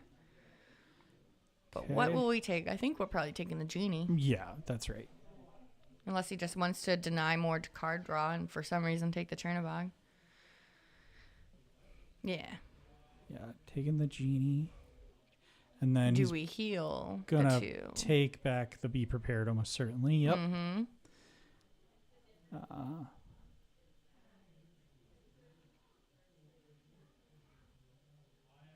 I think he's not going to heal, though, because there's really no, at this point, Yeah. evasive. So No. There's no threat. quests with Chernobogs, discards to draw a card. I mean, that threat is actually the bell, maybe. Yeah. Potentially. Well, because if you heal it, then there's nothing to move it. That's right. That's right.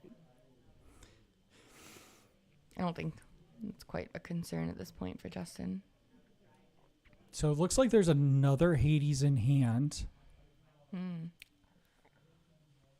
he should still have the 2 Elsas. He could potentially just freeze the shark. Yeah. Ink the churn. I mean, the other option, too, is you could always Elsa and bounce the other Hades back. Oh, yeah. So he's going to play Rabbit, draw another card. plays the Elsa. But do we rush into the shark? I think he's just trying to set up for the shift Elsa and have another option to play more I think he's debating on whether or not he wants to challenge. Because it would only put 2 damage on the Maui house shark, and it would take out the Elsa. So it kind of prevents that shift line from occurring. Really, really thinking through whether or not that's the play to make. So he is going to make that play. And then he's going to quest for 2. Interesting.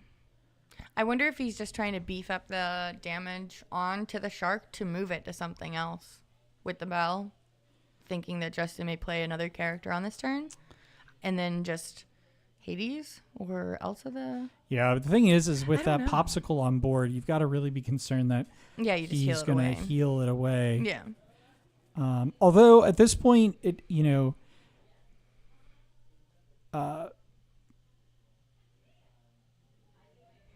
Justin has to think, okay, do I sacrifice Shark into the Hades? Because that'll take out, even if he were to heal, it'll still take the Shark out. Mm-hmm.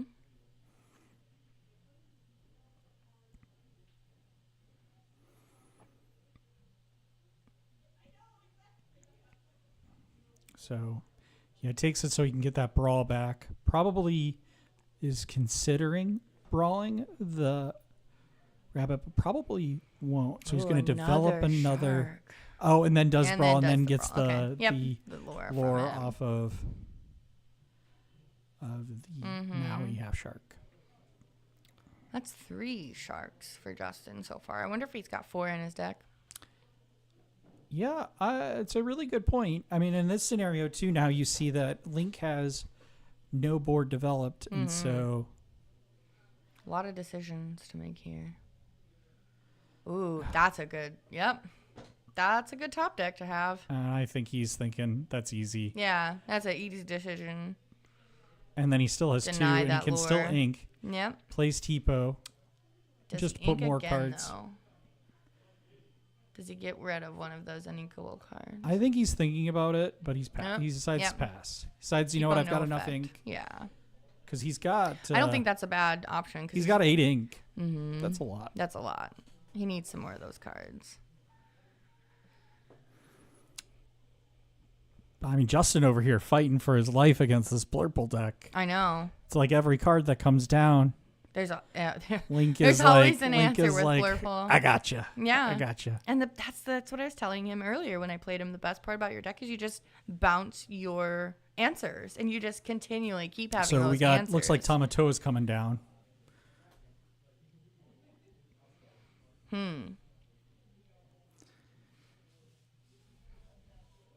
I wonder if this is the point where Link goes ahead and plays one of those 2 big Elsas and just, for multiple turns, denies that Tamatoa being able to exert. The only problem is that we know Link knows Justin has 1 Be Prepared in hand. Yes, he does. What he doesn't know is that he has 2 Be Prepareds in hand, it looks like. Oh, I didn't see that he had 2. All right, so he Sisu's pretty much the only character in Link's deck that can be Sisu'd, other than a broom. He can't even Sisu the Chernobog. I don't think there's any other costs or strength 1 characters in Link's deck other than those 2. Oh, a Hiram, I guess. Forgot about that. He does run the Hiram. Big Elsa? Probably, probably thinking about maybe playing that other Hades in his hand. I would not be mad about that either. The only thing is that almost forces Justin to play his Be Prepared. Almost certainly.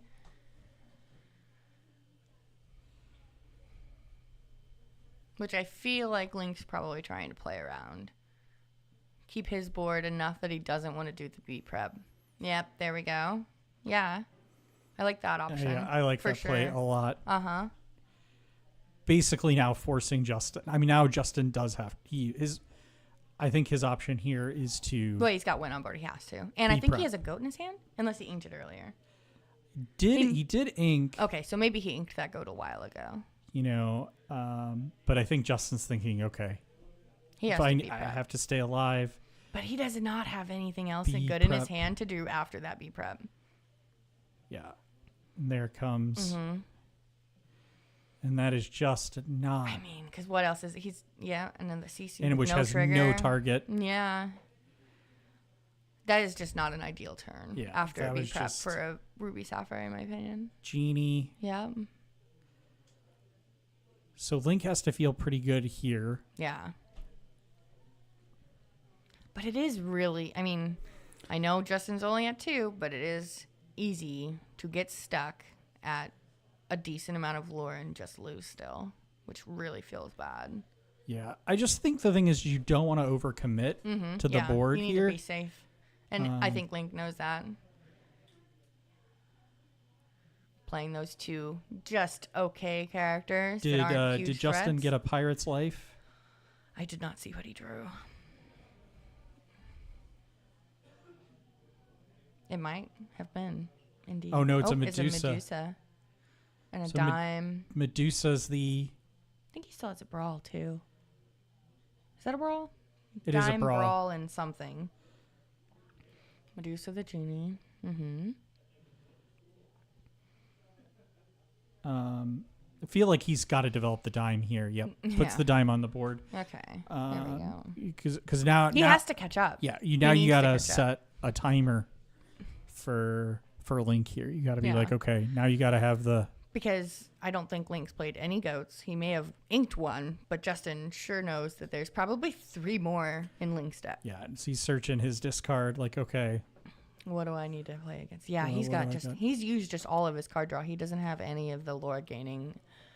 Ooh, snake, nice. Too bad you can't bounce that Hades. It's gone now. he's got one more Hades left. Oh, does he? Yeah. I didn't see it. Yeah, It's just around the corner of the laptop. So I don't feel like the Hades is the right play though. no, There's nothing good here to Hades in my No. opinion. not unless Justin like shifts the Sisu next turn.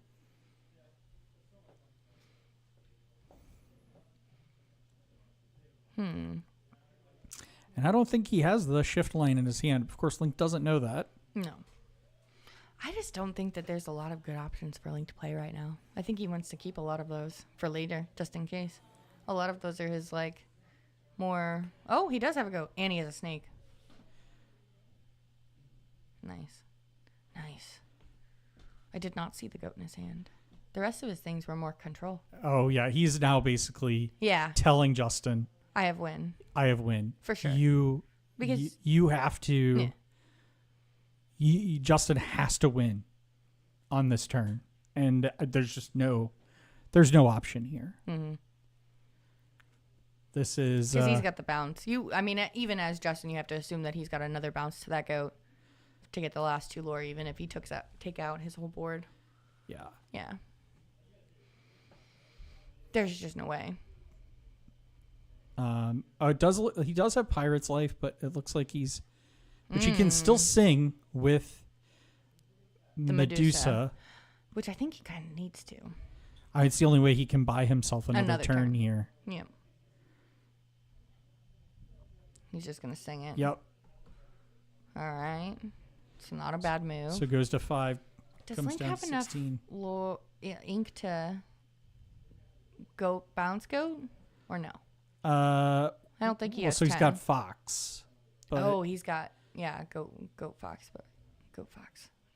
Goat is what I'm trying to say.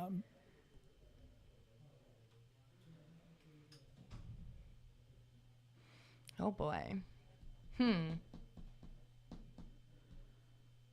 So I How much think damage is on Medusa? 1? yeah.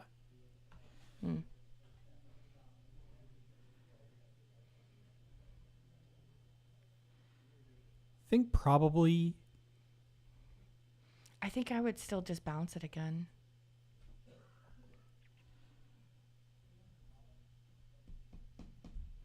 yeah, so if he bounces it again, And then quests, he goes to 19, daring Justin to find the next Pirate's Life, which I don't think he has hope. We have hit 100 folks in this live stream. Thank you so much. That is phenomenal. Thank you so much for being here. Hopefully all 100 of you are also subscribed. Yes. Keep trying to push that out. Make sure you're subscribed if you aren't already. Yeah. We have another live stream coming up on February 8th. Yeah. At the same place. We'll be at Grapes yet again. No, it doesn't hit. So, Link thinking through all of his choices here, probably just questing. Yep. And probably plays the fox to bounce.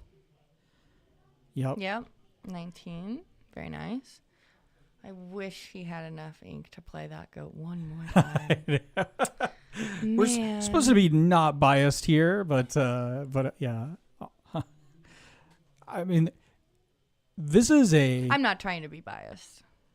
Quite a match. It is. Just really does go to show you that Link is a phenomenal player here. I mean, he's playing against Justin, who qualified to the NA championships. So Justin plays the big Sisu, taps that to go to. But 9. I mean, he knows that he can't win on this turn. He loses. He knows because he's got the goat in hand. Picks up the Scoops. All right, he knows. I was gonna say. Yeah, and Link takes this, and we're gonna go to we're gonna go to game 3. Yeah. I wonder how much time is left in the round. We might be getting close to time. That's what happens with these Sapphire matchups. 6 minutes plus an extension. Oh boy. Oh yeah, they do get an extension for moving over to the stream table, so that's good. Yeah. So they will get a little extra time. But actually, our fan favorite Boo Hunter will get bubbled if these two do not finish their match. Oh no. So. Because they'll both make it. Well, right. If they tie, so the way the breakers worked is that We're being told math. Only one player or only one match had to tie or had to play out. The other two could have tied. This is one of the ones that could have ID'd, but we believe that they're playing for seeding, and if they tie, if they tie, then that means that the Hunter and Megan who ID'd, Hunter will be bubbled out. Oh. It's brutal. So yeah, this is a. Is he?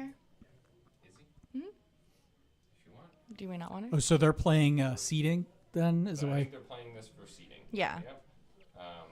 Or at least one of them is. One of them may have wanted to ID, and the other may have said, "I want to play for seeding."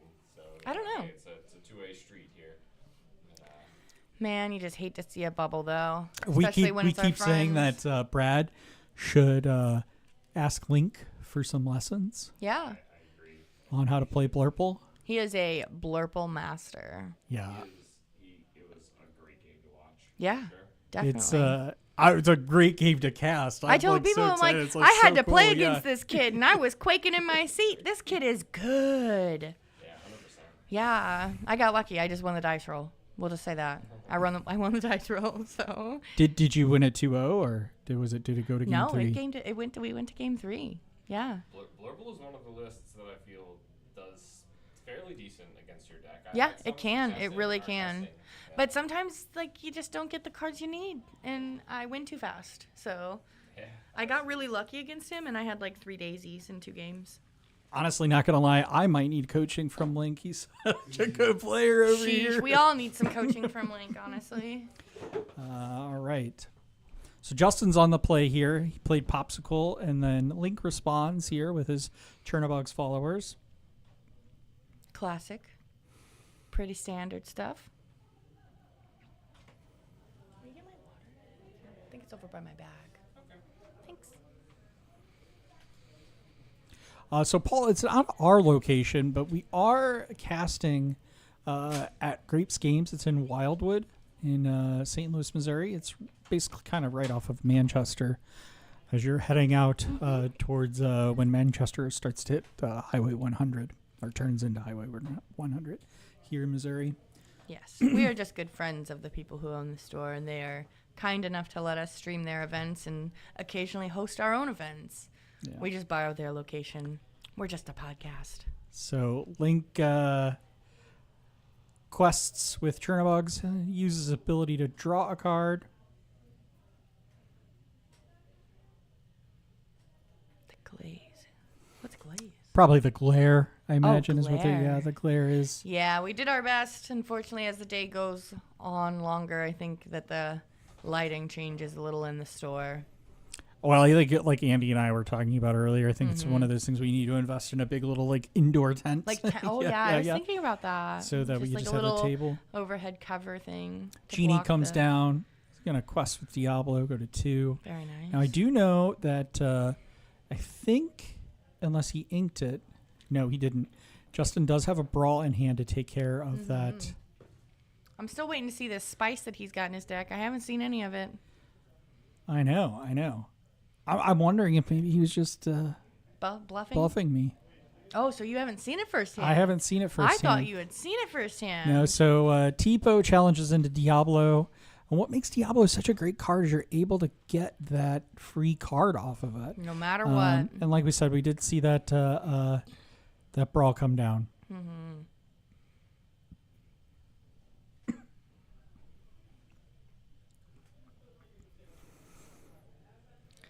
Oh, it means praise or being a fan of. Okay. I'm old. We're both old, I think. Yeah, Sorry, yeah, Vince, but like, listen, I'm a you asked boomer. me. You I asked don't know me. these- You asked me what that meant, and I'm like, I don't know. neither I was of just us. making it up as I go along. We are not down with the lingo. We are down with our backs hurt. That's how old we are. So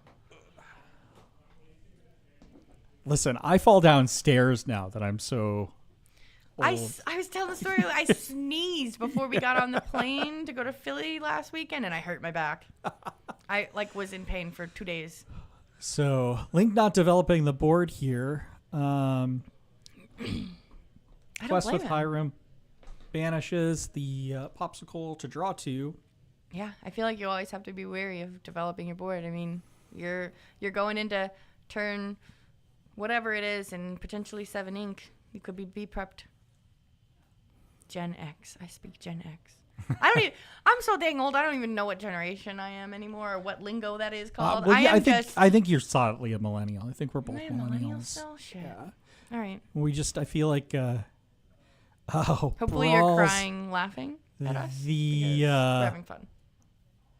Brawled the rabbit. Rabbit gets to draw a card, but Justin really trying to control this game, unlike the first game here. I think because he needs to have that control. Otherwise, it can just get out of hand. Yeah, I mean the issue here is you just cannot let your opponent get so high in lore. Yeah. And so, I mean, that's got to be a card that Justin has to be happy to see, that Link is seeing just going to friends. hard cast friends on the other side, because that just means that Link isn't seeing the cards that he wants to see. So we're seeing Tipo. That's too funny. Yeah, everything pops. I had to tape down a wire getting set up, and I was like, "This is hard getting back up. I'm too we need old for one of this." those Oh those yeah, the wheel, little rolly the thing. rolly Yeah, things. We should invest in one of those. We should invest in one. honestly. So looks like I think sale. Oh, maybe not. I think we're thinking about it. I think that just makes the most sense right here. Yeah, There's I think nothing threatening on Link's board right now. I think unfortunately Link did lose the dice roll, so I think Justin went first in the first game and won that game. I tell you, this is why I'm just a big fan of Best of 3. 2-game format. Oh, and a best lot of respects, 2? yeah, 2-game format and stuff. So I have my pros and cons for both. But Yeah. I think it really just comes down to I need to make better decisions about the deck I play in which format, because deck I play today works great in best of 3. Played it yesterday in best of 2 and I got pooped on. Well, I wouldn't say pooped on, but I literally couldn't pull got out a lot win. of 1-1s. So many draws. So yeah, because well, I can't. yeah. It's really hard for me to win on the draw. I can't play red blue to save my life. I play. In fact, I'm a big red blue fan myself, and I've been I played it yesterday, and I came in 21 out of 22. I call that a great run. Yeah. I mean, to be fair, I think I would have ranked a little bit higher had I played round 5. Probably. But I dropped after Yeah. round 4. Business Mostly, to take care of. yeah, well, yeah, I had a flat tire that I needed to take care of. Yeah. Unfortunately, I wasn't able to get it taken care of. Got to get new tires, Boo. which is a boo. Oh, I think we're Dang, gonna Big see Sisu? Big Sisu. Yeah. That's just Oh, that's no. brutal. I feel like Justin's going to start to run away with this.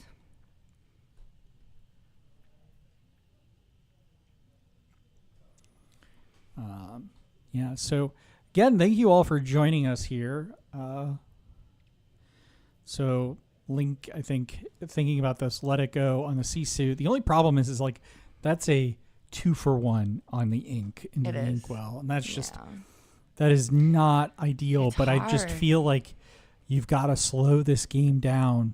I don't think he has any other options, and Yeah. I think he knows that. Yeah, and so he's like, okay, Mm-hmm. let's do that. And then the question is does he have anything to play? Mm-hmm. He does. Think here, maybe even just playing that and trying to bounce if he had a snake in hand Yeah. to get the snake on board. But it doesn't look like he has that in hand. Can't really tell. I think another. So he's got He's a got a goat, a goat. big Elsa, a bell, and a fox. I think is the very last card in his hand. That's what it looks like. Yeah, it definitely has a fox there, I see. But and you just see A there little comes Hiram. Hiram. Okay, I thought it was gonna be a little Sisu. Well, again, it's all about sequencing because he could have another little Yeah. Sisu I if he also wanted always to. forget about the whole you want to ice block before you do the thing because I- you're gonna I get rid of it forget- anyway. forget that and this so is why often. I don't play blue because I play worse than a child.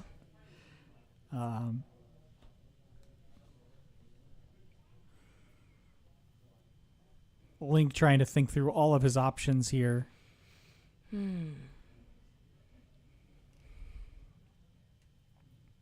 Yeah, Yep. those are good choices. And then passes. Yeah, I don't think he can do a whole lot, unfortunately.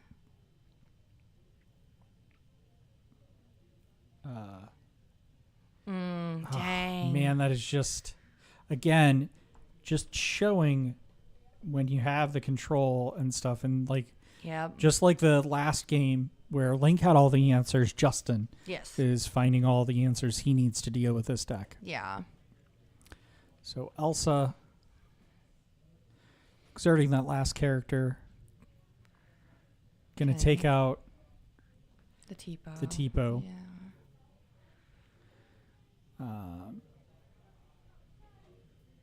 I don't know, maybe now Fox and then take out Sisu. Yeah. Nice. Yeah. I think so, that's a good option. again, Link is doing everything he can, fighting for the life of this game going on. Fighting for the glory. So just a really great plays and sequencing here that we're seeing Definitely. from Link and Justin here. Mm-hmm. Grabs the popsicle from the Tamatoa. Quest for 1, gonna pop that popsicle likely. Draw 2.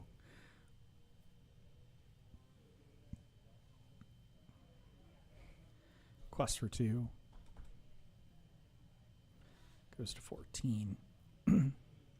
Oh, looks like I think they're at turns too. So Justin needs to finish this game. Because I think Yeah. it would be a problem for other folks if they draw.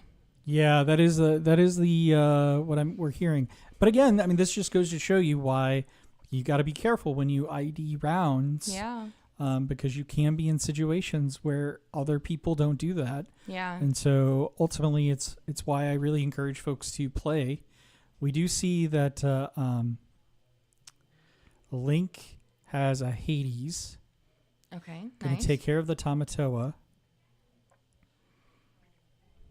The real question is just does Justin to have the dime in his hand? I can't tell. He shuffles his hand so fast. I can't tell what's in it. I know there's a know. shark. I know. I think the answer here is I mean, Link. I would really.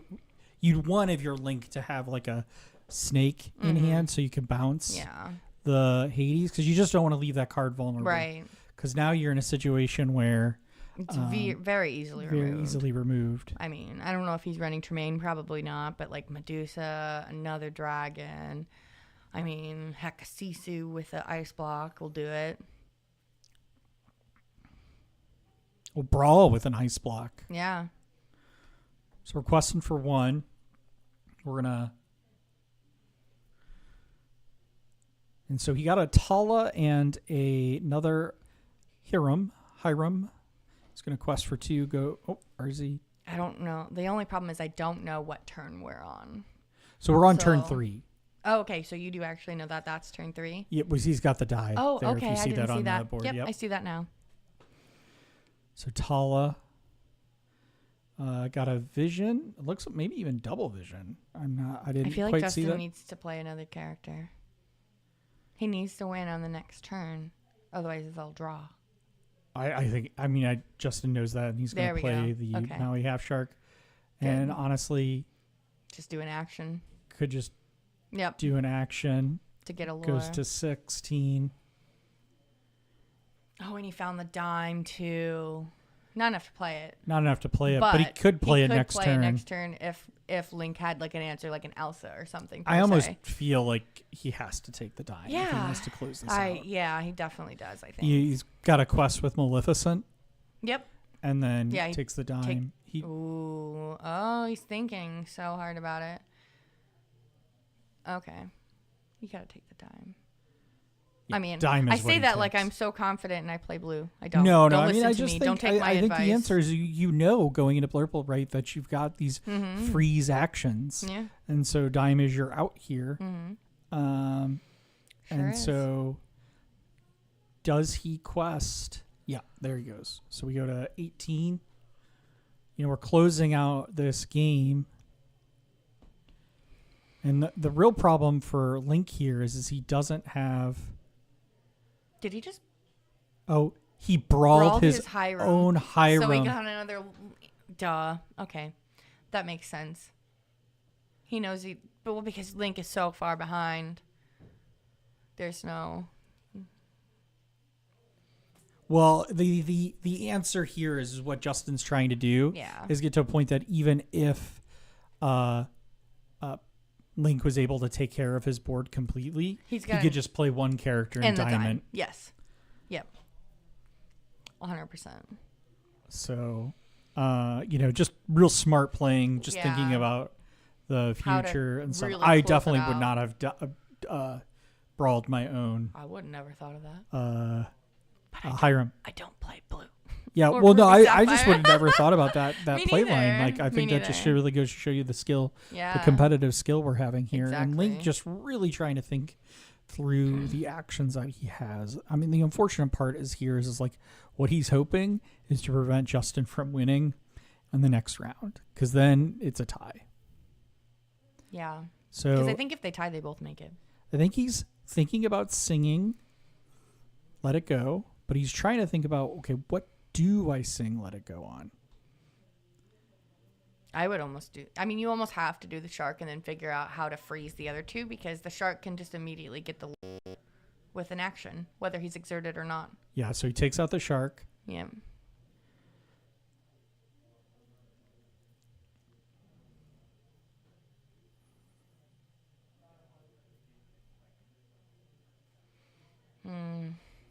And he's going to freeze with the Elsa, I think. Does he have enough ink to do that? I don't think he has enough ink to do a big Elsa. Does he even have the big Elsa? No, he doesn't. Oh, no. He knows. It's over. Oh, and he extends the hand. What a great player there. Yeah, and absolutely. what great round. Just trying to find that out. So this victory does go to Justin 2-1. But man, you really Link can't be put up a disappointed fight. if you've played that out. Yes. Just what a great round to have. And we'll be right back here in a little bit as we get to because you're heading off to the breakout. So congrats and good luck. But I'll be back with Andy here shortly. Bye. 7, 6, 5, 4, 3, 2, 1. You'll never have the sacred stone. Oh, this you crazy mother.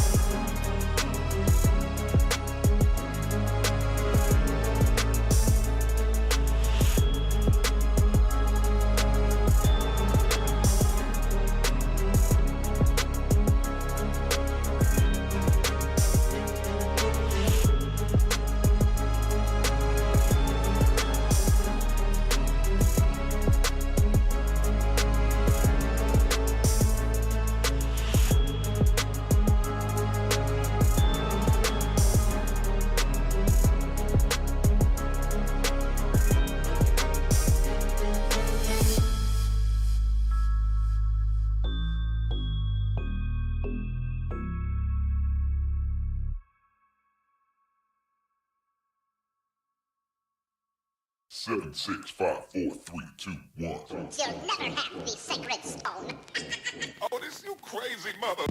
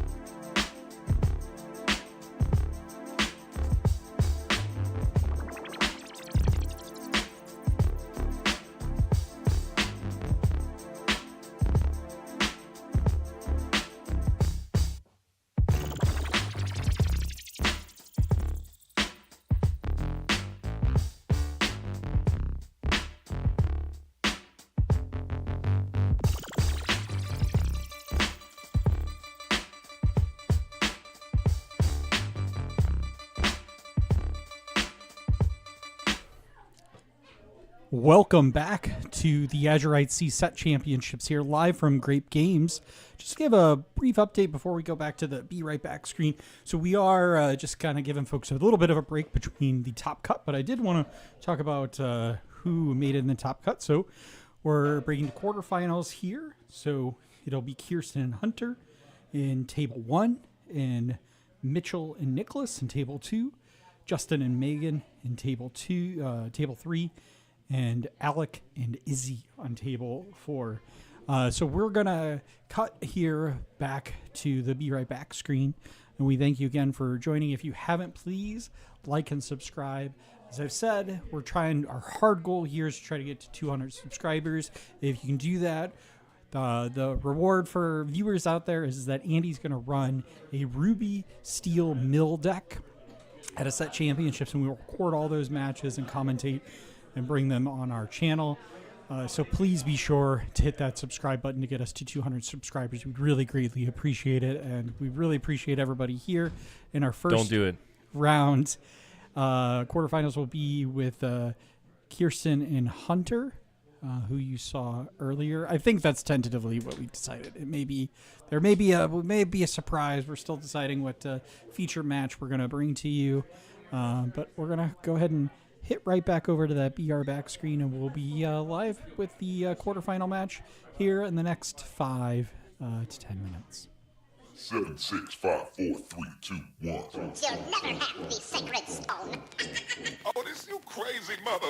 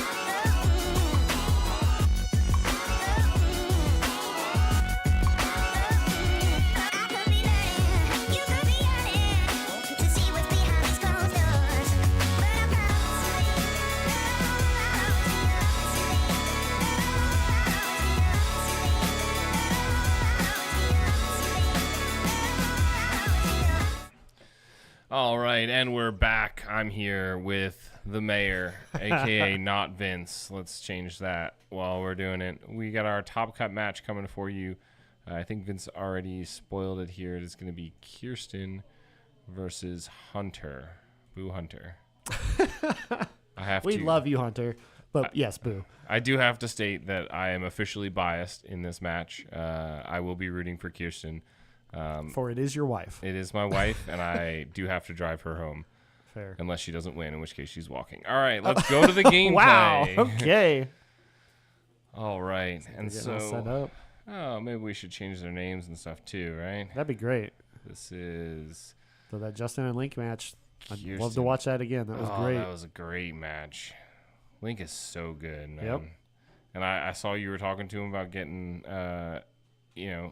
some lessons on Blurple.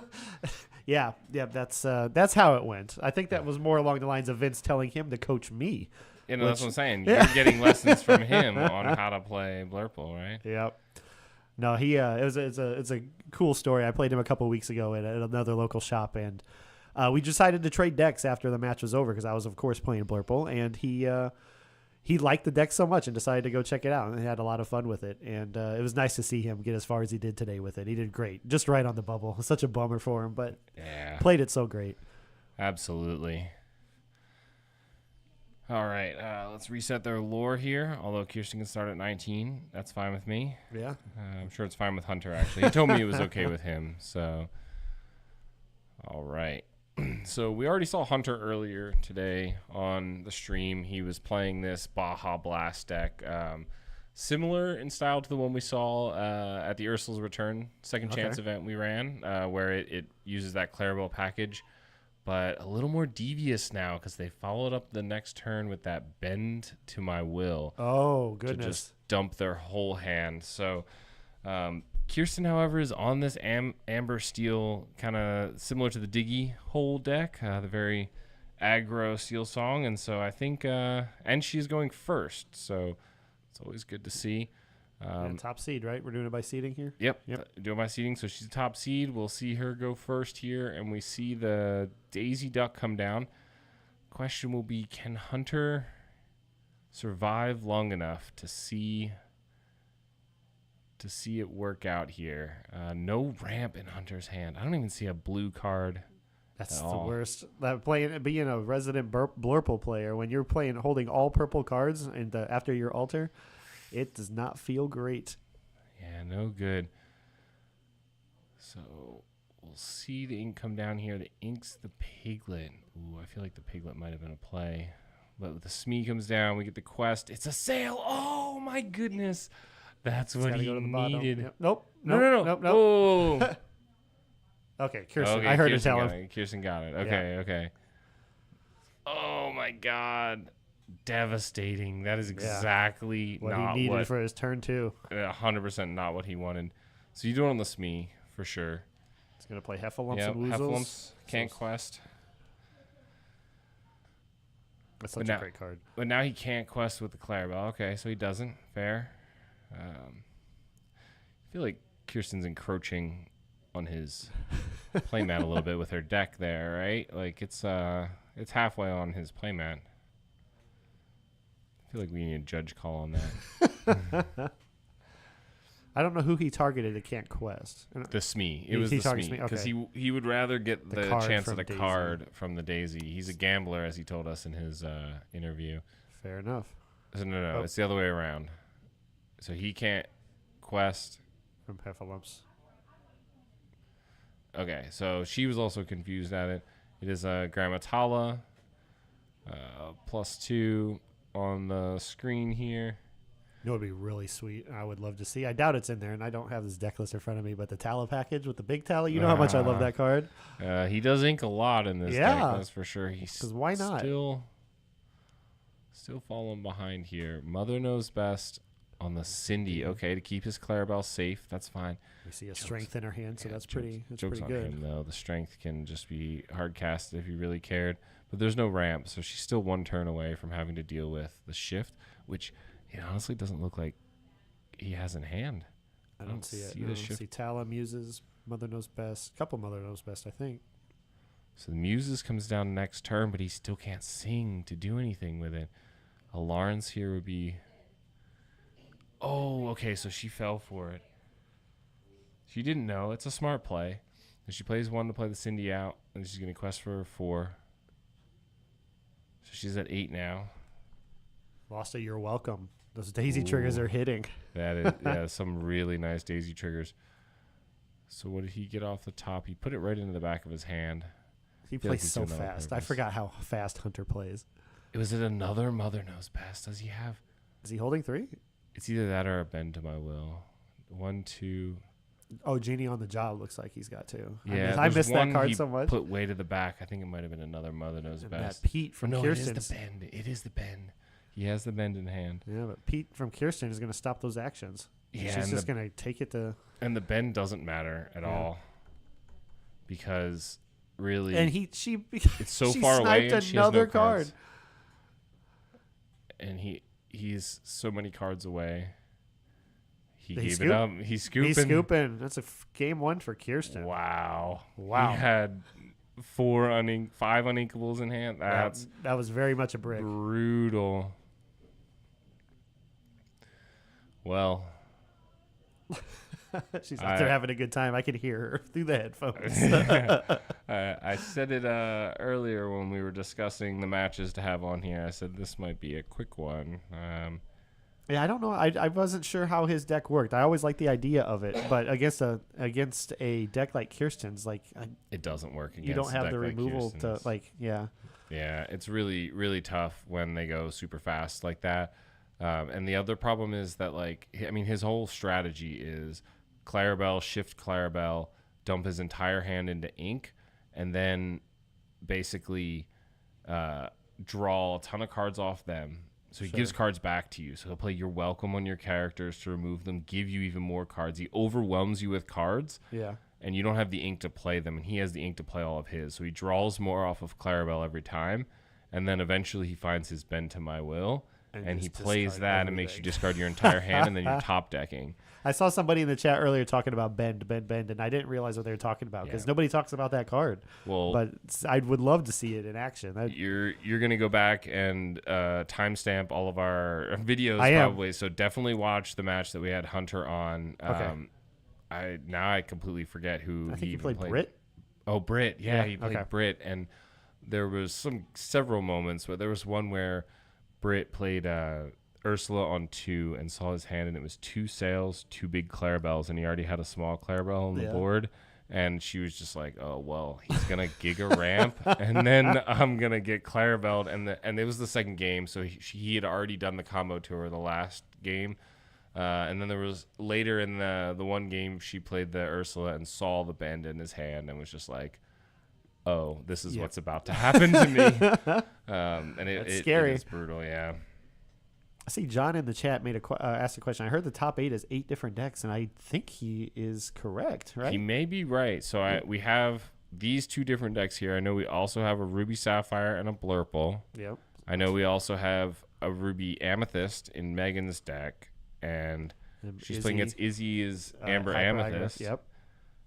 So that's and then Nick is Emerald Green Steel. Yep. Playing against and then Alec is Blue Steel. Blue Steel. Wow. 8 different decks. What a diverse meta. And we were at 32 players here. 32 players, 8 different decks. No small tournament. The largest to date.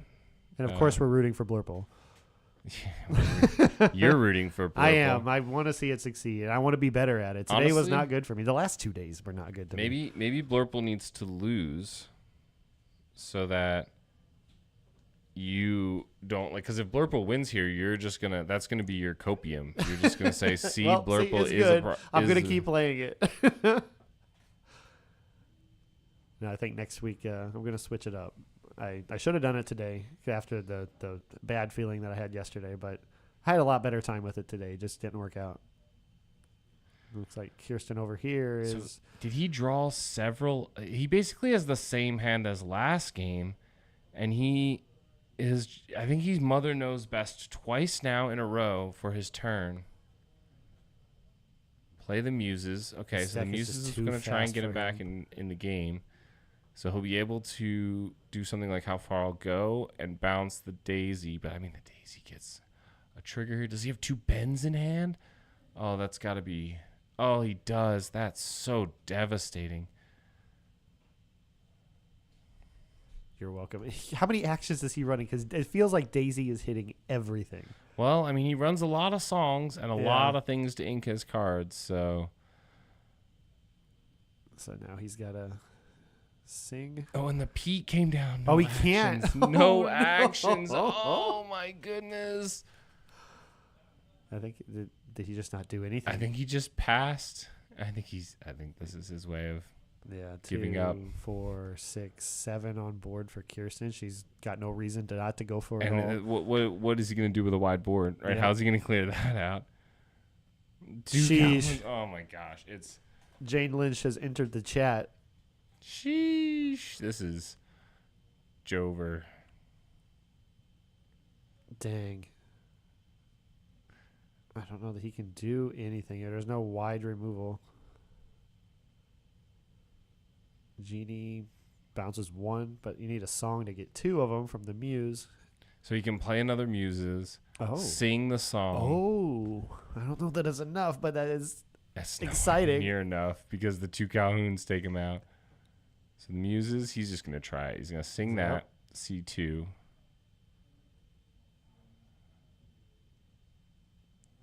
A Heffalumps would save him.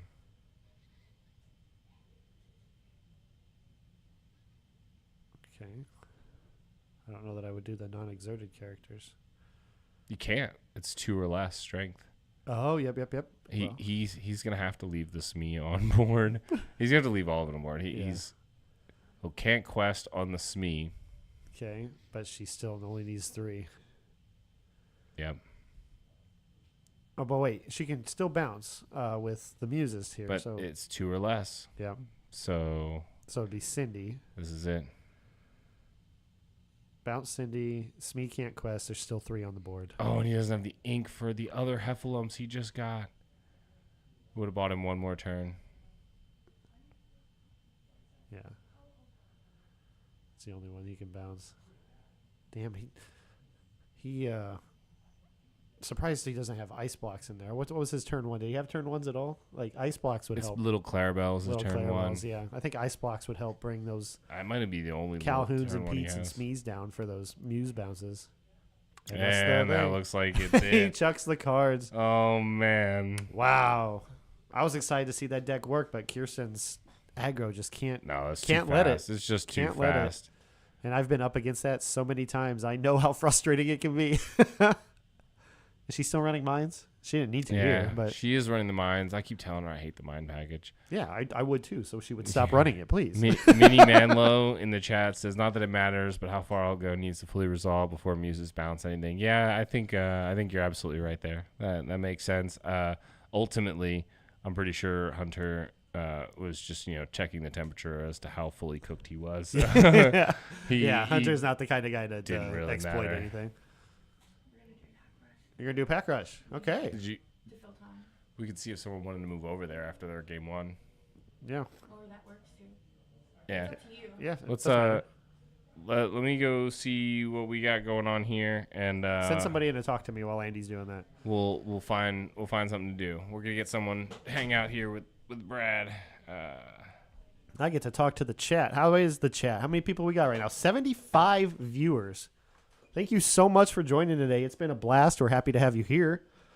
Hope you've been enjoying the stream. Sorry you didn't get to see me play anything. I was at the low tables all day, so but had a great time here at Grape's Games. Hope you guys can if you're not local and you're in the area, would love for you to come check it out. It's a great store. But great Lorcana here. It's been a great day. Much better than yesterday. Tyler, what's up, buddy? We got a special guest coming in.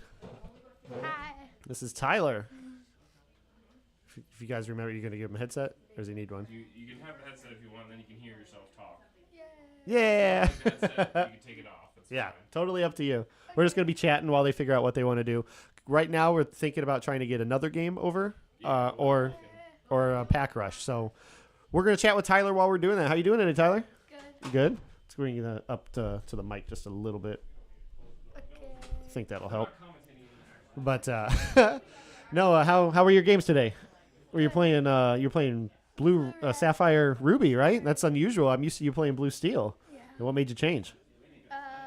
Sapphire Ruby's doing better. It's just better overall. Yeah. How'd you end up doing today? I got 2 wins and 3 losses. 2 and 3. Same here. Same here.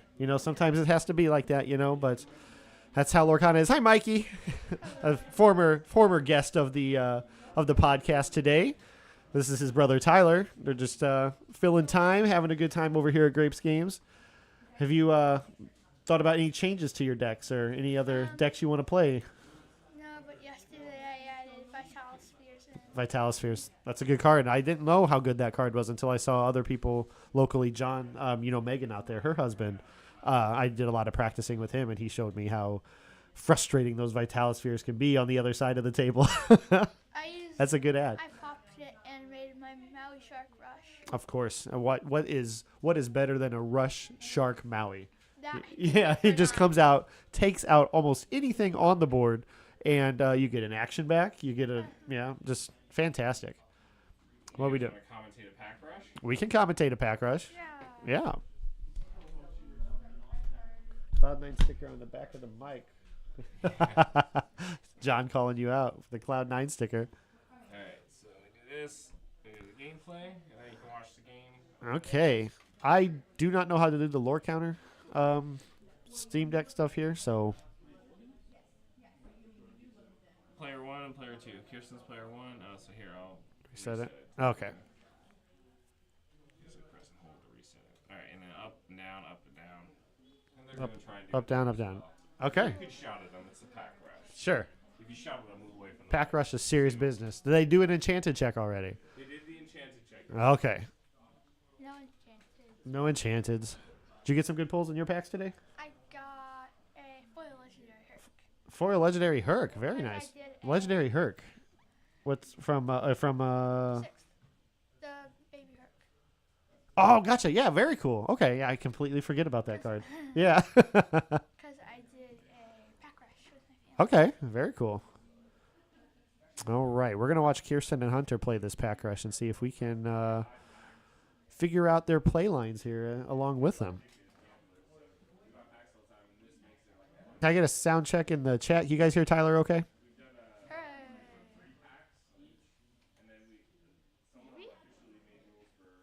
Looks like we got a 6 from Hunter, a 4 from Kirsten. So Hunter is going to take the play here. Let's see. I'm still here. A Diablo. Kirsten's hand doesn't look too bad. She's going to get some draw off that Diablo. It looks like the evasive soldier character. Ooh, Tadashi. That's a good card. Sometimes can be bad if you run out of your cards. Okay, they're saying you're kind of quiet. So if we can scoot you up a little bit, we need to try to talk into the mic, and then maybe we can hear you better. Okay. Oh, there. I can hear you a lot better now. Hey. All right, looks like she's inking a Rescue Rangers away, and out comes an Institute. Oh, foil. A Foil Institute. And I believe that gives you willpower if you're an inventor. I think so. You think so? And Diablo. Okay. Good turn one. But you can't do anything about the Tadashi yet. Yeah. Do you run Tadashi in your blue steel? You're used to. No. No? Seems like a good card. I'm pretty sure I pushed over in before 6 set. Gotcha. Yeah. I've been thinking about putting him in my blue steel, but Oh. I got to get off Blurple. Yeah. Okay, looks like we inked a Heffalumps and played a Basil, evasive Basil. Tadashi crashed into Institute. Ooh, interesting. Interesting at the Institute. I was thinking I would have quested. I think I would have quested 2. With the 2 lore and then the extra ramp that you get from him, he's an immediate answer. So I don't know that you fully. But who am I to judge Hunter's line? He's in the top 8, and I was not. Me neither. Yeah.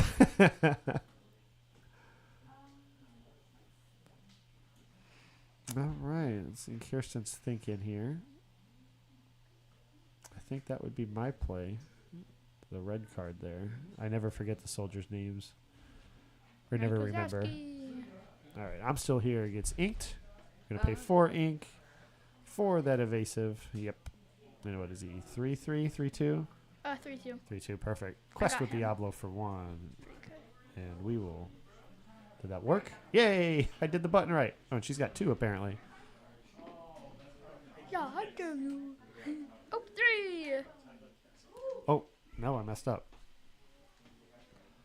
There we go. Back down to 2. Sorry, guys. My first time on the dials. I'd never claimed to know what I'm doing. Me neither.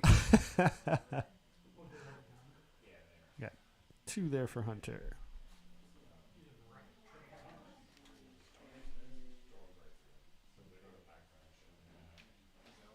So how do you think Izzy did?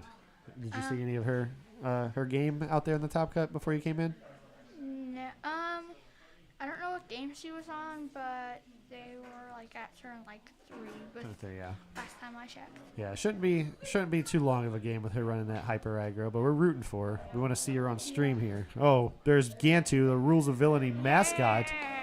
All hail, Mr. Gantu. Kirsten quest for 3. 5. Bump it to 5. I think I might have hit that too many times. One too many. That was close. Tell you what, next time we okay, looks like he switched there or swapped there. After Hunter's turn, I'll let you hit the buttons here. Maybe you can do it better than me. Hooray. How does Pack Rush work? Somebody asked in the chat. Sorry, your name is so little here. Andreas, you buy 2 packs, and ultimately you start with 2 ink. The card that comes with it becomes an instant ink. And what happens is, you want to hit that button twice? Perfect. And what happens is you draw 5, and you play just a normal game of Lorcana. You're trying to get to 15 lore before the other person. It's still same rules. You can still alter. You can still roll the dice to see who goes first. But you use those 2 pack cards as your ink, and then you play Lorcana, and it's a lot of fun. All rules, out the window. You play all your cards. You don't have to limit it to colors. Of course, you only have 24 cards, but it's a good way to learn the cards and just have fun if you wanted to go to a shop, buy a couple packs, and play the game. Looks like we got Gantu questing for 4. All hail. King Gantu.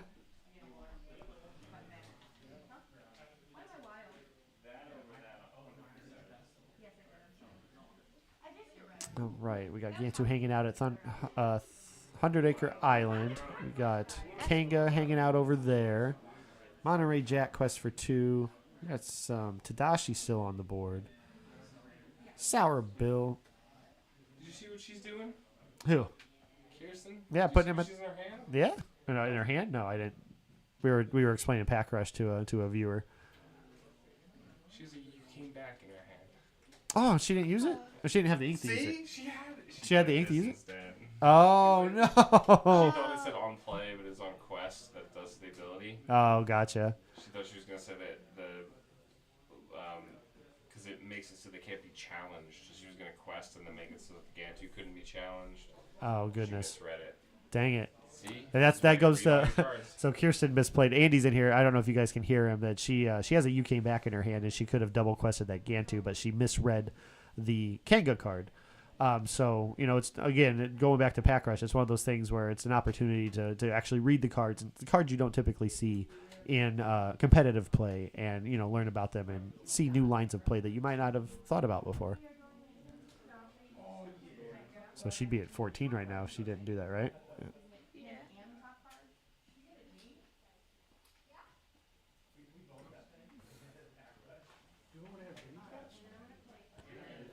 All right, you came back on Kanga. She can quest it again. Oh no, she used it to challenge. She should have done that on Gantu. Yeah, she should have done that on Gantu. But you live and learn. Yeah. Ooh, legendary Ralph with ham hands. Ooh, nice. That's cool. Yeah, he's gonna use that to banish that location and gain 2 lore. I think Hunter might have this game in the bag. Oh yeah, maybe. She only need 3 more lore. Does she think she's got to be prepared? I don't think so. No, that's not going to do it. Hunter's going to take Pack Rush.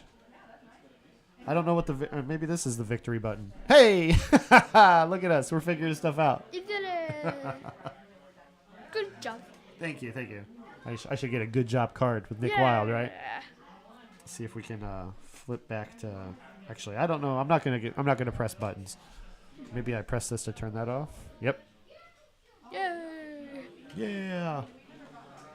So you got more SCAR tournaments along the way. On Saturday I'm going to Game Euphoria or to Yeti.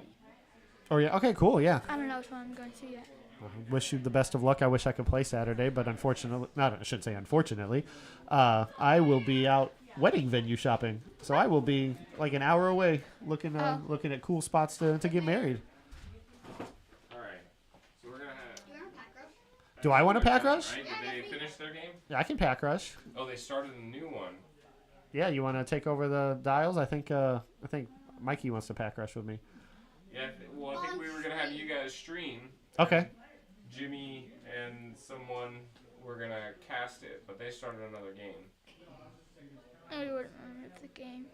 I don't care what we do. How long are we on the round? So they. Looks like it's still got a while. Really? Should we have moved? At least 3 games. All the other games are still playing. Are they really? Okay. Looks like Nick and Izzy. Yeah. How about after Kirsten and Hunter are done with this Pack Rush, you and I can have one. Sound good? Big thumbs up. All right. Hades, 2 thumbs away. Yeah.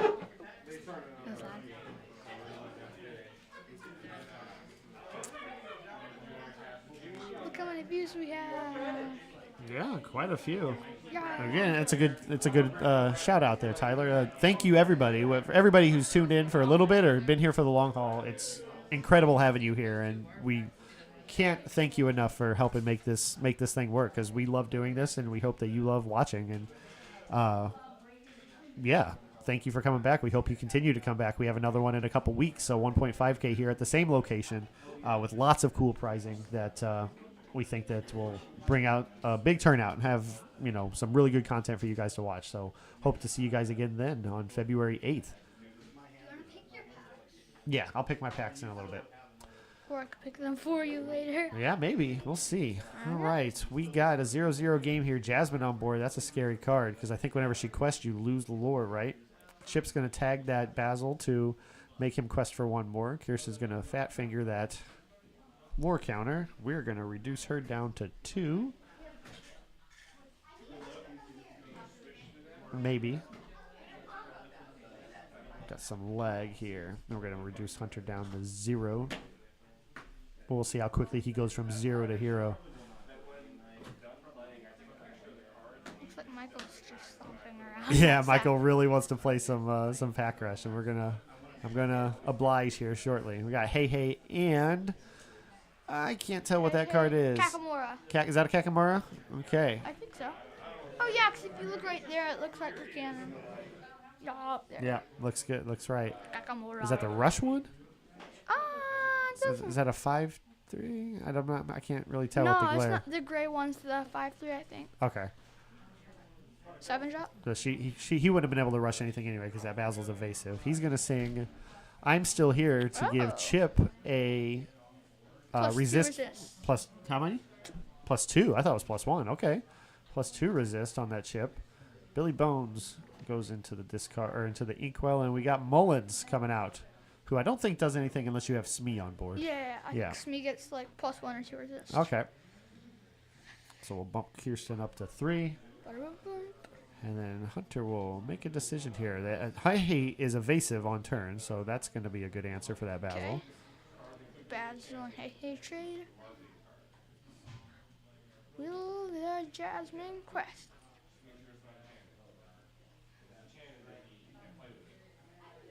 Let's see. He's thinking about it. Don't know. Looks like he's going to interplay that Alistair Gray. Yeah, Alistair, and then I thought the card below it was actually pretty good too. I can't remember what it was. Is that Herc? Yep. Hercules. Okay. Now Hercules, I think, is a 3/2 with support? I don't remember. I know I like him in my sealed events. He quests for 2 for sure. No, he has Challenger. That's what it is. He has Challenger. It doesn't say it on here, but looks like outside that Izzy finished her match. Is he finished? Yeah.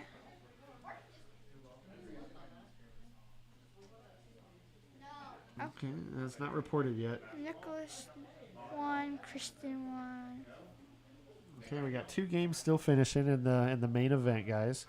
Right, Kristen and Nicholas. We might have time for the pack rush with Mikey. We might not. If we do, it might be off stream, or we'll save it for some downtime later. Oh, there's is that Markowski? I think so. Markowski and Jasmine on board. He didn't quest with the Jasmine. Oh. Curious. He's on 1. Guess I should update the score here. What is Markowski from? Is he Wreck-It Ralph? Is he one of Jane Lynch's soldiers? Don't know. I don't know either. Oh, and Hunter's at 1. Hunter's at 1. Yep, good call. Chat, what's Markowski from? Oh my God. Would y'all be interested?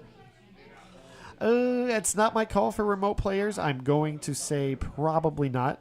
I love the enthusiasm and the interest, but it would be a really hard setup for us to do that. We have so much that we haul in here just to broadcast this to you guys, let alone doing a remote play. So I'll definitely run it by the guys for something in the future for sure. But in that short of notice, I don't know that it's we're capable of doing that. Oh, we gotta do this. Got one? 2. Oh, to 8. Very well. Mikey, do you know who Markowski's from? Mike. Markowski? The red 3 42. The card, Markowski. What movie he's from? Yes. What's that? Big Hero 6. Is it Big Hero 6? No, I don't think so. I think it is. He's got I think my mom. We'll send Mikey on an investigation. He'll get it figured out. Oh. It is from Wreck-It Ralph. Wreck-It Ralph 2 is what somebody in the chat said. Thank you so much, Fetch. Oh. Oh. Oh. Is it Wreck-It Ralph? Cool. I think He's from like the Calhoun's crew. That's what I thought. Or Heroes Duty. That's what I thought. I said, is he part of Jane Lynch's crowd or club? It's 7 to 9. Kristen goes down 1 and Hunter goes up 5. Okay. Wait, no. Wait, yeah, 5. So you got 6? Okay. 7 to 6. This looks like an interesting game. Yeah, we got that pixie dust over there doing work too, because now she can make anything evasive for the rest of her turn. Yeah, and Hunter came back last turn, I think. So you got a microbot over there. Look at that.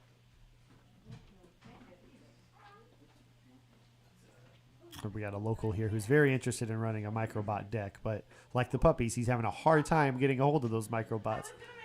Who is it? What's that? Who was it? Chip here from one of the regulars here at Grapes. Yeah. Every time I'm here, he's asking for microbots, and I'm like, I'm sorry, bud, I don't have any. I mean, I do, but they're not with me. Maybe I should remember to bring some next time and donate, because I'm probably never going to play that deck. But I think Kristen went up 2. It's up 2. Go ahead and hit the button. Well done. We're just pressing all kinds of buttons. I don't know that I can keep up with them. Oh no. Down 1. Is he there 6? No, that's 9. Hunter's at 9. Oh. Heffalumps is going to make something not quest. Yeah, I think so. Okay. 2. Hunter. If he still hasn't finished her match. I think she did. You excited for the next round of Disney Lorcana DLCs? Yeah. Or Disney Lorcana challenges? I said that redundant. I'm excited for them to announce it and see where we're all going this I know this that year. they finished. They might have just not reported it. Okay. We'll wait for its report, and hopefully it's good news for Izzy. Yeah, hopefully. It's very cool if you got the champion. So you went to 2 DLCs this year, right? You went to Atlanta and Seattle? Atlanta and Seattle. Which one do you like more? Probably Seattle. Seattle. To be a competitor. Yeah, you did. It was really cool. And I got to sit next to Mikey. I saw you, from a distance, but I got to sit, right next to Mikey a couple of tables. And it was really neat. Oh, nice. Oh, my first chapter sealed in Seattle, I got a foil Maleficent Dragon. Ooh, that's a good pull. That's one of the Yeah. best pulls you can get from Chapter 1. It's like $82. Yeah, one of my favorite moments in Seattle, I wasn't participating, but I was over near the artist signings, and the first chapter sealed happened, was starting to fire off, and then probably three separate people started cheering wildly, and then everybody around them, just went crazy because they all pulled the Elsa. And you just being on the other side of the auditorium and hearing that kind of excitement, 3 different people, pulling it was really, really cool. A lot of people, including myself, ran over there like, I got to see it. Who was it? Where is it? Really, really cool. Someone 2 spots away from me pulled a legendary, Enchanted Surfer. Oh, nice. Oh, looks like someone got it. I don't know. Yeah, I don't know. I wasn't paying attention. Okay. I actually pulled a foil Surfer Stitch at Seattle. It was really cool. All right, looks like the pack rush is done. Do we have time to play with Mikey, or should we save that for later? We have time, right? Yeah, we have time. We have time? Okay. I am going to leave the casting booth for a little bit. Tyler, appreciate you joining us. Hope you had a good time. I am going to be actually on stream playing a pack rush with Mikey, and then we will probably go into the top 4 after that. I think the last 2 are wrapping up. At least only 2 of them are reported, but whoever's in here after me will keep you updated on where that's at and when the next main game will be broadcasted. Yep. All right. Thanks, guys. I don't know what to press. It's in scenes. 7, 6, 5, 4, 3, 2, 1. You'll never have the sacred stone. Oh, this you crazy mother.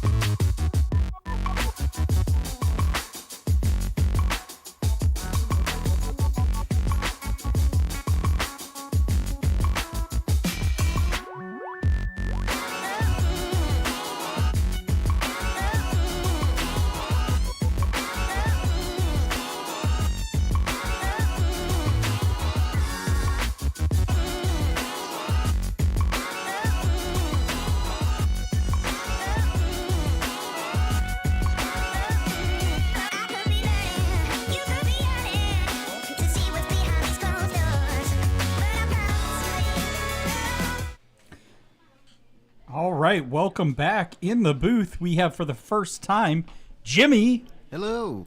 How's it going? Good. So, for long-time listeners, you'll know Jimmy has asked a lot of questions Many in questions.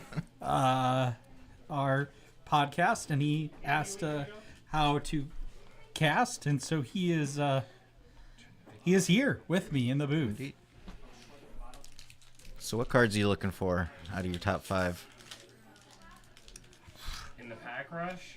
Pack Rush? I like Tink. She's a common, which in set 2, Minnie Mouse, the same 1/3, was an uncommon. So she shows up a lot more in these than other limited environments. Yeah, you know, it's hard, I will say, casting these Pack Rushes, because you just never know what's going to come show out. up. Yeah. There's definitely a few evasives. There's even evasive killers, like Mr. Smee 3/2. You gotta watch out. And resist. Yeah. You got resist. Mr. Arrows this set, right? Ooh, the big pile shuffle. Mikey's Hunter, ready. Boo Hunter fame is departing us here after his crushing defeat at the hands of Kirsten. Hey, can you guys hear me? I think they can hear me. So we're going to try to mic up Brad and Mikey here so maybe you can hear some live table talk. Ooh. Okay. Let's get the mic Oh, on. we're going to do it with... Yeah, I'll let you do it yourself. All right. Do I need to do anything? I'm not hearing them, are you? We won't hear them through Okay. here, but Gotcha. they should hear them On the internet. on the All right. internets, Yo. on the YouTube. Stop. Thank you. Steve Warner. All right, I drew my 5. Okay. My sister's gonna Oh open yeah, the is that one back. signed? Okay. Looks It there's is. some It sort of is signed. signature. If we have time, let me play my game with Mikey, and then we'll see if we can get another one going. You want to do a best The of mayor's one? popular. Nah, I don't really. I mean, he is the mayor after all. Glad handling. Heffalumps and Woozles. Sorry, Card sorry, draw bottom. and quest stopper. Okay. I love that card. Going first, I'm assuming? And I will go first. I love saying that Let's card. see. I'm gonna alter though. So, how about this? Oh, we can alter. Which one do you Yeah, want why to hear not? them, so that you know when they're talking? Okay. I can plug you in so you can hear them instead of. Oh yeah, I'll do that. I just wanted to show him. The Institute of Technology in the mayor's hands. Actually, you know what? Does he I'm support gonna education? keep what I got. I'm just gonna do one to Okay. see. Okay. Just to see. My cards keep sliding. So It got it All right. Ooh, gopher. it's so now. funny. Easy. Are you ready? I'll just shuffle this up and Sure. You what? Okay. Yes. We got a lot of kids Oh, that you're are good. part of the Rules of Villainy team and have jerseys. Okay. Go I'm ahead. going to ink a. I'm gonna ink a shiny owl. Ooh, Mikey's got the Mr. I'm Arrow. gonna play an We're Institute talking of about Technology. resist. Yeah. It's a good quester. And I'm gonna Lead off on. play a Rue. Oh, Rue. But can't do anything with her. What does the Institute of Technology do again? Helps inventor. If you have an inventor there, you get a lore, I think. So I will pass turn to you. Okay. Sorry, what's that? I was hearing Oh. them. Ooh, not that good. Might actually I will ink reduce there. Super Jim Hawkins. Ooh, Jim Hawkins. Seven drop, 4/7. Expensive to play in Pack Rush. Oh yeah, you don't get to 7 ink very often, if ever. Even with those kind of freebie 2 ink. Mm-hmm. I have no idea what I'm gonna do. There's just so little card draw to go around. Let's play Dale. Dale. Okay.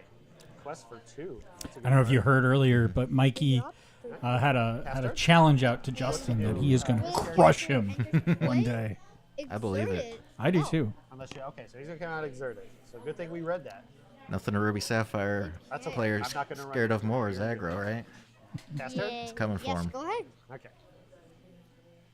Ooh, the big tink. Be a while before I see that card. Oh, So I think Doesn't have the shift line though. they go get an ink. He's crazy. Tinkerbell. I'm not crazy. Mikey calling Brad crazy in the stream. Oh, look, he's showing us. Oh, that's a Dragonfire. That's really cool. He brought his swag with him to show I off. want to play a Gopher for 4. Gopher coming And down. I will quest my Rue for 1 Okay. Questing the Rue. and pass and The turn. mayor's got some Yeah, questing okay. pressure. I will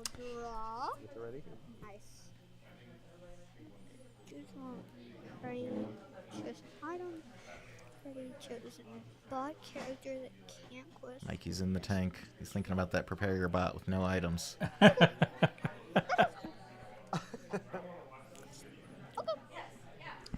It's ink. Yeah. Your bot. Okay.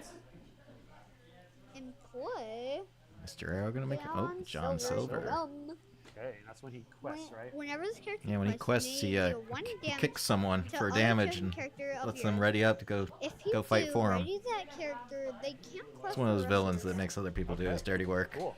I'll quest I them. love villains like that. Honestly, if I were a villain, that's what I would Madame do. Medusa, I would she's take the. always- Gotta quest him to do.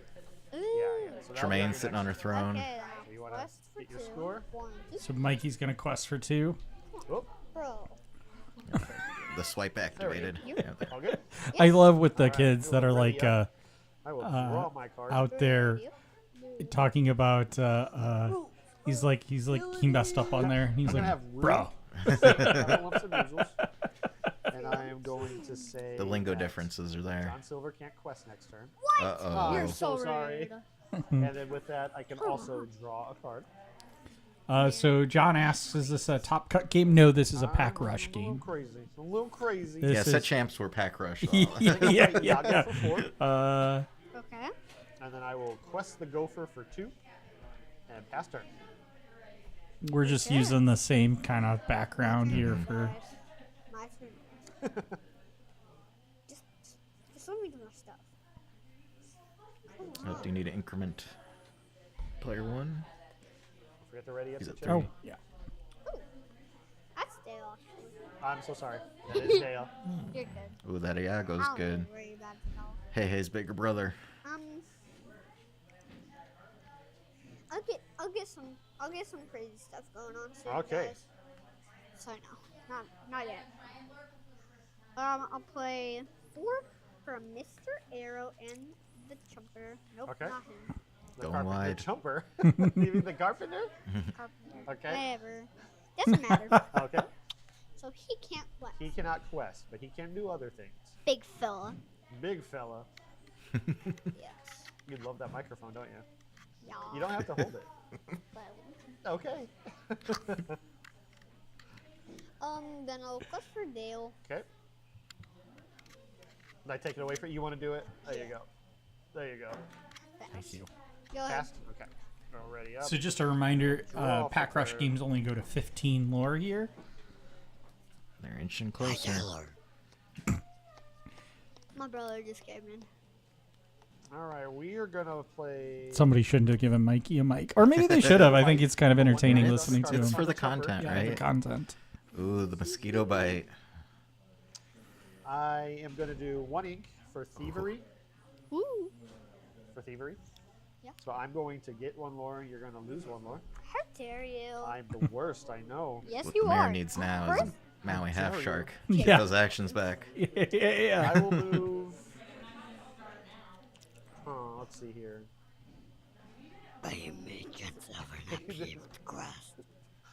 What are you doing? Let's go move these 2 people to the Institute Technology. You're streaming your voice right now. Why should I care? Why should he care? That's what I gotta say. I will.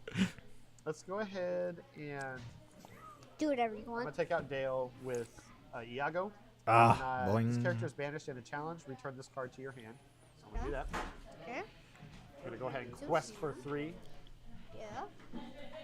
I got nightmares of, I think, Flotsam from Ursula's you're draft. Oh yeah, Doomed. Bouncing back over and over. bouncing back over and over again. Okay. Okay. Mikey getting help from the outside. Okay. Is that an option? 4 I didn't know you could do that. Dawson. No rules say a dog can't play basketball, so I think it's in a similar vein. Oh, that's a deep cut. Oh wait, can I take this back? Sure. Okay. Redo. We'll play 3 for an ambush. Ooh. Should I care? That is a good motto. But we're gonna do that on What's it say? John Silver. Can I read it? Should know what this It's is. an ambush. Friend. Ambush. Free. One of the characters Exert one of your characters to deal damage equal to their strength to chosen character. Oh goodness. Okay. It's like strength, but so different. I do Yeah. So yeah, you would have to exert him to do 2 damage to somebody.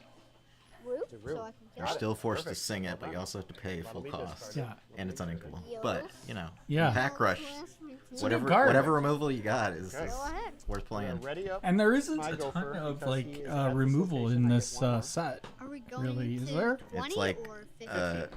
twin Okay. fire, where you Draw for turn. can Yep. fire the cannons for 2 and then pitch a card to double it Yeah. up.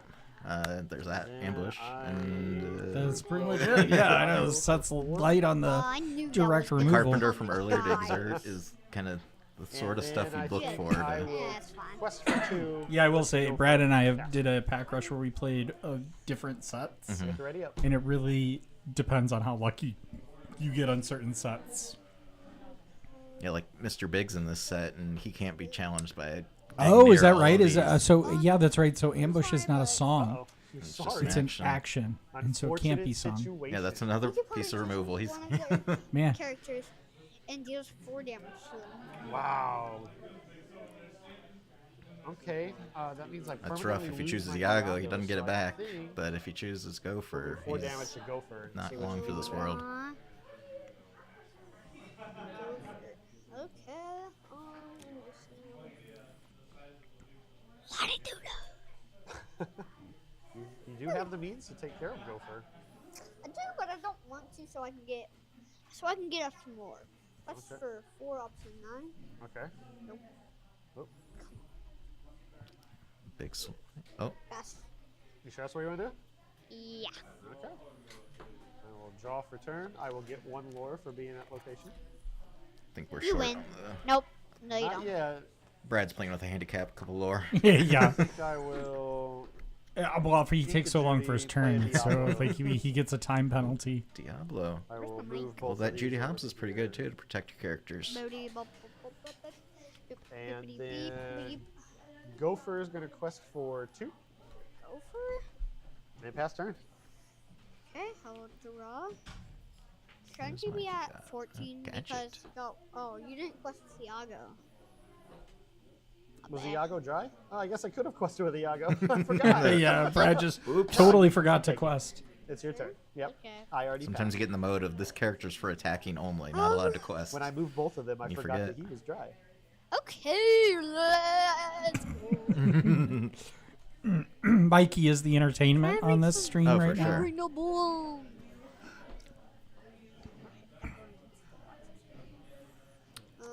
We had him in the booth earlier. Nice. Okay. Down for these. Oh, Skull Rock and Gadget. Okay.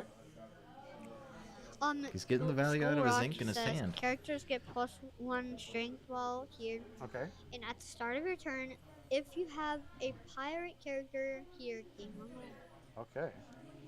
Since I have any So pirate. use all 5 Oh, I have ink. pirate. Thing I love about pack rush is you get to see cards played that you just are like go in my binder. Right.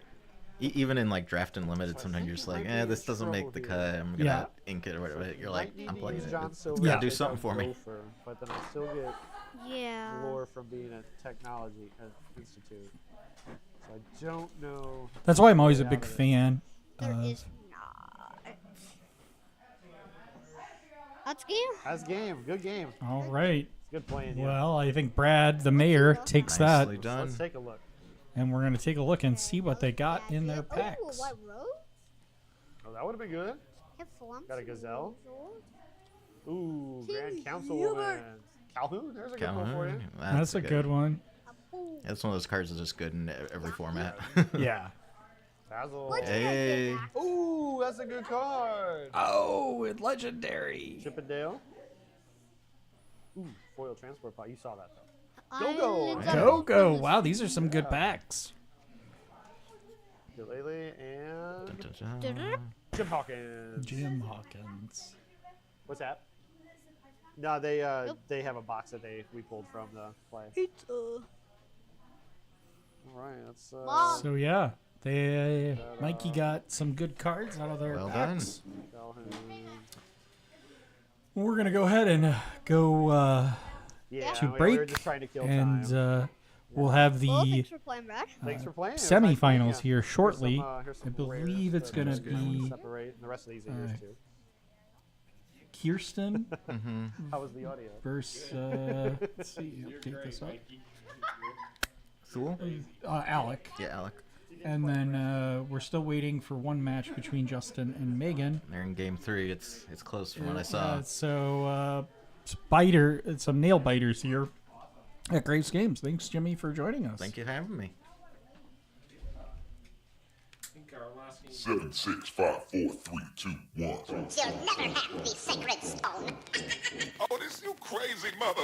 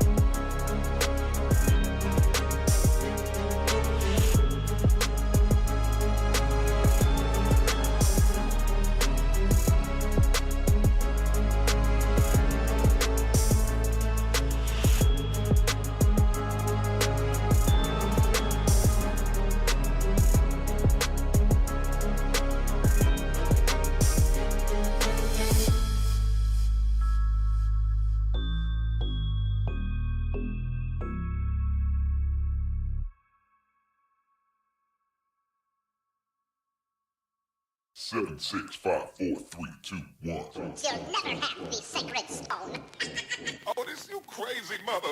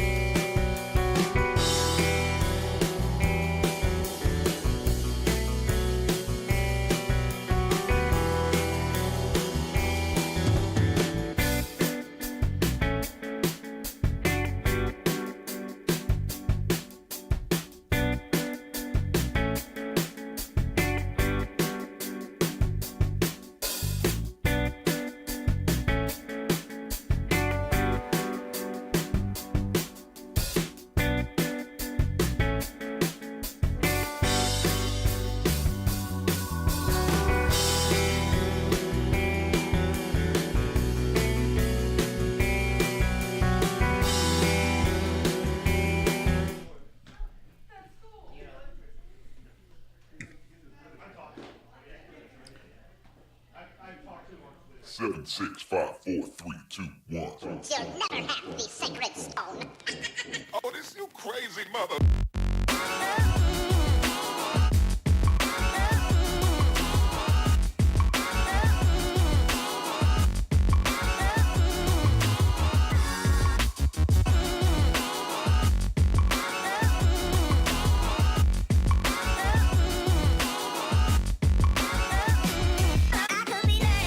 You'll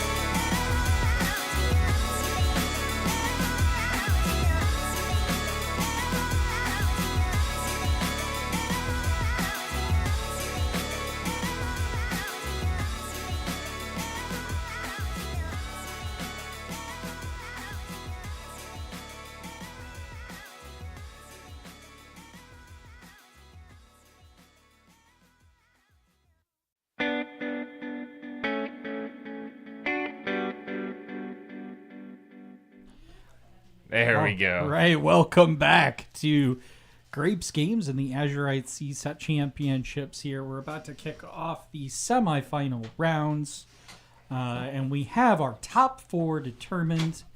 We have Kirsten, we have Nicholas, Megan, and Alec. And we're actually going to see a round between Alec and Megan. They've fought pretty hard all the way through. Megan fought hard against Justin to win that game 2-1. Absolutely. And Alec also fought hard against Izzy to win that game 2-1 as well. Absolutely. So a lot of great play here at Grape's Games. I am clearly not the mayor. I am Vince, but we're not going to fix that right now. We're going to go ahead and get to the gameplay because that's what you're here for. Absolutely. All right. And I think we have Harlan Sweet here in the chat. Alec is actually piloting a deck that earlier he told us we had him on for it was like a pseudo interview. He walked in and we were chatting with him while we were live here, and he said that his deck is heavily inspired by your list. So we let him know you were tuning in, so he hopes he does you some justice here. But we'll see how it pilots against Ruby Amethyst, because I'll be honest, Vince, this was a list that I was not particularly aware of. I knew obviously that Blue Steel is a deck that should be considered, but no ramp in it. Lots of just the good questing, high value characters, and I'll be curious to see how it matches up against Ruby Amethyst here. Yeah, I'm excited to see how this is going to work on this this matchup. I am thinking. Is everything all right? Yeah, that's fine. I turned that off since you're on that, right? Yeah, I realized something though. What? All right, give us one sec. Well, here I'll keep talking. Hopefully the audio. We're just trying create some things out here on the audio side of things.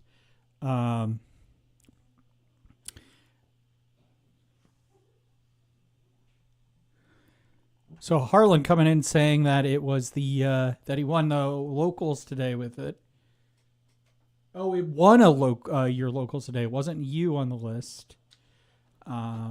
But yeah, no, it's been doing wonders for Alec. Alec took it yesterday to Fortuna Games, another local shop in the St. Louis area, and won the champion mat, as you can see there. He's been on the stream a few times today. Just kind of the luck of the draw there. I think this is our first time we're seeing Megan on the stream today here in the top cut. Round 1. She was on. Was she on round 1? Yeah. Oh. I think it was her versus Ron, right? Oh, it was her versus Ron. That's right. That's right. All right. We're just going to ditch the other one here. Hey, we're just going back to the old standard. I realized we didn't understand audio ins and outs when we thought that through earlier, the theory. And we were plugging an in into an out port. So we didn't get the mix down that we wanted, but that's fine. It's all right. We'll figure it out. Always a learning experience here, much like we're learning on the lighting side of things. Deck list will be available later on Inkdex, and we'll be sure to link those in the show notes. And we'll also probably talk about this event on our podcast this week. If you're not a listener, we would encourage you to. We just kind of hang out and talk about Lorcana for way longer than we ever anticipate doing every week. Yeah, absolutely. But yeah, so we have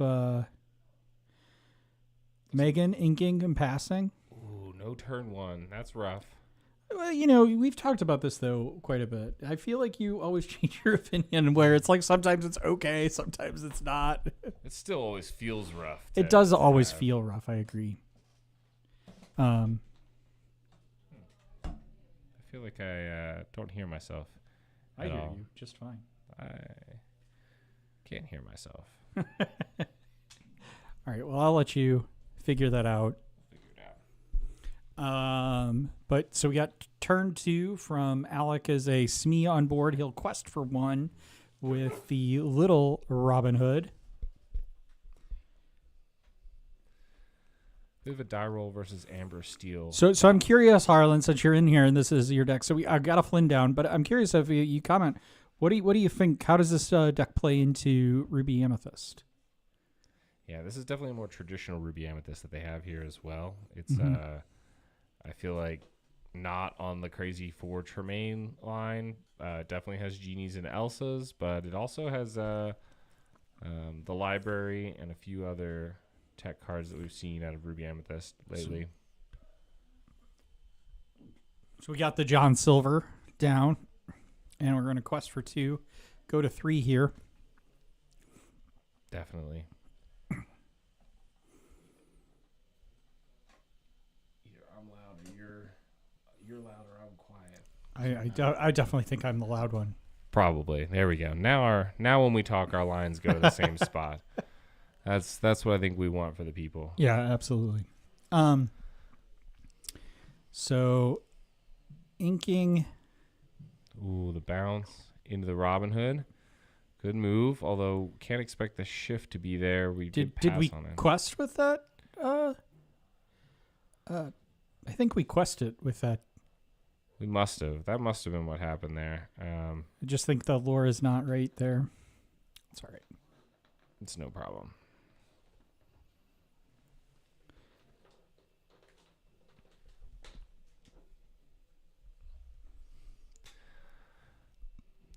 All right. So we see a Smee come down and the strength to finish off. Okay. And then the dock to draw 2 cards. Oof. Yep. And then we're going to quest for 2. And so that Smee has now 1 damage on it.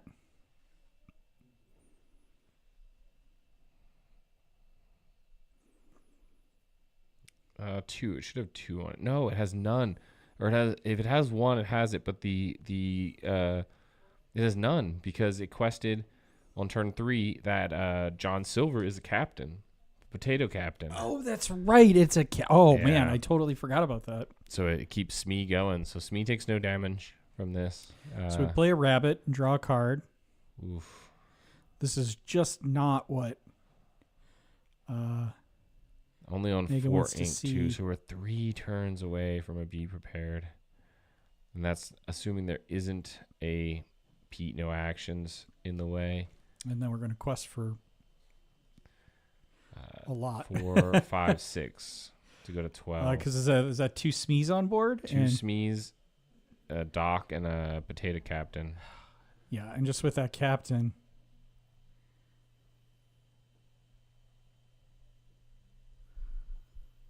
I struggled in a red-blue meta, though. Fun to play. Yeah, that would be an interesting one to see how it goes into red-blue. I'm pretty sure Alec played a lot of aggro in these couple matches today, and yesterday I'm not sure what his matchups were. So we're going to scoop there. First round goes to Alec. I mean, sometimes you just get the draw and sometimes you don't. You know, I mean, it was clear that Alec was getting his draws and Megan wasn't because she was not able to do what Ruby Amethyst really wants to do, which is fight for board control there. Alec had that board control basically from the start. Yeah, and I think the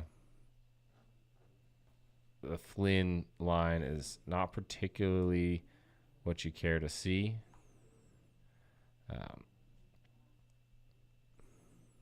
And so, unfortunately, just wasn't quite the game there for Megan. But hopefully, we can see a better draw here. We've got 69 viewers in the chat. Nice. Thank you all for coming and hanging out with us. Nobody leave. Nobody join.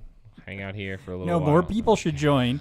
And more people should subscribe if you're not subscribed already. I know I've probably said this a billion times already, but if we get to 200 subscribers, Andy will play at a set championship a red ruby steel mill deck. Yep, Maui Shark, whole new world. And we're only 20 subscribers away from that being a reality. Wow, we're at 180 already. We're at 180. Slow down, guys. Chill, oh, no, chill, no. Chill, Speed chill, up. chill, Smash chill. that subscribe button. Chill. Andy's over here sweating. I see it. It's all right. I'll work on the deck a little. It's fine. I got a card. We're good. I don't We need to make this happen. Look, if we have a deficit of extra SCAR cards for the last chance tournament that we're running next set for these SCARs, then it'll be all of your guys' faults. Your guys and gals are to blame because I was too busy practicing Ruby Steel Mill because you guys subscribe too much. No, we need those subscribers. Pump them numbers up. All right, so we're getting into the altar phase here. John should probably come down here and do some casting for us because he's paying a lot more attention than we are. It's apparently she had the snake line but no 1-drop, which definitely really shuts it down. It's one of the reasons I personally struggle with Ruby Amethyst and like choosing it as the deck to play, because if you run it traditionally, you're looking at 4 Flins, 4 snakes, and it's really only 4 actual 1-drops that you can play that you can guarantee to be played on turn 2. And really that's just kind of hard, in my opinion, to deal with.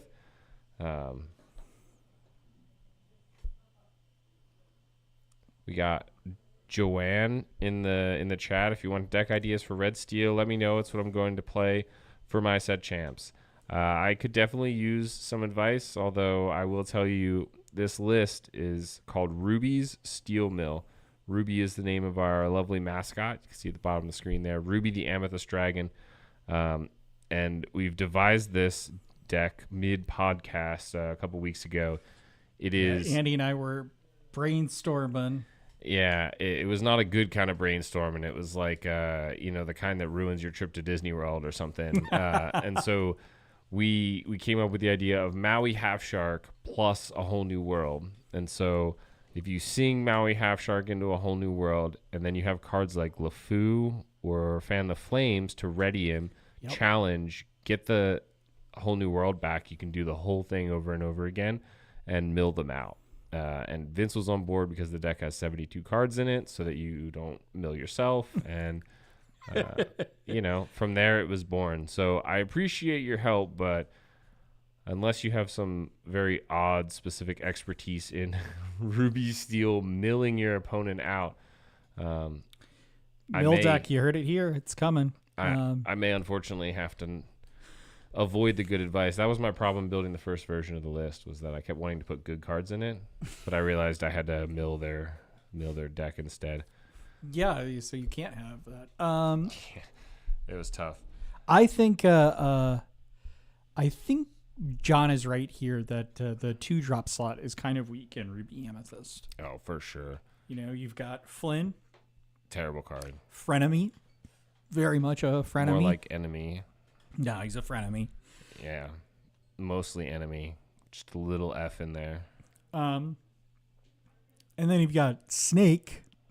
Great card. Which is a great card, but then Requires forces a you to... 1-drop.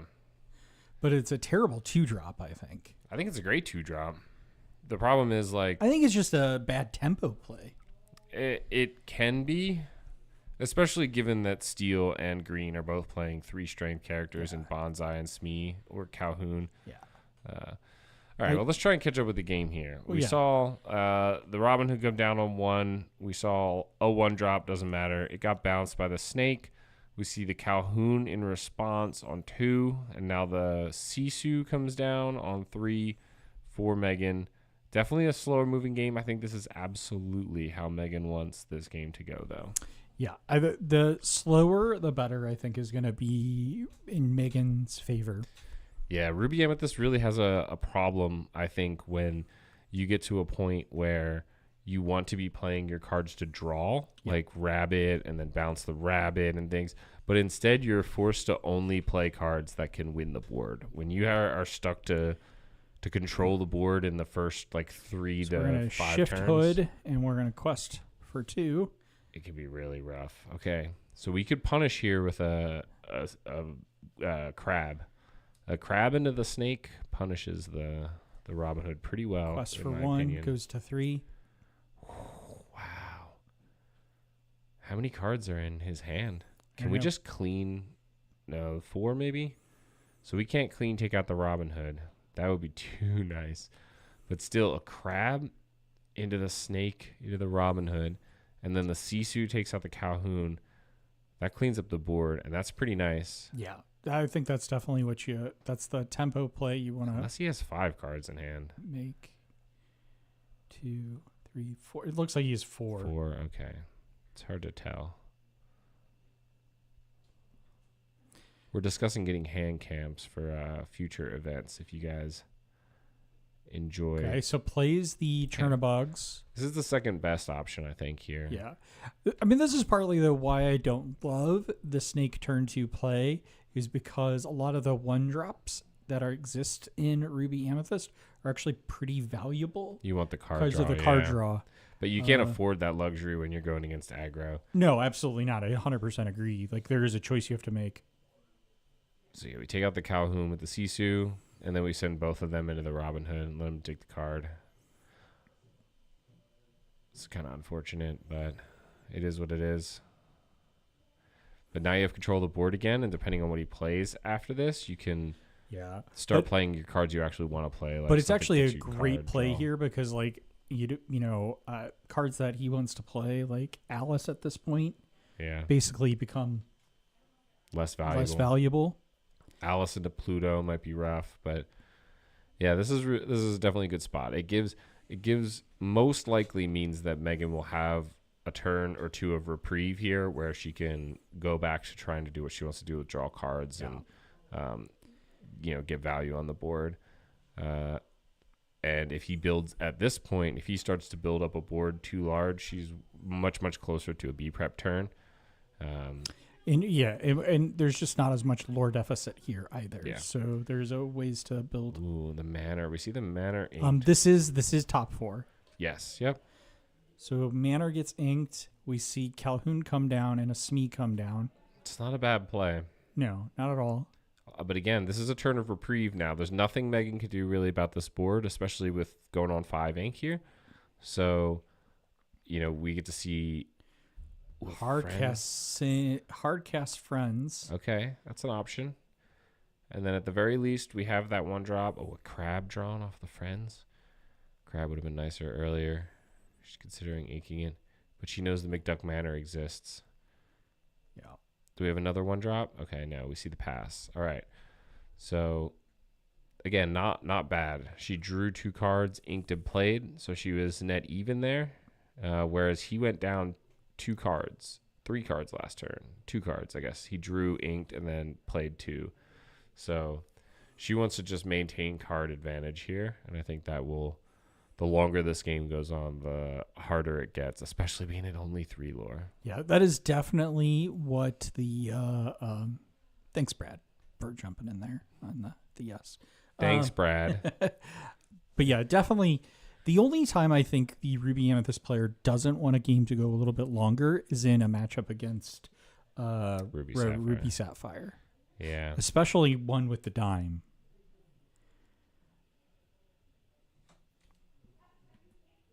So we see the Potato Captain come down. We see Sisu unable to challenge. But did we ink the crab or we didn't ink the crab? I don't remember now. I don't think she inked the crab. She inked the goat. The goat, right? So the crab can come down here to swing into the Calhoun. And that Smee doesn't have a damage. Yeah. It doesn't need a damage because the Potato Captain's in right. play. That's right. That's what I was saying. It doesn't because of the. Yep.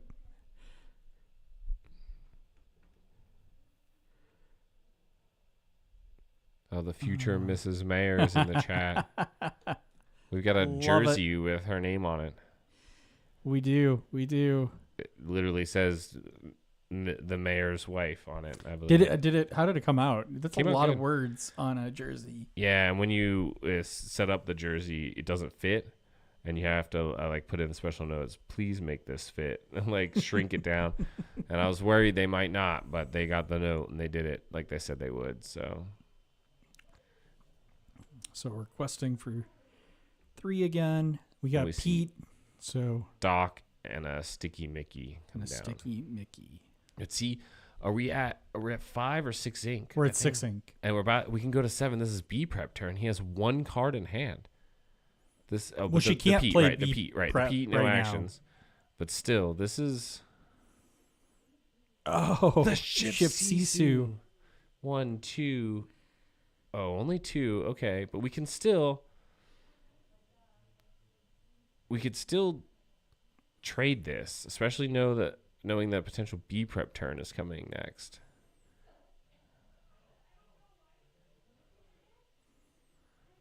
Okay, so we leave just the Pete on board. Passes Is there turn. only 1 card left in Megan's hand? One card in hand. That is rough. Okay, we need more cards in hand. So card advantage has wildly swung here. Plays a Calhoun. And Oh, a and the dock, dock. and gets card draw off the dock. Oof. Yeah. That is not what you want to see. And yeah, of course, Pedal Quest. It's basically free lore at this point. Yeah. So, do we have the B prep even in hand? That would be really nice if we had it in hand and we just inked and B prepped, and then, but still, he's got the card advantage. Yeah, she hasn't found a rabbit yet. That is pretty rough. Or a genie.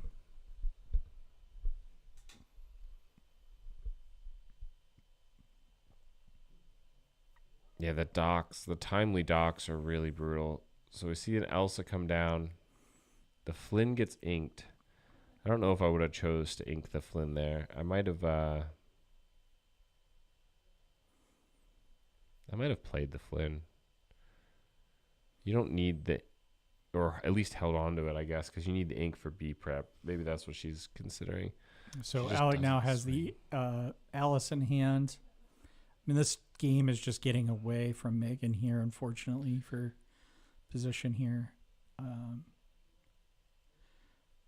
Pluto and Bodyguard. And then the then the Alice. Alice comes down and quests for This three. is a B prep. This needs to be a B prep off the top here for sure. Here we go. Oh, no. Not what you wanted to see.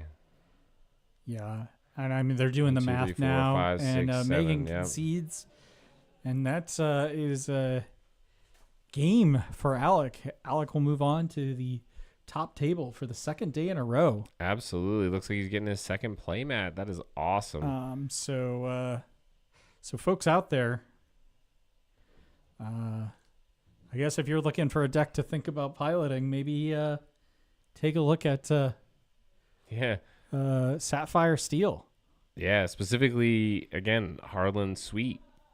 Thanks for joining us in the chat. Alec I shouted you out earlier and said, I think he said he made some changes, so we'll definitely get the deck list out there so everyone can see. But he said it was very, very similar and a heavy inspiration for his list. And clearly it has just been doing work. I don't remember what place he was going into Top Cut, but he did say that yesterday when he won, being first in Swiss at the end of Swiss and having the play all the way through Top Cut really, really helped him out a lot. So I know he wasn't first here. He inched his way in with the win. So it'll we'll have to ask. I'm taking a look at Melee now. If I can. You don't have to log in, necessarily, right? I guess that's true. I didn't need to, but I was just going to go.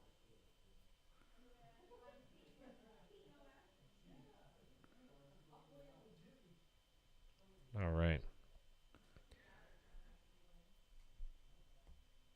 I got his list before this all started. So going into after at the end of round 5, he was Third. Okay. Third. Yeah. So he will depending on how the match goes with Kirsten and Nick, he will either be on the play or on the draw. Against Kirsten, he'll be on the draw. Against Nick, he'd be on the play. Yep. So, yeah, he paired into Izzy, so he's on the play in the quarterfinals, and he was on the play in the semifinals, and we'll see how that matchup goes.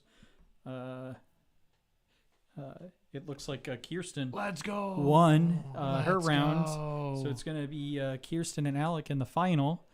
It's going to be Steel against Sapphire Steel. Which, let me just scroll up here. I think I saw this earlier. Where is it?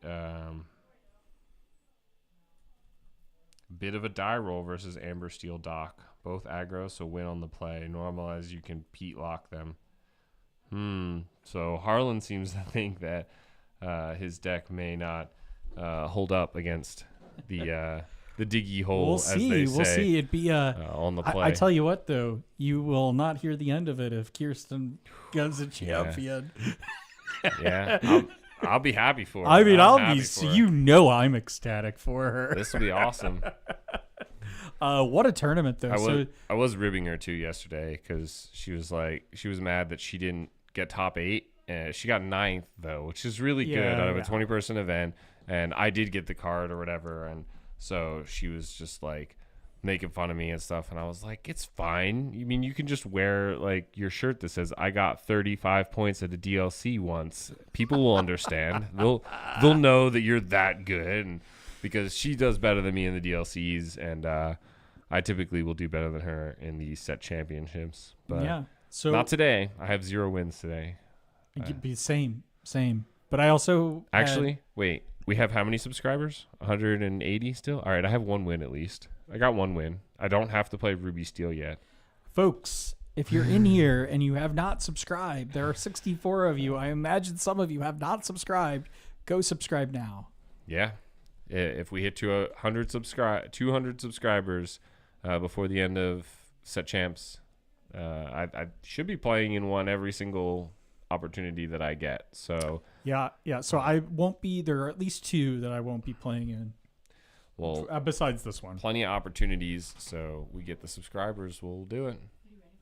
Sure. Okay. Well, I think both of us want to go to the bathroom first. No, that's fine. You got plenty of time. Of time. I tell you what. Well, we're gonna get this all set up, and we'll be right back very, very shortly to get into the championship mat against Kirsten and our number 1 player against our number 3. Alec. All right. 7, 6, 5, 4, 3, 2, 1. You'll never have the sacred stone. Oh, this you crazy mother.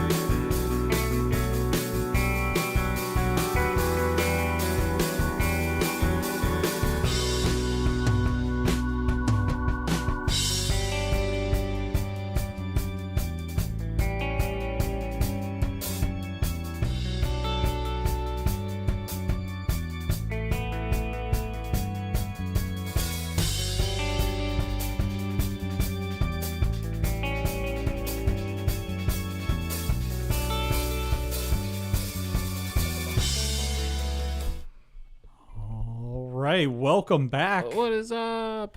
So we had a brief little intermission as they were getting set up. Yeah, you see, like scoot over. Let me scoot over here a little bit. There we go. All right. This works. I keep looking here when the camera's actually there, and I should be like better off like facing. I don't know. Are you folks? I thought you're not supposed to look at the camera. That's like breaking the fourth wall. Then we're like talking into their soul. Yeah, but I feel like that's what people want. They want us to talk right into their soul. We just need to have our monitor up more towards the camera. I think that's right. Yeah. That's probably what we need to do. So. It's all right. We'll figure it out as we go along. But we got some more Blue Steel homies in the chat, it looks like. Ron apparently has jumped on the Blue Steel bandwagon. Listen, after seeing it perform as well as it has these past few days, I'm thinking about it too. I really want one of those scars. Also, I wonder if the mayor is regretting it. Well, remember he was almost going to play it today. Was he? I know he was like dice rolling for which deck he was he going to play. did dice roll, and this was the Blue Steel was the deck that came up. Ooh. But then he was like, oh, now I'm second guessing myself, and then he backed out. out and went back to Blurple. And unfortunately, he is not as good of a Blurple player as Link is. Of course. So been proven. Yeah. Again, I still say, Brad, hire Link, but we're gonna head on over to our gameplay. All right. I do want to change the ink here for Kirsten because she is on Amber Steel. Yep, and we'll change these game wins.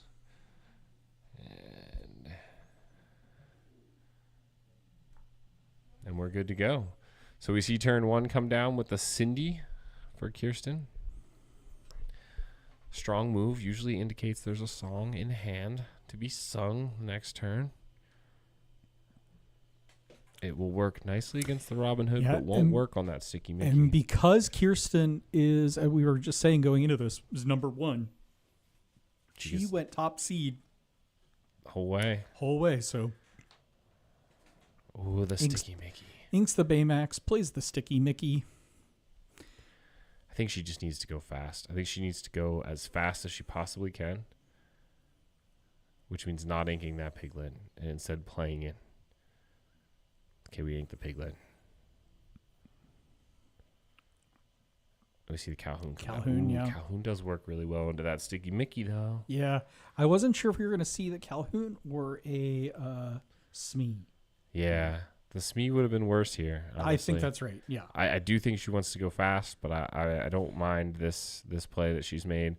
I think so. We can't see the hand, but if she has a Strength of the Raging Fire in hand, that is huge because whatever he plays, especially like a Calhoun to counter this, and then quest with the Sticky Mickey, she can play another character, sing the Strength, and kill or banish a Calhoun outright, which is really what she wanted to do before, but the Mickey, she knows she can't take that down.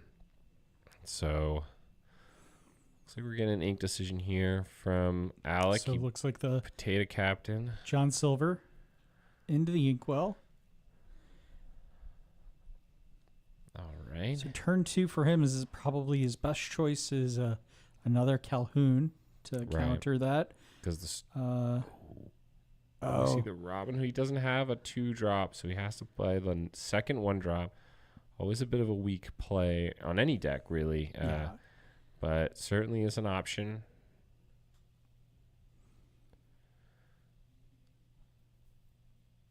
Maybe Ron says he'll probably play Sapphire Steel on one of these set champs. He does like to switch it up each one. He does. But not without, like you said, not without getting his mat first. You gotta bring one home. One of these days I'm gonna get a mat. I just gotta get good, right? Is that what the? Yeah, sorry, I didn't mean to do that to you, Vince. We're just talking over here, us folks that have lots of mats and get them fairly easily. I didn't mean to like leave you out of the conversation. So sings Storm. There we go. So we got Storm. Let the Storm rage on. So we got the value out of the Cindy that we really wanted. No shift Robin Hood on the next turn.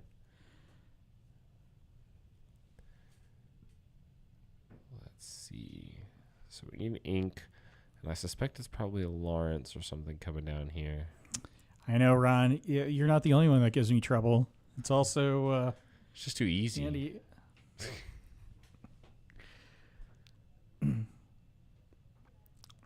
It's like that Dr. Seuss book, the Sneeches, the star-bellied Sneeches, and the non-star-bellied one. Vince doesn't have a playmat. I can tell. Ron has a playmat. Oh. Alec has a playmat. And strength.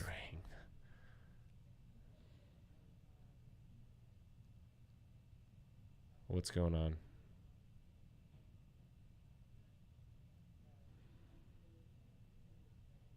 Oh, she's just gonna, I think, hard cast it.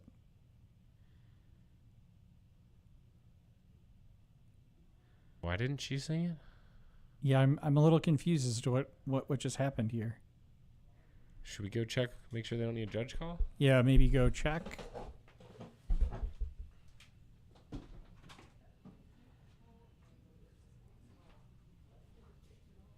So while Andy's going to check and see what just happened there.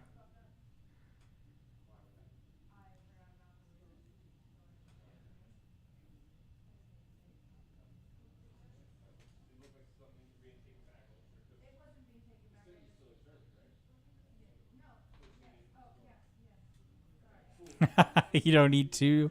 Alec is a great player. He won at my locals yesterday, Fortuna, and he's here now at the top table. Did it have to do with the resist on Mickey? Yeah. But she didn't exert. But Cindy, which made me a little confused. I was like, well, are things getting taken back? Nothing was getting taken back. The strength had to be played, but it just did not remove the Sticky Mickey as expected. Oh, okay. So we see the strength come down to the Cindy to do 1, and then the Mickey to finish it off. But the Calhoun gets this for free. Yeah. I don't know if I like that play. Smee and the Daisy. She's been saving them since the beginning. That's like her signature move. I hate this deck.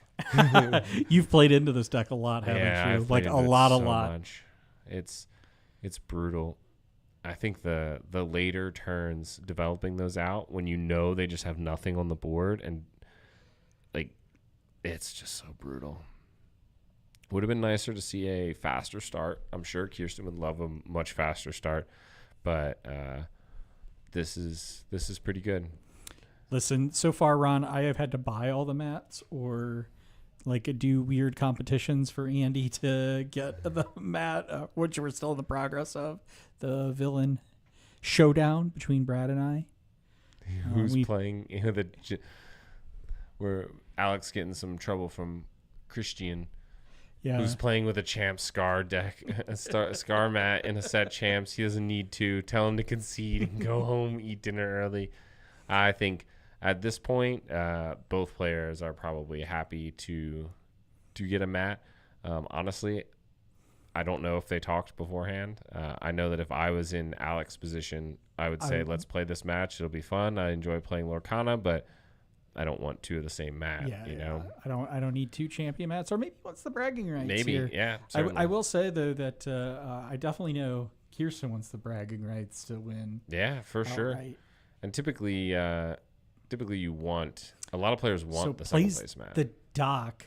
Yep. And draws 2 cards. So we're gonna quest for 4 there. Go to 6. See what the trigger is. Calhoun. We go to 8. Draw. We go to 8, by the way. Oh, no, 6. You're right. Okay. She didn't quest with anything else on board. Yeah, I don't know about I guess saving the Calhoun for the Pluto. I almost don't know that I would do that. Take 1 on the Smee. I can't tell if there's a dice on that. It looks like there is.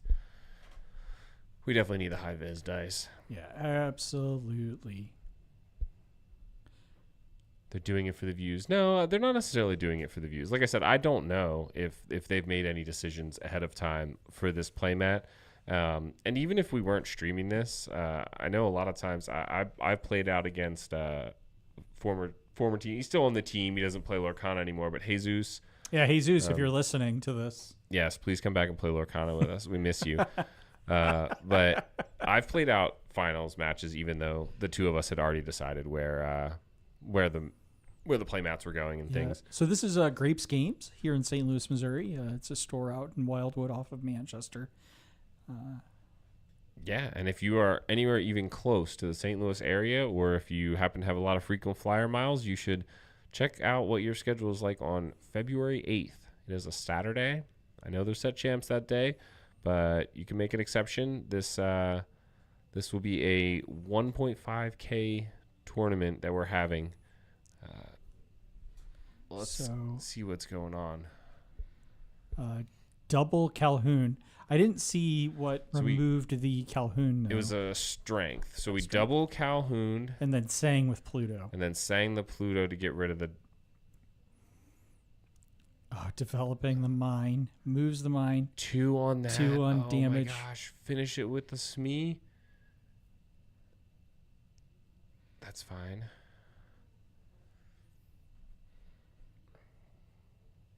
I mean, the Calhouns trade here cleanly and give him 4 lore, but I honestly think that quest those. So it goes to 10. 11. Yeah. With the dock. And so you go to, that one. Ooh, I didn't realize that had already had 2 damage on it. That's kind of rough.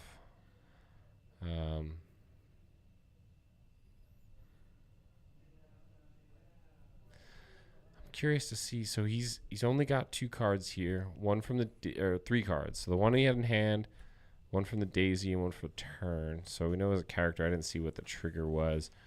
So we see 5 comes on Gantu. So there's the Cogsworth. We haven't seen. Oh, and they takes out the mine. Okay, interesting decision here. So she is at 11, not at 6. Yes, that's right. So the lore above her name is actually what's correct right now. The Lawrence.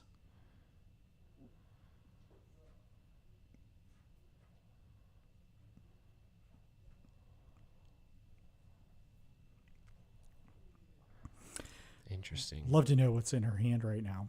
Yeah. The problem is she can't take out those Calhouns at all. No. But she's at 11. 1, 2, 3, 4, 5 goes to 16. Well, wouldn't 17, the 18. Smee take it out? One of the No, because they have the resist from Cogsworth. Oh, that's right. But this takes her up to 14. She quests for 5 there. 1, 2, 3, 4, 5. So 16. 16. The Lawrence guarantees 18. She just needs something to stick beyond that. And we know that the strength of the Raging Fire is the only removal, I believe, that he runs. Oh, Baboom. He also has a Baboom. But if we see a Daisy, a Lilo, a Smee, a Lawrence, so many of these characters just come down and threaten 2 lore next turn. That could be game. Yeah. And Alec is at 0 lore still for a deck that wants to go fast, that it just really isn't where you want to be, unfortunately. So he plays out his whole hand. He now needs to remove everything, which actually I don't even know that he can.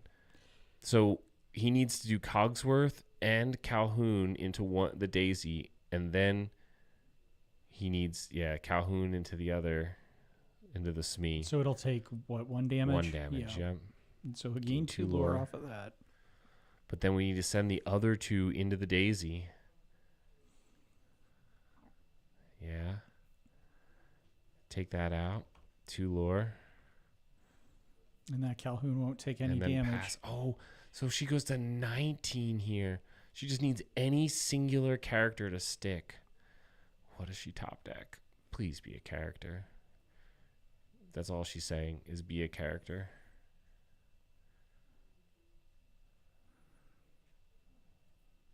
It's a happy quest for 3. That might be game.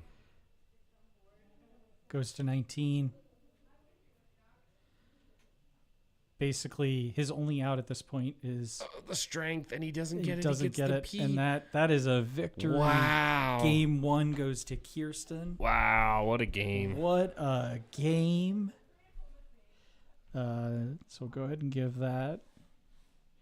We'll go ahead and reset. But yeah, that is just an excellent job by Kirsten in piloting that deck. What she's doing and what the deck is doing here really is it forced Alec to play cleanup essentially.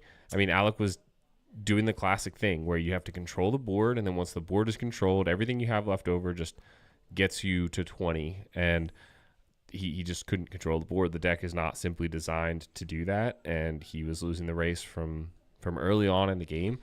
So I'll be curious to see how he does on the play. He was fighting for control the entire time and just could not establish it. And his deck just really isn't made to do that. No, it's not a control deck. It's a go fast. It's a tough spot to be put in. And so it was doing something that it wasn't meant to do, which is why you saw such a large lore discrepancy. Basically, Kirsten forced Alec to have to answer everything that was on her board. And when you have such few removal tools in the Strength of a Raging Fire and the Babooms, and you have them in your hand, you really, really have to be picky about how you use them. And he just ran out of them. Yeah. I believe I talked to Alec. He did play into at least one other aggro list. He played Izzy in the round previous to 2 rounds previous to this, and in the top cut, which is an incredibly fast deck. And I want to say he played another one. Who do we watch him play on stream? So he played Blurple. Didn't he play? He played against the Blurple list. He's been on. This is his 3rd time on stream. No, he played against a similar list from Lily. Oh, that's remember? right. Yes, which was also aggro as well. But that relied more heavily on songs. Well, I mean, it had a whole new world. I don't think. Did she have a whole new world? I think she did. She did you're have right. a whole new world. Okay, you're right. And she had the aerial. She also had the flutes. Right. And Kirsten doesn't run any flutes. No whole new worlds. No, that was Tabitha we saw with that whole new world package. I think Lily was playing a more aggro steel song with the mines and everything. But when I talked to him, he has played at least 1, if not 2, aggro already today. And so, I think he knows what he needs to do, and it's possible for him to, control the board and come back. The steel characters have a lot of value to them, but just the same reason I don't like the mine package, because I don't really think that deck should be fighting back very much. The same reason, it's because you shouldn't be doing that. And, when you're forced to have to do that, you don't really have great tools to do it. So it can be very, very difficult. Yeah, so Tabitha played Nick. That was the round with the more song package. And so Alec played Mitchell. Blurple, in okay. the Blurple. And then we didn't see him. This is like his 5th time on stream, I thought. Maybe not. Who do we see Lily play later in the Hunter and Britt, Justin and Link, Alec and Lily. Yeah, so Alec did play. So you did. In that last round, I believe, because our other rounds were able to ID to continue on. So we're going into game 2 here, catching up here with Alec on the play. He has a Sticky Mickey on the board, and we've got Kirsten. And then he babooms the Cindy, is what happened there. With a Daisy and a Happy. So yeah, she played Cindy first. It got baboomed in response, which I understand where Alec's coming from in that, but it is kind of a negative tempo play. Especially when it gets followed by a Happy and a Daisy here, it can be really rough. So what do you think Alec holding on to potentially maybe McDuck Manor here? Because McDuck is good. I think that's a hard card for Kirsten to deal with in this matchup. Yeah, she would need to go faster than it. The only risk would be is if he missed his opportunity to develop more onto the board and she was able to just outrace it. If she's already posing 3 lore a turn and he doesn't have a way to deal with it, and he plays a McDuck Manor, then really he's matched 2 to 3 lore. Yeah, right? that's right. So it needs to match. I mean, he's still one lore. turn away from the McDuck. Yeah. So he plays a Pete. The McDuck also is really rough. He inked the Pluto here, but if Kirsten has her own Pluto or a Lawrence down, Lawrence hits the Manor for 4, which is really nice. I want to say can the mines hit a location?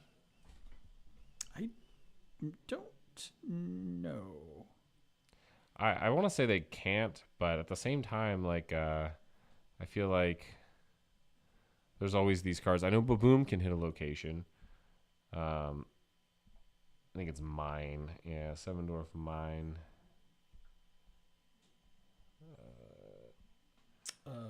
So during your turn, the first time you move here, you may deal 1 damage to chosen character. Okay. If the character's a knight, deal 2 damage. So we got they dueling worded that Pete's going terribly. on here. And she quested for 3. Yep. Didn't quite see what he had on. Got off the daisy. That's all right. So I think now he is thinking, is this an opportunity? Do I further develop with maybe do I go Alice route and try to go faster? Or do I develop the McDuck Manor here? Yeah, this is a interesting decision for Alec here. I think overall he has stronger characters, but not as many faster characters. Yeah. So Alice is expensive for the McDougal So we are going to Manor. develop the manor here.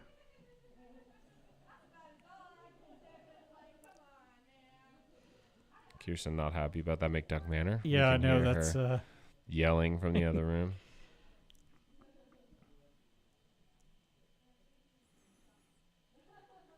We see the Sticky Mickey trade and the Pete. Well, they don't trade. Sticky Mickey right. sticks. He sticks. Yeah. That is not a play. Yeah, the McDuck's kind of rough. So if she can just go wide here. So you take out the Mickey with the Pete.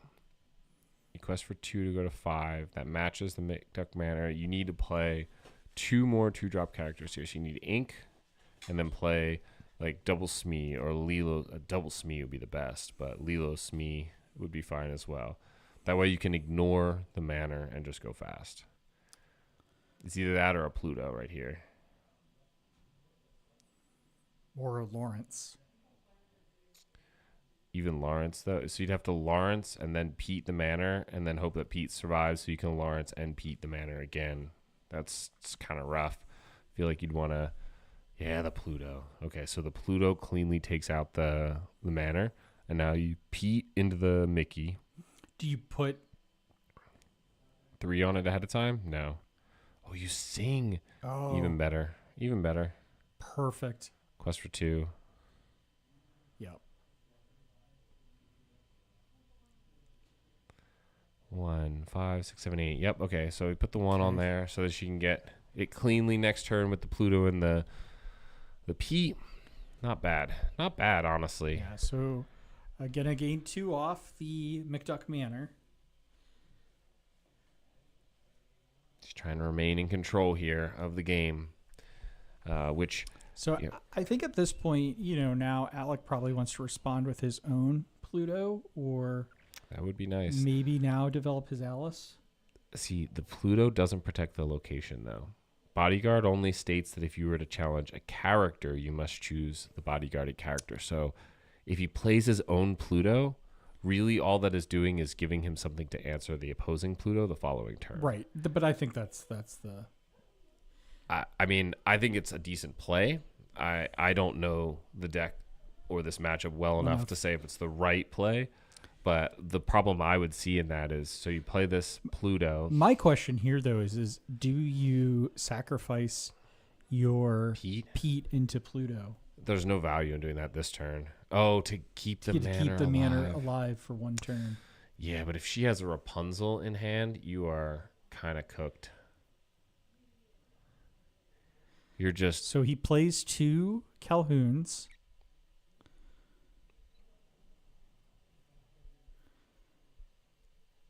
I mean, I don't quite see what's in his hand, so I don't know what. Okay, so he's just going to quest. Okay, if she has a Rapunzel in hand though, then you're giving card draw. Yeah, then it's just absolutely brutal. And I actually think she might have a Rapunzel in hand. No, she just drew a Pete, or she just drew a Daisy. That's what it was. Another Daisy. Ugh. And so 5, 6, 7, 8 to finish it. Yep. And then we quest for 2. Goes to 5. So really keeping good game state here. Yeah, very wide board. Making it very, very difficult for So I guess Alec. I guess here you Pete into the Pluto, and then you Calhoun to finish off the Pluto, and you Calhoun into the other Pete. But then you have 1 Calhoun left that Pete can cleanly trade, plus whatever you play this turn, and they still have 2 Daisies questing for 4 next turn. And you get 4 lore off. You have to take care of that Pluto because the Pluto's a bodyguard. Yeah, this is honestly, it's not. That's not the worst play, right? Because he would still get 4 lore off of it to go to 10, and she would only be going to 9 with the double Daisies, and he would get 2 more cards in hand. Yeah. But if this last card in her hand is like another Pluto or something, then it's crazy.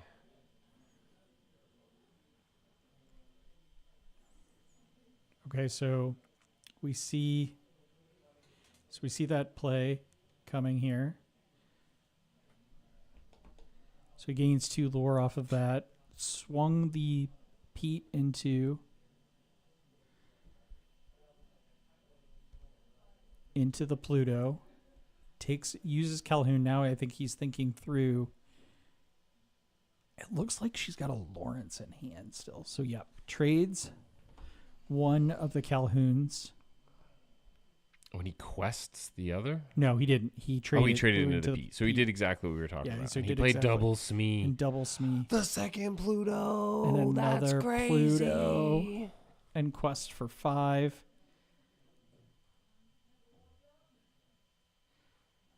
To go to 10. This is costing everything he has in his hand just to deal with these cards. So now we can do the same thing. So now he has to Smee into the Smee and Pluto. Calhoun, and then we Smee to trade a Pete. And again, the Calhoun is the only thing left on the board, and 2 Daisies. Wow. And then she goes to 14, and he would go to 12 plus whatever. Kirsten is just expertly playing this. Yeah, I'm a little worried. I think she has no cards in hand. She is out of gas. Needs a top deck dock for sure. Does she have no cards in hand? I thought she had 1 card in hand. I'm not sure. Because I think she drew the yeah, Pluto. right. So I think she's got 1 card. Unless she inked it, but I don't think she did. Yeah. There's almost no reason to ink at this point. Yeah. Yeah, 1 card in hand. Yeah, there it is. What do we see? Can we see what it is? Is it a Lawrence? I think it's a Lawrence. I think you're right. I think it is a Lawrence there, which is really nice because, again, if he's able to clear this board, or like as much as we think he can here, then we're looking at so inks Pete going to like 16 or 18 again. Is this a Cogsworth? No, this is a Robin Hood. Yeah, Robin Hood. Okay. All right. So there we go. The 2. Is he just going to quest with the other? Oh, he did. He quested 2 with it. 1, 2, 3, 4, 5. So he's posing going to 19. Actually, he's posing going to 20 if the Calhoun is able to challenge. So she has to trade she has to trade the Pete into the Calhoun for sure. So And now then Alec is forcing Kirsten to answer this board. she still gets to go to 14 though and play the Lawrence, which threatens lethal, which means he has to then send both the Smee and the Robin Hood into one daisy, just to get rid of the daisy. At which point the Smee's gone and the Robin Hood gets you 2 lore, which brings you closer to 16. But then she just has win on board, right? Unless there's a potential that he develops a John Silver, which John would Silver, which no would- challenge. Oh, she played Storm instead of the Lawrence. Okay. Inks Lawrence. Plays the Mine. Okay. Trade the Calhoun. Yes. Quest for 4. She's still not threatening lethal here. That's a little rough. So he got a Pluto and John Silver off of it. So John Silver just says you can't quest or challenge next turn. So at this point she's questing. Well, I was saying but it's irrelevant now because of the Smee on board. Because John Silver's a captain. Oh, right. The captain. True. So So that would have kept it on board. Kept it on board, so it wouldn't have been banished. Right. That would have been a saving grace had that played out the way it needed to. But I think I don't know. I really think the Lawrence was a strong play. He has the John Silver in hand too. well, the thing here is like he could just go wide and not do anything. And then she loses. Yeah. If he just poses 4 lore, he just needs to put 2 more lore on the board. Honestly, I guess you're right. So honestly, like She can only do 1 damage by moving something there, unless she gets like a dock, then it's 2 damage.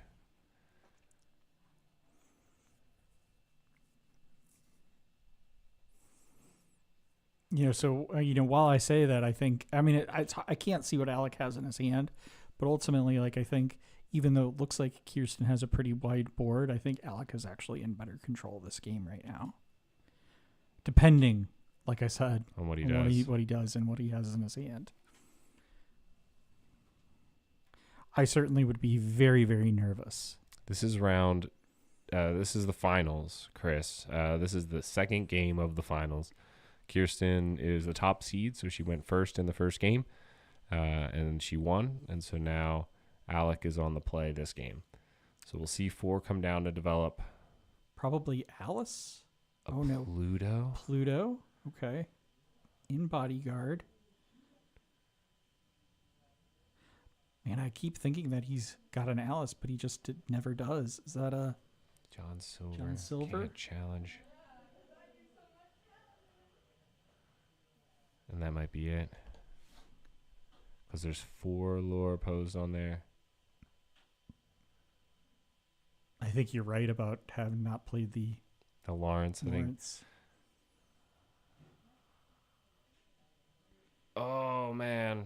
All right. Going to game 3. Crazy. So Alec takes game 2 in this. Kirsten will now get to go on the play again. And we'll go to game 3 of the finals. I will be right back. What a game, though. And while they're doing their shuffle and altar, I just want to say thank you so much for everybody here joining us live from Grape's Games here in St. Louis, Missouri.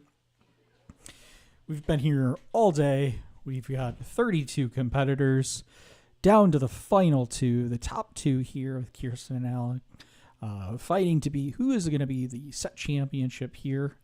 And Kirsten running the aggro Amber Steel and Alec running a very aggro heavy Sapphire Steel deck. And it's just a wonderful match that this is going down to 3 games here. Great competitors all day long. We hope you've enjoyed this stream. As I've said before, if you're new here, we thank you for spending your day with us. Please check out the channel and subscribe. We do a podcast every Friday, usually comes out, and you can listen to it on any of the podcast apps. You can also find us on YouTube and watch the video. But we hope you will like and subscribe and join us on February 8th as we do our 1.5K stream. The mayor's peeking in. You don't think it's over, do you? What? You don't think it's over, do you? No. Oh, okay. I'm just doing just talking while we're waiting. We all thought you were talking like it was over. No.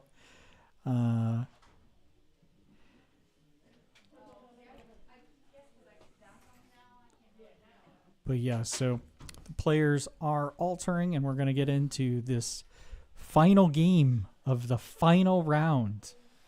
Exciting. I'm excited. I'm excited too.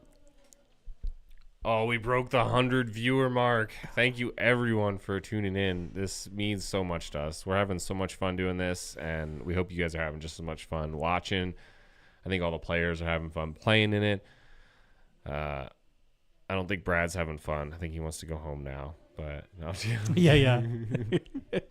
No, he's got that Zoom call with Linklater to learn how to play. You're Lorcale. right. Yeah, he's got the coaching session that he signed up for. Yeah.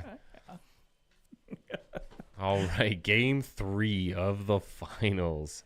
Amber Steel versus Sapphire Steel. Kirsten on the play. I can tell you that Daisy coming down first. Oh, and you see the Lilo in there for turn 2. Dad Kana coming in with the make sure you subscribe if you haven't. Thank you so much.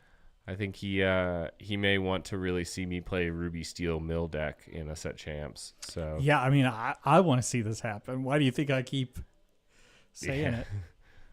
We see the Daisy into the Smee. It's a Pluto. Xanabi says thanks for the live stream. Thank you for coming and hanging out. We love doing this. We really appreciate it. It's a lot of fun.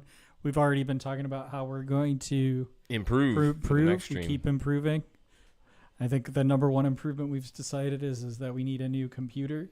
Yeah, your computer is about to explode. Honestly, we could have our casting booth outside. This computer would heat the area we're in sufficiently. Yeah, and we're in like a cold snap at the moment. So Gantu into the inkwell, all hail. Apologies to Gantu, but you're ink this turn. And developing a Calhoun on the board. So you're going to ink the Shenpo. Oh, the Daisy Lilo. You gotta say when you're we should be at 6 now, right? Yeah, 6. When you're Alec at this point, you've got to be like, what do I do? Yeah, what do I do? Honestly, if I saw this, I'd be like, GG. Yeah. You know, there's no rush characters in his deck whatsoever. I mean, his only answer right now is to swing the Calhoun into the Smee, but then the Calhoun goes away. The Calhoun goes away. So he needs like a Baboom or a Strength of the Raging Fire is really. But I mean, doesn't have the ink. The strength would do 1 damage. Yeah, the strength. So I guess he could ink Strength the Daisy and then take it out with the Calhoun to keep his Calhoun around for 1 more turn. But I mean, you just got to know that Kirsten, when she got that altar, she was like, yeah, we're cooking with gas now. Okay. We're looking at 8 lore to go to 14 next turn. So if he plays a Smee.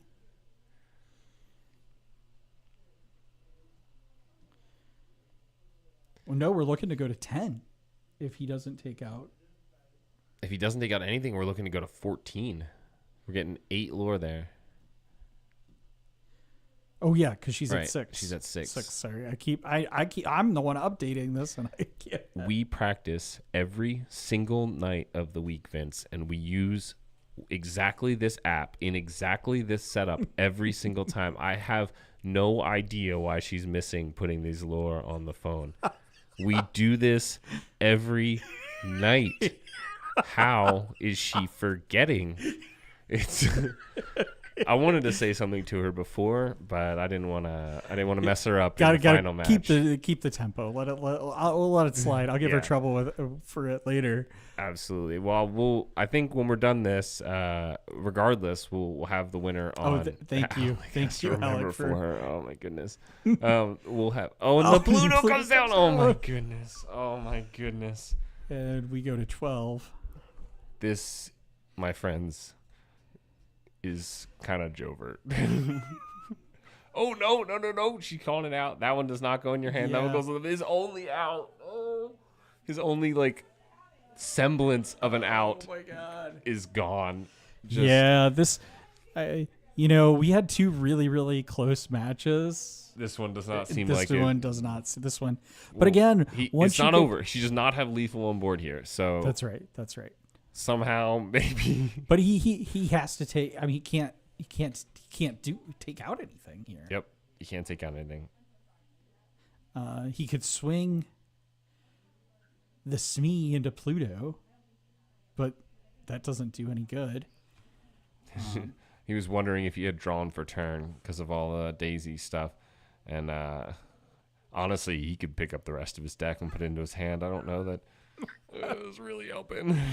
Once you get that draw though, the Daisy Lilo. Yeah, it's just Daisy so Smee. overwhelming. I hate playing against this deck. It gives me PTSD. So much. We got Honey Bunna. I'm butchering the name. It's fine. Rooting for Kirsten, went 1-1 against her at Fortuna yesterday. Cheers and thanks for the content today. Thank you for coming and hanging out. I'll let Kirsten know you were rooting for her. Yeah. It looks like she might have this one in the bag here. Well, we're not going to say that totally. We won't jump the gun, but I do feel like it does look pretty bleak. My finger's on the victory button. It is. Honestly, I want Alec to pull out and give us a couple more turns, Alec, here. Because honestly, I want more learn content. Yeah. I want to see how this can be. But it was also good. Thank you for coming to Fortuna. Yeah, absolutely. Really we had a great turnout there.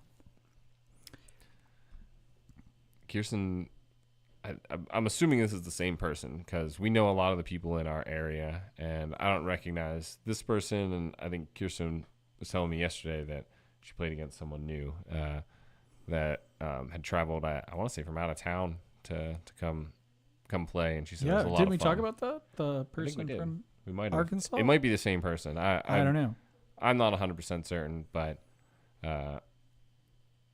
I know Kirsten said good things about the people she met yesterday playing games with. And I mean, honestly, I had a great experience too. Everybody I played with was great. Kirsten's cold. She puts the sweater on. Except for you, Andy. No, I'm just kidding. Well, Vince was nice enough to let me know that after I won the first game that he would give me the win no matter what happened because he wouldn't be able to do anything with the tie and neither would I. And then I promptly whooped his butt and said, "Yeah, you promptly destroyed me. It doesn't matter." Yeah, and I was like, "It didn't matter. We're gonna win this the right way." It didn't matter. Okay, it is. She's the one from Arkansas. Oh, that's awesome. Well, again, I think we said it earlier, but happy birthday! I hope you're having a good time. Yeah, up in St. Louis, and thanks you for made coming it, and hanging make out. it back safely. She was the one who played Amber Sapphire. Okay, that's crazy. Sorry, we're not paying attention to this game at all because. No. I am paying attention to this game. So, but so plays the Lawrence. I mean, this game is this. Yeah, now it's over. Unfortunately, because Alex seeing victory, seeing that second champion mat slip through his grasp, it's just as it goes further and further away. But yeah, Brad calling it the Mean Girls deck. Yeah, it is a pretty nasty deck there. I tried playing it earlier on in the set, and like when it works, it works. My biggest problem was I found that decks like the one Kirsten's playing here can sometimes just go faster than you, and they're just like, I don't care. You go ahead and set up all of your warded characters. I'm just gonna quest with all mine, and what are you gonna do? Does he have so strength on the? But it's not enough. but there's just nothing else. I mean, he has to clear the entire board. And he just doesn't have the characters to do it. And even if you were able to, with the Lilo, and there we go. We have the victory. And we have a champion here. Absolutely. I think we should have an interview with our champion. Let's go. Let me go grab her real quick. And so we'll be right back with that.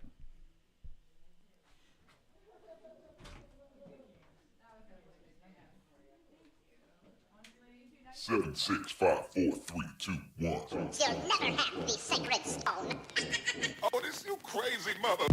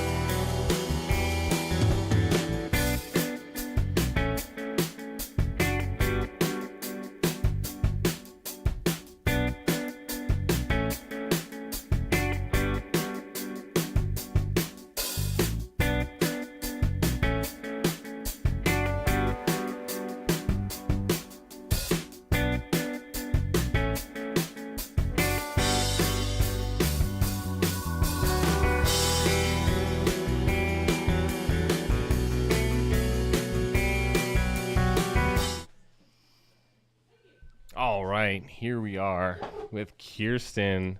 Hi. Rules of Hello. Villaini's own, the winner of the Grapes Games Set Championships. How does it feel?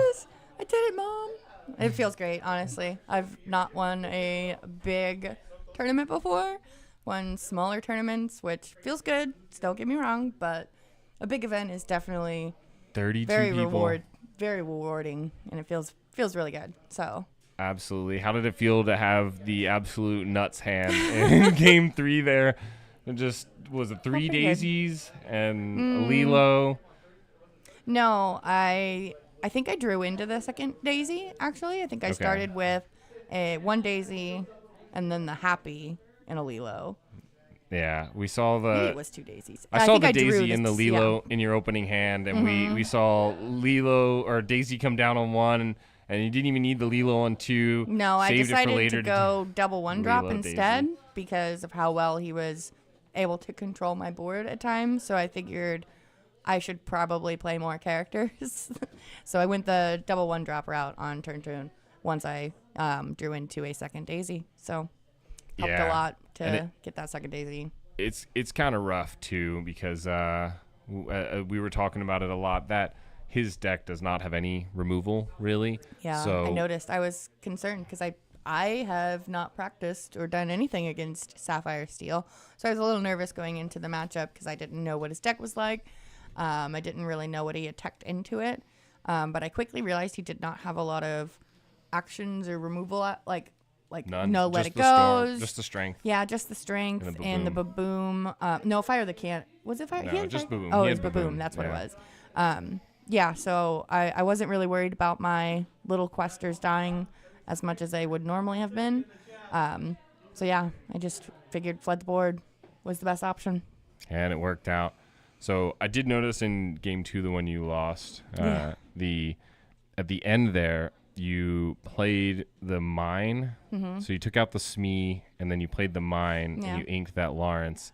We really wanted to see you play the Lawrence instead. Yeah. And just quest it out and try and you had to take the. I realized I Calhoun, should have but- probably have done that, but you know, it's late in the day, and even in Yeah. game 1, I made 2 critical mistakes, which I was concerned would cost me the entire round. But I was able to thankfully pull it back, get it together, and was able to get the win. So Awesome. Well, congratulations. Well, besides your Oh, playmat yes. and your. I got probably the best prize of them all. One of our own, Blizzy Izzy. She was also in top 8. She handmade these cute, adorable bluey bookmarks, and this was probably the best prize of them all. So I was happy because I got to pick which one I wanted. So I get Got a to. little, it like goes on the corner of your book there. Yeah. That's pretty And awesome. I thought that was so cute. So I'm very happy I get that. We'll have her on as an interview this week. Yeah. Oh. Yeah, I'm join gonna be us. on the podcast again. Okay. Sure. Yeah. Join us. all right. We'll have. I was gonna say join us Wednesday. We record Wednesday, but this coming Friday on our podcast, we'll have Kirsten on here, and we'll talk a little bit more. Go back and review some of the footage and and really grill her about her play and see how it goes. Yeah, for sure. It'll be a good time. And we still got a lot of set champs to play We going do. forward. So we do have a lot. Now I don't have to be as sweaty though. and remember, if we get 200 subscribers, Kirsten will play Ruby Steel Mill deck Ruby in a Steel? set championships. You know what? That sounds pretty fun. We're 12 away. Oh my goodness. Oh Look, my goodness. Look, if we get those 12 subscribers, I will 110% play a Ruby Steel Mill deck because anything but Sapphire. Do not make me play she's Sapphire. playing Ruby Sapphire. No, I'm playing the Ruby Steel. You said it yourself. Everybody heard. We've got at least 65 witnesses. So. All right. Well, thank you everyone for joining us. We want to get Brad and Vince in here. Try and get like a group shot if we can. Squeeze through here. Don't sit down yet. We good? Everyone try and Good. huddle in. Yeah. We get a group picture. Hey, thanks everyone again for joining us. We had so much fun here at Grapes Games. February 8th, join us again, and be sure to like and subscribe. Check out our podcast every Friday right here on YouTube, Spotify, wherever you can watch. Any last words? No.